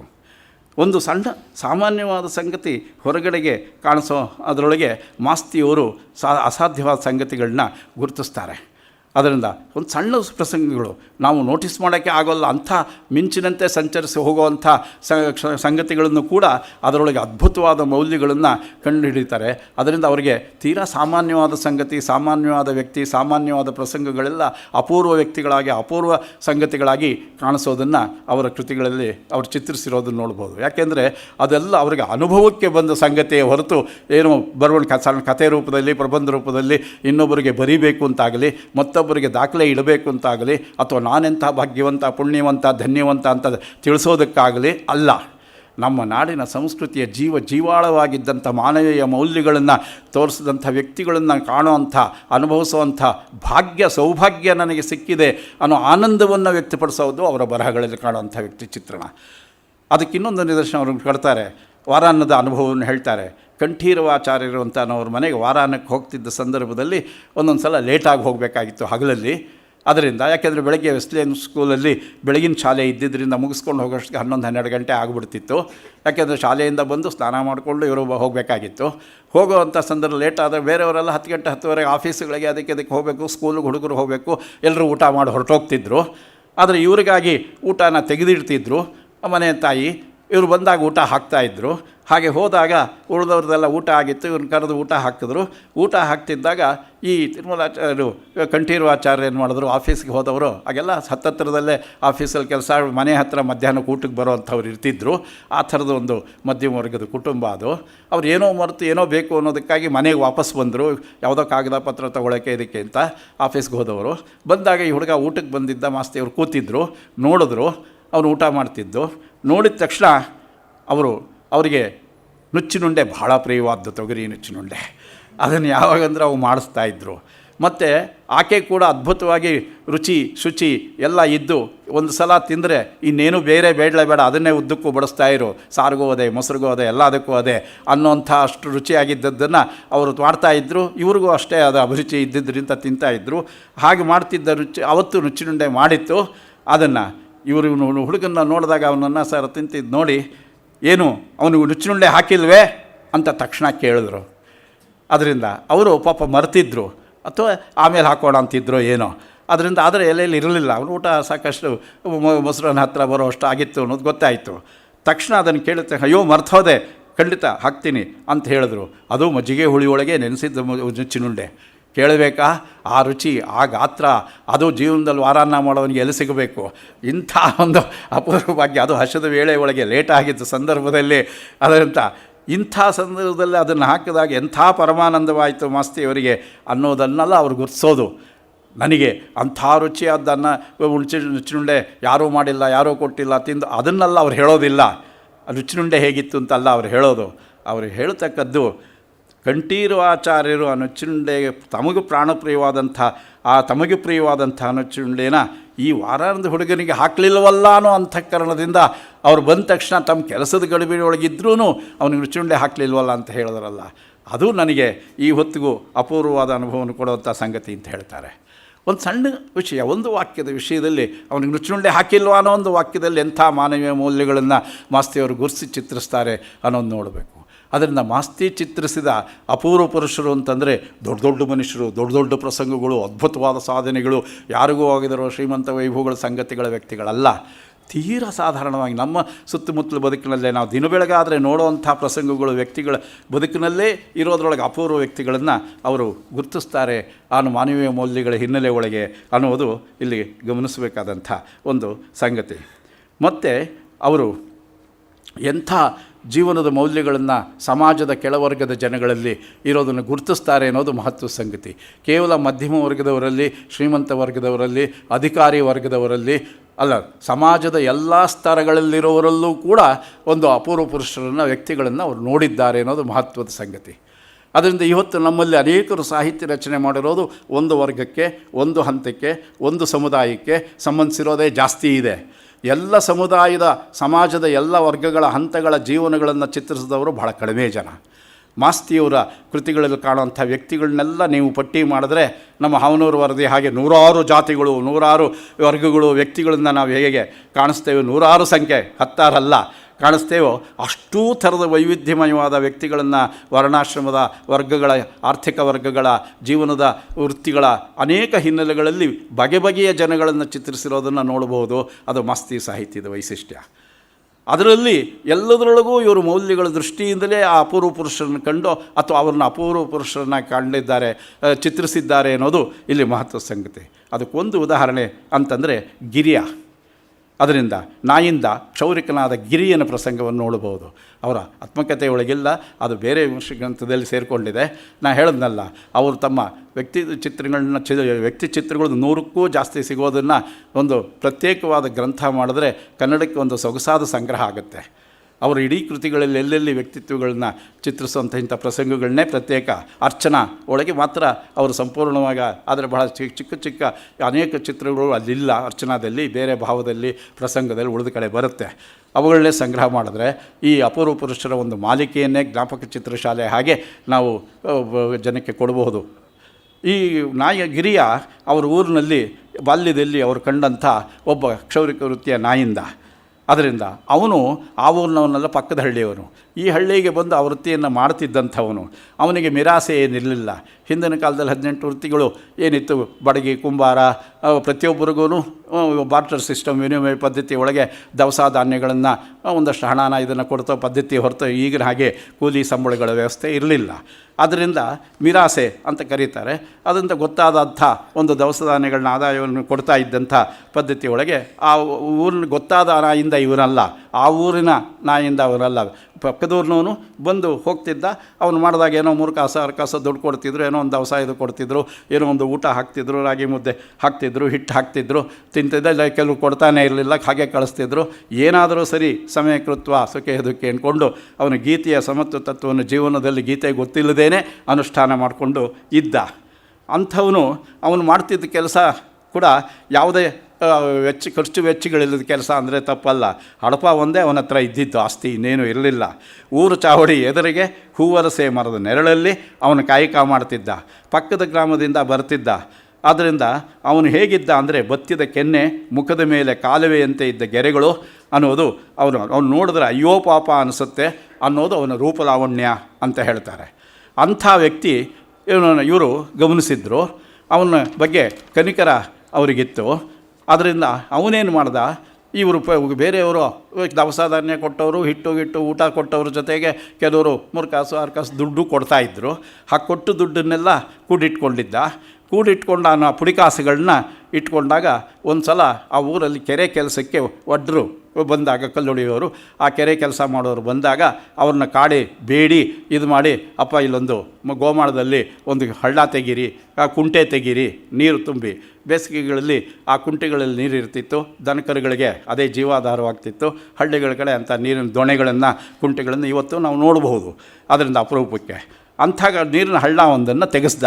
ಆ ದುಡ್ಡು ತನ್ನಲ್ಲಿದ್ದ ಕಾಸು ಕೊಟ್ಟು ನನ್ನ ಹತ್ರ ಇದ್ದಿದ್ದೇ ಇಷ್ಟು, ದನಗಳಿಗೋಸ್ಕರ ಅದು ಉಪಯೋಗವಾಗುತ್ತಪ್ಪ, ನನಗೇನಲ್ಲ ಹಾಗೆ ಅಂದಾಗ ಅವರು ಪಾಪ ಒಂದು ದೇವರ ಸೇವೆ, ಧರ್ಮ ಸೇವೆ ಅಂದ್ಕೊಂಡು ಅವ್ನು ಕೊಟ್ಟು ಕಾಸಿಗೇನೆ ಕುಂಟೆ ಇದು ಮಾಡಿ ಕೊಟ್ಟು ಹೋದರು. ಹೋದಾಗ ಅಲ್ಲಿ ಅದರ ಉಪಯೋಗ ಆ ಊರಿನ ದನಗಳಿಗೆ ಅಷ್ಟೇ ಅಲ್ಲ, ಸುತ್ತಮುತ್ತಲ ಊರಿನ ದನಗಳು ಕುಡಿಯೋದಕ್ಕೆ ಶುರು ಮಾಡಿ ಉಪಯೋಗಿಸೋದು. ಯಾಕೆ ಅಂದರೆ 2 ಕಾರಣಕ್ಕೆ. ಒಂದು, ಕೆರೆ ದೂರ ಇತ್ತು, ಅದು ಅಲ್ಲಿವರೆಗೂ ದನಗಳು ಕರ್ಕೊಂಡು ಹೋಗಿ ಬರಬೇಕಾದಾಗಿ ಇದು ಹತ್ತಿರದಲ್ಲೇ ಇತ್ತು ಕುಂಟೆ ನೀರು, ಅದರಿಂದ ಉಪಯೋಗ. ಎರಡನೇದೇನು ಅಂದರೆ ಬೇಸಿಗೆ ಒಳಗೆ ಉಳಿದ ಕುಂಟೆಗಳು, ಹಳ್ಳುಗಳೆಲ್ಲ ನೀರುಗಳು ಒಣಗಿದ್ರೂ ಕೂಡ ಈ ಕುಂಟೆ ಒಣಗ್ತಿರಲಿಲ್ಲ, ನೀರು ಸಮೃದ್ಧವಾಗಿತ್ತು. ಕಾರಣ ಏನು ಅಂದರೆ ಅವನು ಶುದ್ಧ ಅಂತಃಕರಣದ ಮಾನವೀಯ ಮೌಲ್ಯಗಳಿಂದ ಕೂಡಿದ ಲೋಕೋಪಕಾರಕ್ಕಾಗಿ ಕಷ್ಟಪಟ್ಟು ಸಂಪಾದಿಸಿದ ಹಣದಿಂದ ಮಾಡಿಸಿದ ಕುಂಟೆ, ಅದರಿಂದ ಜಲ ಅಕ್ಷಯವಾಗಿತ್ತು. ಇಲ್ಲಿ ಅವನ ಸಂಪಾದನೆ ಎಷ್ಟು ಪವಿತ್ರ ಶ್ರೇಷ್ಠವಾಗಿತ್ತು ಅಂದರೆ ಬೈಬಲಲ್ಲಿ ಒಂದು ಕತೆ ಬರುತ್ತೆ. ಅದರಿಂದ ಯೇಸು ಕ್ರಿಸ್ತ ದೇವಾಲಯದಲ್ಲಿ ದನಸಂಗ್ರಹಕ್ಕೆ ಕೂತ್ಕೊಂಡ ಸಂದರ್ಭದಲ್ಲಿ ಎಲ್ಲರೂ ದುಡ್ಡು ಹಾಕ್ತಾಯಿದ್ರು ಹುಂಡಿಗೆ. ಅದರಿಂದ ಶ್ರೀಮಂತರು ಇವರು ನೂರಾರು ಸಾವಿರಾರು ನಾಣ್ಯಗಳನ್ನು ಹಾಕಿ ಇದನ್ನು ಕೊಟ್ಟಾಗ ಒಬ್ಬ ಹೆಣ್ಣು ಮಗಳು ಬಂದವಳು ಕೇವಲ ಒಂದಷ್ಟು ಬಿಡುಕಾಸುಗಳನ್ನ ಹಾಕಿದ್ಲು, ಹೋದಳು. ಆಮೇಲೆ ಅದನ್ನೆಲ್ಲ ತೆಗೆದು ದೇವಸ್ಥಾನಕ್ಕೆ ಬಳಸೋ ಎಷ್ಟು ಬಂತು ಅಂತ ಎಣಿಸೋ ಸಂದರ್ಭದಲ್ಲಿ ಯೇಸು ಕ್ರಿಸ್ತ ತನ್ನ ಶಿಷ್ಯರಿಗೆ ಹೇಳಿದಂತೆ, ಇವತ್ತು ಕೊಟ್ಟಿರೋ ಕೊಡುಗೆಗಳಲ್ಲಿ, ದಾನಗಳಲ್ಲಿ ತ್ಯಾಗ ಮಾಡಿರೋದ್ರೊಳಗೆ ನೋಡಿ, ಈ ಹೆಣ್ಣು ಮಗಳು ಕೂಲಿ ಆಳು ಕೊಟ್ಟಲಲ್ಲ ಕೆಲವು ಕಾಸುಗಳು, ಅದೇ ಅತ್ಯಂತ ದೊಡ್ಡ ತ್ಯಾಗ, ದೊಡ್ಡ ಶ್ರೇಷ್ಠವಾದ ಹಣ, ಇನ್ನು ಉಳಿದೆಲ್ಲ ಹಣಕ್ಕಿಂತ. ಶಿಷ್ಯರಂದ್ರಂತೆ, ಏನಿದು ಅನ್ಯಾಯ, ನಮ್ಮ ಕಣ್ಣೆದರಿಗೆ ಊರಿನ ಸಾಹುಕಾರರು, ವರ್ತಕರು ಅವರು ಇವರು ಎಷ್ಟೆಷ್ಟು ದುಡ್ಡು ಕೊಟ್ಟಿದ್ದಾರೆ, ಎಲ್ರಿಗಿಂತ ಅತ್ಯಂತ ಕಡಿಮೆ, ಇನ್ನು ಅದಕ್ಕಿಂತ ಕಡಿಮೆ ಕೊಡೋಕ್ಕೆ ಸಾಧ್ಯವಿಲ್ಲ, ಕೆಲವು ಚಿಕ್ಕ ಕಾಸುಗಳನ್ನು ಕೊಟ್ಟಿರೋದಾಕೆ, ಇದು ಅತ್ಯಂತ ಶ್ರೇಷ್ಠವಾದ್ದು, ಇದೇ ಅತ್ಯಧಿಕ ಮೌಲ್ಯವಾದ್ದು ಅಂತ ಹೇಳ್ತೀರಲ್ಲ, ಹೇಗೆ ಸಾಧ್ಯ ಅಂತ ಯೇಸುವನ್ನು ಭಕ್ತರು ಕೇಳಿದ್ರಂತೆ ಶಿಷ್ಯರು. ಆಗ ಅವರು ಹೇಳಿದ್ರು, ಅವರೆಲ್ಲ ಕೊಟ್ಟ ಹಣ ನೂರಾರು ಸಾವಿರಾರು ಗದ್ಯಾಣಗಳಾಗಬಹುದು ನಿಜ, ಆದರೆ ಅವರ ಒಟ್ಟು ಸಂಪಾದನೆ, ಒಟ್ಟು ಆದಾಯದಲ್ಲಿ ಎಷ್ಟನೇ ಒಂದು ಭಾಗ, 0.1 ಇಲ್ಲ. ಆದರೆ ಈಕೆ ತನ್ನ ಸಂಪಾದನೆಯ ಸಾರಸರ್ವಸ್ವವಾಗಿ ಸಮಸ್ತವನ್ನು 100ಕ್ಕೆ 100ರಷ್ಟು ಆ ಸಂಪಾದಿಸಿದ 5 ಕಾಸನ್ನೇ ಇಲ್ಲಿ ತಂದು ಕೊಟ್ಟಿದ್ದಾಳೆ. ಅದರಿಂದ ಅವಳದು 100ಕ್ಕೆ 100ರಷ್ಟು ತ್ಯಾಗ, ದಾನ, ಅದರಿಂದ ಅದು ಅತಿ ಶ್ರೇಷ್ಠವಾದ ಹಣ. ಉಳಿದವರು ಸಾವಿರಾರು ಕೊಟ್ಟರೂ ಕೂಡ ಅದು ಅವರ ಒಂದು ಭಾಗ, ಅದರ ಅವರ ತ್ಯಾಗ ಪ್ರಮಾಣ, ಅವರ ದಾನ ಪ್ರಮಾಣ ಕಡಿಮೆ ಅಂತ ಕ್ರಿಸ್ತ ಹೇಳಿದಂತೆ. ಇದು ಮೌಲ್ಯಮಾಪನದ ಮಾನವೀಯತೆ ದೃಷ್ಟಿಯ ಅಳತೆ ಕೋಷ್ಟಕ. ಆದ್ದರಿಂದ ಇವನು ಗಿರಿಯ ಕಟ್ಟಿಸಿದ ಕುಂಟೆ, ಇನ್ನೂ ದೊಡ್ಡ ದೊಡ್ಡ ಕುಂಟೆಗಳು ಎಲ್ಲ ಇದ್ದರೂ ಕೂಡ ಇದು ಯಾಕೆ ಒಣಗಲಿಲ್ಲ ಅಂದರೆ ಅವನ ತ್ಯಾಗ, ಆ ಪುಡಿ ಕಾಸುಗಳು, ಉಳಿದವರು ಕೊಟ್ಟ ಕಾಸುಗಳನ್ನ ಕೂಡಿಟ್ಕೊಂಡು ಒಂದನ್ನು ನೋಡಿ ಇದಕ್ಕಾಗೇ ಬಳಸಿದ್ದು, ತನಗಾಗಿ ಬಳಸ್ಕೊಂಡಿದ್ದಲ್ಲ. ತನ್ನ ಕತ್ತಿ ಬಳಸ್ತಿದ್ದದ್ದು ಮೊಂಡಾದರೂ ಕೂಡ ತನ್ನ ಹತ್ರ ಉಳಿದ ನಾಯಿನ ಅಡಪದ ವ್ಯಕ್ತಿ ಇದು ಇದ್ದರೂ ಕೂಡ ಅದು ಯಾವುದಕ್ಕೂ ಬಳಸದೆ ಇದ್ದದ್ದನ್ನು ನೋಡ್ಬೋದು. ಬಾವಿ ತೋಡಿಸು, ತೋಪು ಹಾಕಿಸು, ಯಾಕೆಂದರೆ ಯಮದೂತರು ಸೆಳೆದೊಯ್ಯೋ ಹೊತ್ತಿನಲ್ಲಿ ದಾರಿ ಒಳಗೆ ನೀನು ದಾಹ ಆದರೆ ಕುಂಟೆ ತೋಡಿಸಿದ್ರೆ, ಬಾವಿ ತೋಡಿಸಿದ್ರೆ ನೀರು ಸಿಗುತ್ತೆ, ತೋಪು ಹಾಕಿದರೆ ಉರಿ ಬಿಸಿಲಲ್ಲಿ ಯಮದೂತರು ಕರ್ಕೊಂಡು ಹೋಗುವಾಗ ನಿನಗೆ ನೆರಳು ಸಿಗುತ್ತೆ. ಆದ್ದರಿಂದ ನೀನು ತೋಪು ನಡೆಸಬೇಕು, ಬಾವಿ ತೋಡಿಸಬೇಕು ಅಂತ ಗರುಡ ಪುರಾಣದಲ್ಲಿ ಹೇಳುತ್ತೆ. ಅದನ್ನು ಹಿಂದವರು ಹೇಳ್ತಾರೆ. ಅದರಿಂದ ಈಗ ನಮಗ್ಯಾಕೆ ಆ ಯಮಲೋಕದ ಶಿಕ್ಷೆ, ನಾವೇ ಇಲ್ಲಿ ಯಮದೂತರಾಗಿ ಶಿಕ್ಷೆಯನ್ನು ಅನುಭವಿಸ್ತಿರೋವಾಗ ಯಮನೇ ಹೆದರ್ಕೊಂಡು ಹೋಗ್ಬೇಕಂಥ ಶಿಕ್ಷೆಗಳೆಲ್ಲ ನಮ್ಮಲ್ಲಿವೆ. ನಾವು ಯಮನಿಗಿಂತ ಯಮರಾಜರು ಅನ್ನೋಂಥ ಜನಗಳಿರೋದ್ರಿಂದ ಆ ಮಾತುಗಳು ಅರ್ಥ ಹೋಗೋದು ಕಷ್ಟ. ಆದ್ದರಿಂದ ಆ ಗಿರಿಯ ಇದ್ದ ಹಣ ಇದು 100 ಪಟ್ಟಿದ್ದರೂ ಕೂಡ ಆ ಊರಲ್ಲಿ ಅದರಿಂದ 50 ಮಂದಿ ಪುಣ್ಯವಂತರಲ್ಲಿ ಒಬ್ಬರು ಆ ಕೆಲಸ ಮಾಡಿರಲಿಲ್ಲ. ದಿನಾ ಗೋಮಾಳಕ್ಕೆ ಹಸುಗಳು ಹೋಗುತ್ತವೆ, ಕರ್ಕೊಂಡು ಬರ್ತಾರೆ, ಹೋಗ್ತಾರೆ.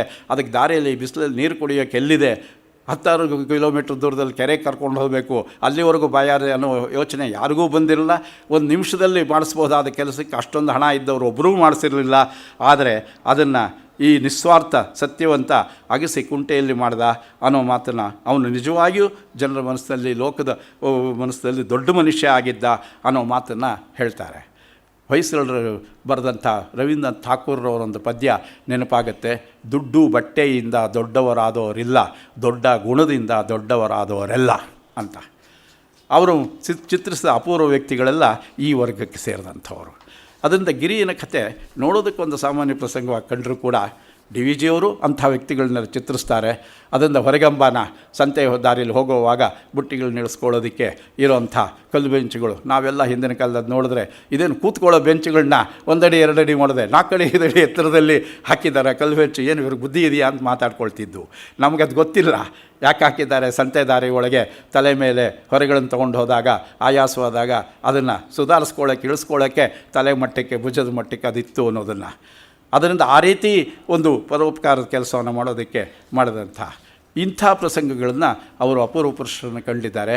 ಅದರಿಂದ ಅವರು ಕಂಡ ಅಪೂರ್ವ ಪುರುಷರನ್ನು ವೃತ್ತಿ ದೃಷ್ಟಿಯಿಂದ, ಉದ್ಯೋಗದ ದೃಷ್ಟಿಯಿಂದ, ಹಣದ ದೃಷ್ಟಿಯಿಂದ, ವೇಷಭೂಷಣ ದೃಷ್ಟಿಯಿಂದ, ಸಮಾಜದ ಅವರ ಸ್ಥಾನಮಾನದ ದೃಷ್ಟಿಯಿಂದ ನಾವು ಗಮನಿಸಿದ್ರೆ ಅವರು ಅಪೂರ್ವ ಪುರುಷರು ಅಂತ ನಮ್ಗೆ ಅನಿಸಲ್ಲ.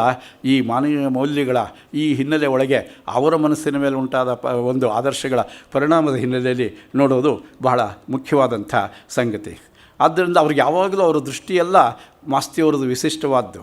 ರವೀಂದ್ರನಾಥ್ ಠಾಕೂರ್ರವರ ಬಗ್ಗೆ ಬರೀತಾ ಅವರು ಮಾತು ಹೇಳ್ತಾರೆ, ನೋಬೆಲ್ ಪ್ರೈಸ್ ಪಡೆದು ಲೋಕವಿಖ್ಯಾತರಾಗಿ ಭಾರತ ವರ್ಷವೇ ಅವರನ್ನು ಗೌರವ ಭಾವದಿಂದ ಕಂಡರು. ಆಂಗ್ಲ ಸಾಮ್ರಾಟರಿಂದ ನೈಟ್ ಪ್ರಶಸ್ತಿ ಪಡೆದರು. ಆದರೆ ಅದಕ್ಕಿಂತ ಹೆಚ್ಚಾಗಿ ಜಲಿಯನ್ವಾಲಾ ಬಾಗ್ ಪ್ರಸಂಗದಲ್ಲಿ ನೈಟ್ ಪದವಿಯನ್ನು ತ್ಯಾಗ ಮಾಡಿ ಸಾಮ್ರಾಜ್ಯವನ್ನು ಧಿಕ್ಕರಿಸಿದ್ದು ಹೆಚ್ಚಿನದಾದ ಎತ್ತರ ಠಾಕೂರ್ರವರಲ್ಲಿ ನನಗೆ ಅಂತಾರೆ. ಅದರಿಂದ ನೈಟ್ ಪ್ರಶಸ್ತಿಯನ್ನು ನೋಬೆಲ್ ಪ್ರೈಸ್ ಪಡೆದಿದ್ದು ಅವ್ರಿಗೆ ದೊಡ್ಡದಾಗಿ ಕಾಣಲಿಲ್ಲ. ಆದರೆ ದೇಶಾಭಿಮಾನದ ಹಿನ್ನೆಲೆ ಒಳಗೆ ನೈಟ್ ಪ್ರಶಸ್ತಿ ಹಿಂತಿರುಗಿಸಿದ್ದು ದೊಡ್ಡ ಸಂಗತಿ ಆಯಿತು. ಅದನ್ನು ನಾವು ಗಮನಿಸ್ಬೇಕಾ. ಕಾರಂತರು ತಮಗೆ ಬಂದ ಪ್ರಶಸ್ತಿನ ಹಿಂತಿರುಗಿಸಿದ್ದನ್ನು ನಾವಿಲ್ಲಿ ಗಮನಿಸಬೇಕು. ಅದರಿಂದ ವಾಪಸ್ಸು ಕೊಡೋದು ಇದೆಯಲ್ಲ, ಅದು ಎಲ್ರಿಗೂ ಬರುವಂಥ ಸಂಗತಿ ಅಲ್ಲ. ಅದರಿಂದ ಅನಾಯಾಸವಾಗಿ ಬಂದದ್ದನ್ನು ಅದನ್ನು ಅಷ್ಟೇ ಅನಾಯಾಸವಾಗಿ ತಮ್ಮ ಸ್ವಂತಕ್ಕೆ ಇಟ್ಕೊಳ್ಳೋದೇ ಜಾಸ್ತಿ ಲೋಕದಲ್ಲಿ. ಕೆಲವರಿಗೆ ಅವ್ರಿಗೇನೋ ಲೋಕವ್ಯವಹಾರ ಜ್ಞಾನ ಇಲ್ಲ ಅನ್ನೋಣ, ಬುದ್ಧಿ ಇಲ್ಲ ಅನ್ನೋಣ, ಅಥವಾ ಅವರಿಗೆ ಯಾತಕ್ಕೇನು ಅಂತ ಏನಾದರೂ ಹೇಳ್ಬೋದು. ಆದರೆ ನಿಜವಾಗಿ ಅದು ಆದರ್ಶಪ್ರಾಯ ಸಂಗತಿ. ಕೆರೆಯ ನೀರನ್ನು ಕೆರೆಗೆ ಚೆಲ್ಲಿ ಹೊರವ ಪಡೆಯೋನೋ ದಾಸರ ಮಾತಿನ ಸಾರ್ಥಕತೆಗೆ ನಿದರ್ಶನವಾದ್ದು. ಭೈರಪ್ಪನವರು ಲಕ್ಷಗಟ್ಟಲೆ ಹಣ ಪಡೆದರೂ ಕೂಡ ಅದನ್ನು ಬೇರೆ ಬೇರೆ ಲೋಕೋಪಯೋಗದ ಕೆಲಸಕ್ಕೆ ಅಲ್ಲಲ್ಲೇ ಹಿಂತಿರುಗಿಸಿರೋದು ಅದಕ್ಕೊಂದು ಉದಾಹರಣೆ ಈಗಲೂ. ಅದರಿಂದ ಅಮೋಘ ಅಪೂರ್ವ ವ್ಯಕ್ತಿಗಳು ಅಂತಂದಾಗ ಮಾಸ್ತಿಯವ್ರ ಕಾಲದಲ್ಲೇ ಇದ್ದರೂ ಇನ್ನೇನಿಲ್ಲ ಅಂತಲ್ಲ, ಆದರೆ ಅವ್ರ ಸಂಖ್ಯೆ ಕಡಿಮೆ ಆಗಿದೆ. ಅವ್ರನ್ನ ಗುರುತಿಸೋವಂಥ ಮಾಸ್ತಿಯವರಂಥ ಕಣ್ಣುಗಳು ಕಡಿಮೆ ಆಗಿವೆ ಅನ್ನೋದನ್ನು ಇವತ್ತು ನಾವು ಜ್ಞಾಪಿಸ್ಕೊಳ್ಬೇಕಾದಂಥ ಸಂಗತಿ. ಆದ್ದರಿಂದಲೇ ಅವರು ಒಳ್ಳೆಯ ಸಾಹಿತ್ಯದ ವ್ಯಕ್ತಿ. ಆದ್ದರಿಂದ ಚಿತ್ರವತ್ತಾಗಿ ಚಿತ್ರಿಸುವ ಮಾತನ್ನು ನಾವು ತಗೊಂಡಾಗ ಕಣ್ಣಿಗೆ ಕಟ್ಟುವಂತೆ, ಕಣ್ಣೆದುರಿಗೆ ಬಂದು ನಿಲ್ಲುವಂತೆ, ನಾವು ಪ್ರತ್ಯಕ್ಷ ಕಂಡಂತೆ, ಮರೆಯಲಾಗದ ರೀತಿಯಲ್ಲಿ ನಮಗೆ ನೋಟ ಕಾಣಿಸುವಂತೆ ಚಿತ್ರಿಸೋದ್ರೊಳಗೆ ಸರಳ ವರ್ಣನೆಗಳಲ್ಲಿ ಒಳ್ಳೆ ಕಲ್ಲು ಬಂಡೆ ಒಳಗೆ ವಿಗ್ರಹವನ್ನು ಕೆತ್ತಿದವನ ಹಾಗೆ ಮಾಸ್ತಿಯವರು ಕೆಲವೇ ಪದಗಳಲ್ಲಿ, ಸರಳ ವಾಕ್ಯಗಳಲ್ಲಿ, ಕೆಲವೇ ಮಾತುಗಳಲ್ಲಿ ಕಣ್ಣಿಗೆ ಕಟ್ಟೋ ಹಾಗೆ ಒಬ್ಬೊಬ್ಬ ವ್ಯಕ್ತಿಗಳನ್ನು, ಅಪೂರ್ವ ಪುರುಷರನ್ನು ಕಣ್ಣು ಮುಂದೆ ನಿಲ್ಲಿಸ್ತಾರೆ. ಅದು ಅವರ ವೈಖರಿ. ಉದಾಹರಣೆಗೆ ರವೀಂದ್ರನಾಥ್ ಠಾಕೂರ್ನವರು ಅನಿಸೋವಾಗ ಅವರು ಬರೆದ ಮೊದಲೇ ಸಲ ಎಡಿಎ ಒಳಗೆ ನೋಡಿದಾಗ ಅವ್ರು ಹೇಳೋ ಮಾತಿದು, ಅಂಥ ಎತ್ತರದ ವಿಗ್ರಹವೇನಲ್ಲ, ಆದರೆ ಕೊರಳಿನಿಂದ ಮೊಳಕಾಲಿನವರೆಗೆ ಕೆಳಗಿನವರೆಗೆ ಇಳಿದಿದ್ದ ಒಂದು ಗೌಲ್ ರೀತಿಯ ಮೇಲಂಗಿ ಆ ವಿಗ್ರಹಕ್ಕೆ ಎತ್ತರವನ್ನು ಕೊಟ್ಟಂತೆ ಮಾಡುವುದು. ತಲೆಯ ಮೇಲೆ ಕುಳಿತ ವಾಚಿಕೆಗಿಂತ ಸ್ವಲ್ಪ ಹೆಚ್ಚಿನ ಎತ್ತರವಾದ ಒಂದು ಮಕ್ಮಲ್ ಟೊಪ್ಪಿಗೆ ಇತ್ತು. ಮಾಸ್ಟರ್ ಹಿರಣ್ಣಯ್ಯನ ಮಕ್ಕಳ ಟೊಪ್ಪಿಗೆ ಅಲ್ಲ, ಈ ಉನ್ನತಿ ಭಾವವನ್ನು ಪೋಷಿಸುತ್ತದೆ. ಮುಖದ ವರ್ಣ ಆನೆ ದಂತದ ಒಂದು ಹಳದಿ ಬಿಳುಪು, ಮೂಗು ಉದ್ದ ನೇರ, ಕೊನೆಯಲ್ಲಿ ಸ್ವಲ್ಪ ಕೀಳುಮುಖವಾಗಿ ಬಾಗಿರುವುದು. ಅದರಿಂದ ಮೂಗು ಉದ್ದ ನೇರ, ಕೊನೆಯಲ್ಲಿ ಸ್ವಲ್ಪ ಕೀಳುಮುಖವಾಗಿ ಬಾಗಿರುವುದು. ಬಹುಶಃ ಮಹಾಪುರುಷರ ಮೂಗೆಲ್ಲ ಹಾಗೆ ಇರುತ್ತೆ ಅಂತ ಕಾಣುತ್ತೆ, ಗರುಡನ ಮೂಗಾಗಿ. ಯಾಕೆ ಅಂದರೆ ನಿನ್ನೆ ವೆಂಕಟಪ್ಪನವರ ಶಿಲ್ಪವನ್ನು ಕುರಿತು ವರ್ಮಾ ಅವರು, ಶ್ರೀನಿವಾಸ ವರ್ಮಾ ಅದನ್ನು ವರ್ಣಿಸ್ತಾ ಇದ್ದಾಗ ಒಂದು ಮಾತು ಹೇಳಿದ್ರು, ವೆಂಕಟಪ್ಪನವ್ರ ಮೂಗು ಹೇಗಿದೆಯೋ ಅವರು ಚಿತ್ರಿಸಿರೋ ಚಿತ್ರಶಿಲ್ಪದಲ್ಲಿರೋ ವ್ಯಕ್ತಿಗಳ ಮೂಗೆಲ್ಲ ಹಾಗೇ ಇದೆ ಅಂತ ತೋರಿಸಿದ್ರು. ಅದರಿಂದ ಹಾಗೆ ಇವರು ಕೂಡ ಮೂಗು ಉದ್ದ ನೇರ, ಕೊನೆಯಲ್ಲಿ ಸ್ವಲ್ಪ ಕೀಳ್ಮುಖವಾಗಿ ಬಾಗಿರುವುದು. ಹೊರವಾಗಿ ಬೆಳೆದ ಮೀಸೆ ದಾಡಿಗಳಿಂದ ಕೆನ್ನೆಯ ಬಹುಭಾಗ ತುಟಿ ಗದ್ದ ಎಲ್ಲ ಮೆರೆದಿರುವುದು. ಕಣ್ಣುಗಳು ದೊಡ್ಡವು, ತುಂಬ ಹೊಳೆಯುವು. ಉಪನ್ಯಾಸ ಮಾಡಲು ಅವರು ಎದ್ದು ನಿಂತರೆ ಸಭೆಗೆ ಸಭೆಯೇ ನಿರೀಕ್ಷೆಯ ಭರದಲ್ಲಿ ಯಾವುದೋ ಮಂತ್ರದಂತೆ ಎಂಬಂತೆ ಅವರು ಮನಸ್ಸನ್ನೊಪ್ಪಿಸಿ ಆ ಮೂರ್ತಿಯನ್ನು ನೋಡುತ್ತಾ ಕುಳ್ಳಿರುತ್ತಿತ್ತು ಅಂತ ಹೇಳಿ ಅವ್ರನ್ನ ವರ್ಣನೆಯನ್ನು ಮಾಡ್ತಾರೆ. ಅವರ ಕಂಠಧ್ವನಿಯನ್ನು ಕುರಿತು ಅವರು ಕವಿಯವರು ಕೇಳಿದ ಮೊದಲ ಸಲದ ಅನುಭವ ನನಗೆ ಅಮೂಲ್ಯವಾದದ್ದು. ಅದೆಂಥ ಕಂಠ, ಗಂಡಿನ ಕಂಠ ಹೀಗಿರಬಹುದೇ ಅಂತ ನನಗನ್ನಿಸ್ತು. ಗಂಡೇನು, ಮನುಷ್ಯರಲ್ಲೇ ಇಂಥ ಕಂಠ ಅಪೂರ್ವ ಇರಬೇಕು. ಅಂತ ಹೇಳಿ ಅವ್ರ ರವೀಂದ್ರನಾಥ್ ಠಾಕೂರ್ ಅವರ ಮೊದಲ ಭಾಷಣ ಕೇಳಿದ ಚೊಚ್ಚಲ ಭಾಷಣ ಅನುಭವವನ್ನು ಕುರಿತು ಅವರು ವರ್ಣನೆ ಮಾಡ್ತಾರೆ. 1 ಗಂಟೆ 20 ನಿಮಿಷದಂತೆ ಮುಗಿಯಿತು ಅಂತ ಅವ್ರು ಹೇಳ್ತಾರೆ. ಅದರಿಂದ ಠಾಕೂರನ್ನ ಮೊದಲ ಸಲ ಕಂಡದ್ದು ಹಾಗೆ ಅಂತ ಸ್ಪಷ್ಟವಾಗಿ ಹೇಳ್ತಾರೆ. ಈ ಪ್ರಥಮ ದರ್ಶನದ ವೈಭವವನ್ನು ಅವರು ಚಿತ್ರಿಸಿದಾಗ ಅದೇ ಶಾಂತಿನಿಕೇತನದಲ್ಲೇ ಅರಳಿ ಮರದ ಕೆಳಗಡೆ ಅವರನ್ನು ನೋಡಿದಾಗ, ಮಾತಾಡಿಸಿದಾಗ, ಅವರು ಉತ್ತರ ಕೊಟ್ಟಾಗ, ಅವರು ಹೇಳೋ ಅಂಥ ಮಾತನ್ನು ಗಮನಿಸಿದಾಗ ಅವರು ಕೂತಿದ್ದ ರೀತಿಯಲ್ಲಿ ಒಂದು ಕೊರೆ ಅನ್ನಿಸಬಹುದು, ಇನ್ನೊಂದು ಅರ್ಥದಲ್ಲಿ ಅವ್ರಿಗೂ ಅದು ಭೂಷಣ ಆಗಿರಬಹುದು ಅಂತ ಇನ್ನೊಂದು ರೀತಿ ವರ್ಣಿಸ್ತಾರೆ. ಆದ್ದರಿಂದ ಮಹಾಪುರುಷರನ್ನು ವರ್ಣಿಸುವಂಥ ಸಂದರ್ಭದಲ್ಲೂ ಕೂಡ ಅವರು ತಮ್ಮದೇ ಆದ ಒಂದು ವೈಶಿಷ್ಟ್ಯದ ಹಿನ್ನೆಲೆ ಒಳಗೆ ಅವರನ್ನು ವರ್ಣಿಸ್ತಾರೆ. ಯಾಕೆ ಅಂದರೆ ಇನ್ನೊಂದು ಮುಖ ರವೀಂದ್ರನಾಥ್ ಠಾಕೂರ್ದು ಶಾಂತಿನಿಕೇತನಿಗೆ ಹೋದಾಗ ಸಿಕ್ತು. ಬೆಂಗಳೂರಿಗೆ ಬಂದಾಗ ನೋಡಿದಾಗ ಅವರ ಭಾವುಕ ಪ್ರಪಂಚದ ದರ್ಶನ ಬೇರೆ, ಆದರೆ ಶಾಂತಿನಿಕೇತನಕ್ಕೆ ಹೋದಾಗ ಅವ್ರಿಗೆ ಆದ ವಾಸ್ತವ ದರ್ಶನ ಬೇರೆ. ಅಲ್ಲಿ ಹೋದಾಗ ಅವ್ರ ಜೊತೆ ಮಾತಾಡ್ತಾ ಇದ್ದಾಗ ಅವರು ಇವರು ಯಾರು ಮಾಸ್ತಿ ಅಂತ ಮೊದಲು ಗೊತ್ತಾಗಲಿಲ್ಲ, ಆಮೇಲೆ ಒಳ್ಳೆ ಉನ್ನತ ಅಧಿಕಾರಿ ಅಂತ ತಿಳಿಯಿತು. ಅದು ಹಣಕಾಸಿಗೆ ಸಂಬಂಧಪಟ್ಟ ಅಧಿಕಾರದಲ್ಲಿದ್ದಾರೆ ಅಂತ ಗೊತ್ತಾಯಿತು. ಗೊತ್ತಾದಾಗ ರವೀಂದ್ರನಾಥ್ ಠಾಕೂರ್ ಅವರು ಸಾಹಿತಿಗಳು ಅಂತ ಗುರ್ಸೋದಕ್ಕಿಂತ ಹೆಚ್ಚಾಗಿ ದೊಡ್ಡ ಅಧಿಕಾರಿಗಳು ಅನ್ನೋದು ಅವ್ರು ಗುರ್ಸಿ, ಶಾಂತಿನಿಕೇತನಕ್ಕೆ ದಕ್ಷಿಣಕ್ಕೆ ನಿಮ್ಮ ಪ್ರಾಂತ್ಯಗಳಿಂದ ತಕ್ಕಷ್ಟು ಬೆಂಬಲ ಧನಸಹಾಯ ಸಿಕ್ಕಿಲ್ಲವಲ್ಲ ಅಂತ ಕೇಳಿದ್ರು. ಮಾಸ್ತಿ ನನ್ನನ್ನೇನು ಕೇಳ್ತೀರಾ, ಕೇಳಿದವ್ರನ್ನ ಕೇಳಿ, ಕೇಳಬೇಕಾದವ್ರನ್ನ ಕೇಳಿ ಅನ್ನಬೇಕು ಅಂತ ಅಂದ್ಕೊಂಡ್ರು. ಮನಸ್ಸಲ್ಲಿ ಹಾಗೆ ಕೇಳಲಿಲ್ಲ.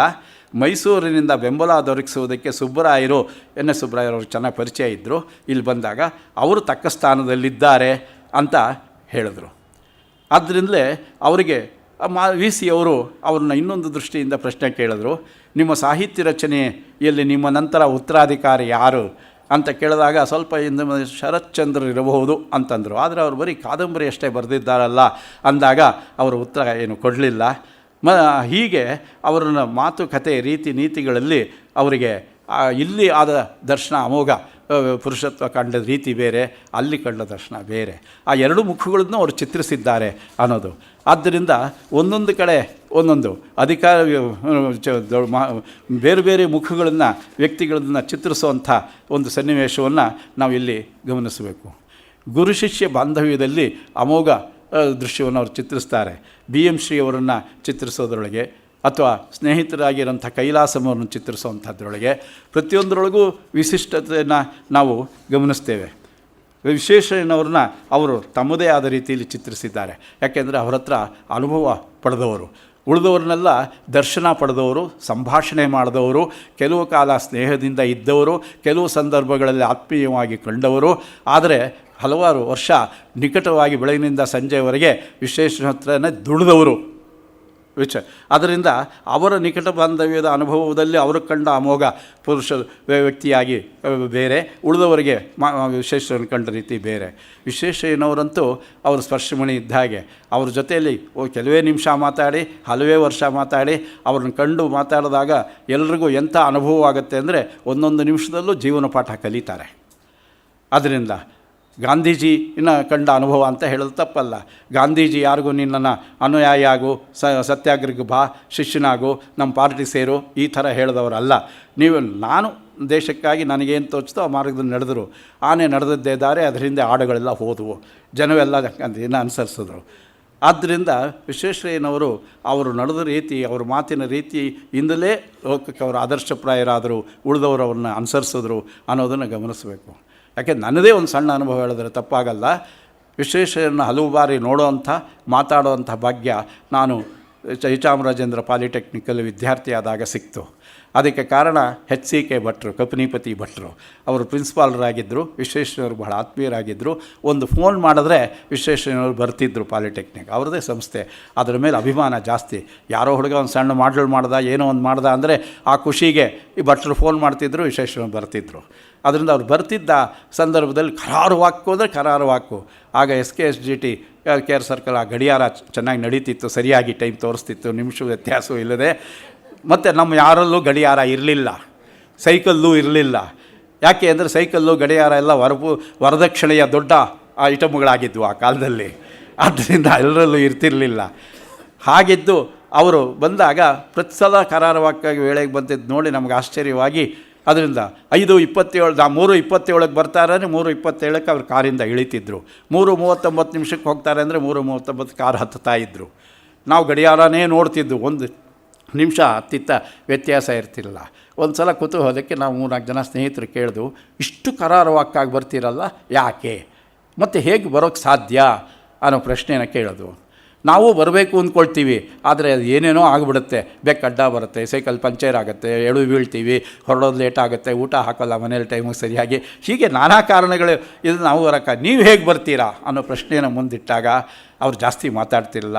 ಒಂದೇ ಮಾತಾಡಿದ್ರು, ವೇಳೆಗೆ ಸರಿಯಾಗಿ ಬರೋಕ್ಕಾಗದೇ ಇದ್ದರೆ ವೇಳೆಗೆ ಮುಂಚೆ ಬಾ, ಆಗ ಲೇಟ್ ಆಗೋಲ್ಲ. ಆ ಒಂದು ಮಾತು ನಮ್ಮ ಜೀವನದಲ್ಲಿ ಎಂಥ ಪರಿವರ್ತನೆ ಉಂಟು ಮಾಡ್ತು ಅಂದರೆ, ಸರಿ ಬಿಡೋ ಅದು ಒಳ್ಳೆಯ ಐಡಿಯಾನೇ, ಅದರಿಂದ ನಾವು ಬೇಗ ಬಂದ್ಬೋಣ, ಲೇಟಾಗಿ ಬರೋದು ಬೇಡ, ಆಗ ನಾವು ವಿಶ್ವೇಶ್ವರಯ್ಯನವರೇ ಅಂದುಕೊಂಡು 1 ವರ್ಷ 2 ವರ್ಷ ಪ್ರತಿ ಸಲವೂ 10 ಗಂಟೆ ಕ್ಲಾಸು ಅಂದರೆ 9 ಗಂಟೆಗೆ ಸಂತೆ ಮುಂಚೆ ಗಂಟು ಕಟ್ಟರು ಸೇರಿದ್ರು ಅಂದಾಗೆ ಮುಂಚೆನೇ ಹೋಗ್ತಿದ್ವು ನಾವು. ಹೋಗಿ ಅಭ್ಯಾಸವಾಗಿಬಿಟ್ಟು ಆವತ್ತಿಂದ ನಮ್ಮ ಜೀವನದಲ್ಲಿ ಇವತ್ತಿನವರೆಗೆ ನಾನು ಲೇಟಾಗಿ ಹೋಗಿದ್ದ ಅನುಭವ ನನಗಿಲ್ಲ, ಉಳಿದವ್ರಿಗೂ ಇಲ್ಲ. ಅದರಿಂದ ಇವತ್ತು ಈ ಕಾರ್ಯಕ್ರಮಕ್ಕೆ ನಾನು ಮುಂಚೆನೇ ಬಂದಿದ್ದೆ, ಅದರಿಂದ ಅದೇ ವೇಳೆಗೆ ಬಂದಿಲ್ಲ. ಆದ್ದರಿಂದ ಇದು ಅಮೋಘ ಅಪೂರ್ವ ವ್ಯಕ್ತಿಗಳು ಅಂದರೆ ಅವರ ಗುಣದಿಂದ ಹೇಗಿರ್ತಾರೆ, ಅದರ ಪರಿಣಾಮ ಹೇಗಿರುತ್ತೆ, ಈ ಥರದ ಮೌಲ್ಯಗಳನ್ನು ಗುರುತಿಸಿ ಮಾಸ್ತಿಯವರು ಅಮೋಘ ವ್ಯಕ್ತಿಗಳನ್ನು ಗುರುತಿಸಿದ್ದಾರೆ ಅವರ ಕೃತಿಗಳಲ್ಲಿ, ಅವರ ಬದುಕಿನಲ್ಲಿ ಕಂಡದ್ದನ್ನು. ಆದ್ದರಿಂದ ನಿಜವಾಗಿ ಅವರೇ ಒಬ್ಬ ಅಮೋಘ ಪುರುಷರು, ಆದರ್ಶ ಪುರುಷರು, ಅಪೂರ್ವ ಪುರುಷರು, ಶ್ರೇಷ್ಠ ಚೇತನ, ದಿವ್ಯ ಚೇತನ, ಡಿ ವಿ ಜಿ ಅವರ ಮಾತಿನಲ್ಲಿ ಹೇಳಿದ್ರೆ ಮಹನೀಯ ಗುಣಗಳುಳ್ಳವರು ಆಗಿದ್ದಾರೆ. ಆದ್ದರಿಂದ ಅಂಥವರ ಪುಣ್ಯಸ್ಮರಣೆ, ದಿವ್ಯಸ್ಮರಣೆ ನಿಜವಾಗಿ ನಮ್ಮೆಲ್ಲರ ಬದುಕಿಗೆ, ಬಾಳಿಗೆ ದೀಪ, ದಾರಿದೀಪ, ಸದಾಕಾಲದಲ್ಲಿ ಆರದಿರುವ ನಂದಾದೀಪ ಅಂತ ಹೇಳಿ ಅಂಥ ಪುಣ್ಯಸ್ಮರಣೆಗೆ ಅವಕಾಶ ಕೊಟ್ಟ ಗೋಖಲೆಯವರಿಗೆ, ಮಾಸ್ತಿ ಅಧ್ಯಯನ ಪೀಠದವರಿಗೆ ನಾನು ಕೃತಜ್ಞತೆಗಳನ್ನು ಅರ್ಪಿಸಿ ನನ್ನ 2 ಮಾತುಗಳು ಮುಗಿಸ್ತಿದ್ದೀನಿ. ಕಾಲದಲ್ಲಿ ಬಹುಮಟ್ಟಿಗೆ ವಿರಳ ಆಗ್ತಾ ಇರುವ ವೈವಿಧ್ಯಮಯ ವ್ಯಕ್ತಿಚಿತ್ರಣಗಳನ್ನು ಮಾಸ್ತಿಯವರು ಕೊಟ್ಟಿದ್ದಾರೆ. ಅವರ ಕಥೆ ಕವನಗಳಲ್ಲಿ ಬಂದಿರುವ ಪಾತ್ರಗಳು ಅವು ಕೂಡ ನಿಜ ಜೀವನದಿಂದ ಪ್ರೇರಿತವಾದವೇ ಆಗಿವೆ ಅನೇಕ ಸಂದರ್ಭಗಳಲ್ಲಿ. ಅವೆಲ್ಲ ಪ್ರತ್ಯೇಕ ಚಿಂತನೆಗೆ ಅರ್ಹವಾದ ಪಾತ್ರಗಳು. ಆದರೆ ತಮ್ಮ ಸಂಪರ್ಕಕ್ಕೆ ಬಂದ ಸಮಕಾಲೀನ ನಿಜ ಜೀವನ ವ್ಯಕ್ತಿಗಳ ಚಿತ್ರಗಳನ್ನು ಮಾಸ್ತಿಯವರು ದೊಡ್ಡ ಪ್ರಮಾಣದಲ್ಲಿ ಕೊಟ್ಟಿರೋದನ್ನು ಅಶ್ವಥ್ ನಾರಾಯಣ ಅವರು ಹೇಳಿದರು. ಈ ಚಿತ್ರಣಗಳಲ್ಲಿ ಮಾಸ್ತಿಯವರ ಸ್ವಭಾವ ಸಹಜವಾದ ಗುಣಗ್ರಹಣ, ಮೌಲ್ಯವಂತಿಕೆಯ ಪ್ರಕಟೀಕರಣ ಮೊದಲಾದ ಪ್ರವೃತ್ತಿಗಳನ್ನು ನಾವು ಗುರುತಿಸಬಹುದು. ಇವರ 10 ವ್ಯಕ್ತಿ ಚಿತ್ರಣಗಳನ್ನು ಭಾವ ಆತ್ಮಕಥನದ ಪ್ರಸಂಗಗಳಲ್ಲಿ ನೋಡ್ತೇವೆ, ಅರ್ಚನಾ ಸಂಕಲನದಲ್ಲಿಯೂ ಕಾಣಬಹುದು. ಮೋಕ್ಷಗುಂಡಂ ವಿಶ್ವೇಶ್ವರಯ್ಯ, ನವರತ್ನ ರಾಮರಾವ್ ಮೊದಲಾದವರನ್ನು ಕುರಿತಂತೂ ಪೂರ್ಣ ಪ್ರಮಾಣದ ಜೀವನ ಚರಿತ್ರೆಗಳನ್ನೇ ಬರೆದಿದ್ದಾರೆ. ಆದರೆ ವಿಶೇಷ ಅಂದರೆ ಈ ಪೂರ್ಣ ಪ್ರಮಾಣ ಬರಹಗಳಲ್ಲಿಯೂ ಒಂದಷ್ಟು ಮಾಹಿತಿಯ ಭಾಗಗಳು ಇದ್ದರೂ ಹೆಚ್ಚಿನ ಅಂಶದಲ್ಲಿ ಅವು ಹಲವು ವಿಶಿಷ್ಟ ಘಟನೆಗಳ ಧ್ವನಿಪೂರ್ಣ ನಿರೂಪಣೆಯ ಮೂಲಕ ಗುಣಸ್ವಭಾವ ಪ್ರಕಟೀಕರಣ ಮಾಡೋ ರೀತಿಯದಾಗಿವೆ. ಹೀಗೆ ವ್ಯಕ್ತಿಚಿತ್ರಣಕಾರರಾಗಿಯೂ ಮಾಸ್ತಿಯವರ ಕೊಡುಗೆ ದೊಡ್ಡದಿದೆ. ಪ್ರಸಿದ್ಧ ಸಮಕಾಲೀನರ ಮತ್ತು ಹಿರಿಯರ ಬಗೆಗಂತೂ ಅವರು ವಿಪುಲವಾಗಿ ಬರೆದಿದ್ದಾರೆ. ದಿವಾನರುಗಳು, ಅಧಿಕಾರಿಗಳು, ಸಾಹಿತಿಗಳು ಇತ್ಯಾದಿ. ವಿಶೇಷವೆಂದರೆ ಸಾಮಾನ್ಯವಾಗಿ ಸಾಹಿತಿಗಳು ಚಿತ್ರಿಸೋದಕ್ಕೆ ಆಸಕ್ತಿ ತಳೆಯದ ಹಲವಾರು ವರ್ಗಗಳವರನ್ನು ಮಾಸ್ತಿಯವರು ಚಿತ್ರಿಸಿ ಬರೆದಿದ್ದಾರೆ. ಅವರು ಹೇಳಿದ ಹರಿಕಥಾ ಸಂಕೀರ್ತನಕಾರರು ಇತ್ಯಾದಿ. ಮಾಸ್ತಿಯವರ ಬರಹಗಳನ್ನು ಎಲ್ಲಿ ತೆಗೆದು ಓದಿದರೂ ನಮ್ಮ ಮನಸ್ಸಿಗೆ ಆಪ್ತವಾಗುವ ಸಂಗತಿ ಅಂದರೆ ಮಾಸ್ತಿಯವರ ದೃಷ್ಟಿ ಸದಾ ಇರೋದು ಈ ಪ್ರಸಂಗದಲ್ಲಿ ನಾವು ಕಲಿತು ಮೆಲುಕು ಹಾಕಬಹುದಾದ ಅಂಶಗಳು ಯಾವುದೇ ಇವೆ. ಇಂತಹ ಸಹೃದಯ ದೃಷ್ಟಿಯನ್ನು ನಾವೆಲ್ಲ ಬೆಳೆಸ್ಕೊಂಡ್ರೆ ನಮ್ಮ ಬದುಕು ನಿಜವಾಗಿಯೂ ಕಾಂತಿಮಯವಾಗತ್ತೆ ಅನ್ನೋದು ನಿಸ್ಸಂದೇಹ. ಮಾಸ್ತಿಯವರು ನೀಡಿರುವ ಕೆಲವು ಅಪೂರ್ವ ವ್ಯಕ್ತಿಗಳ ಚಿತ್ರಣ ಕುರಿತು ಸ್ವಾರಸ್ಯವಾಗಿ ಅವಲೋಕನ ಮಾಡಿದ ಆದರಣೀಯ ಪ್ರೊಫೆಸರ್ ಜಿ ಅಶ್ವತ್ಥನಾರಾಯಣ ಅವರಿಗೆ ವಂದನೆ. ಮಾಸ್ತಿ ವೆಂಕಟೇಶ ಅಯ್ಯಂಗಾರ್, ಜೀವನ ಕಾರ್ಯಾಲಯ ಟ್ರಸ್ಟ್ನ ಸಂಚಾಲಕಿ ಡಾಕ್ಟರ್ ವಸಂತಶ್ರೀ ಅವರ ದಯವಿಟ್ಟು ವೇದಿಕೆಗೆ ಬಂದು ಉಪನ್ಯಾಸಕರನ್ನು ಗೌರವಿಸಬೇಕು ಅಂತ ವಿನಂತಿ ಮಾಡ್ತೀನಿ.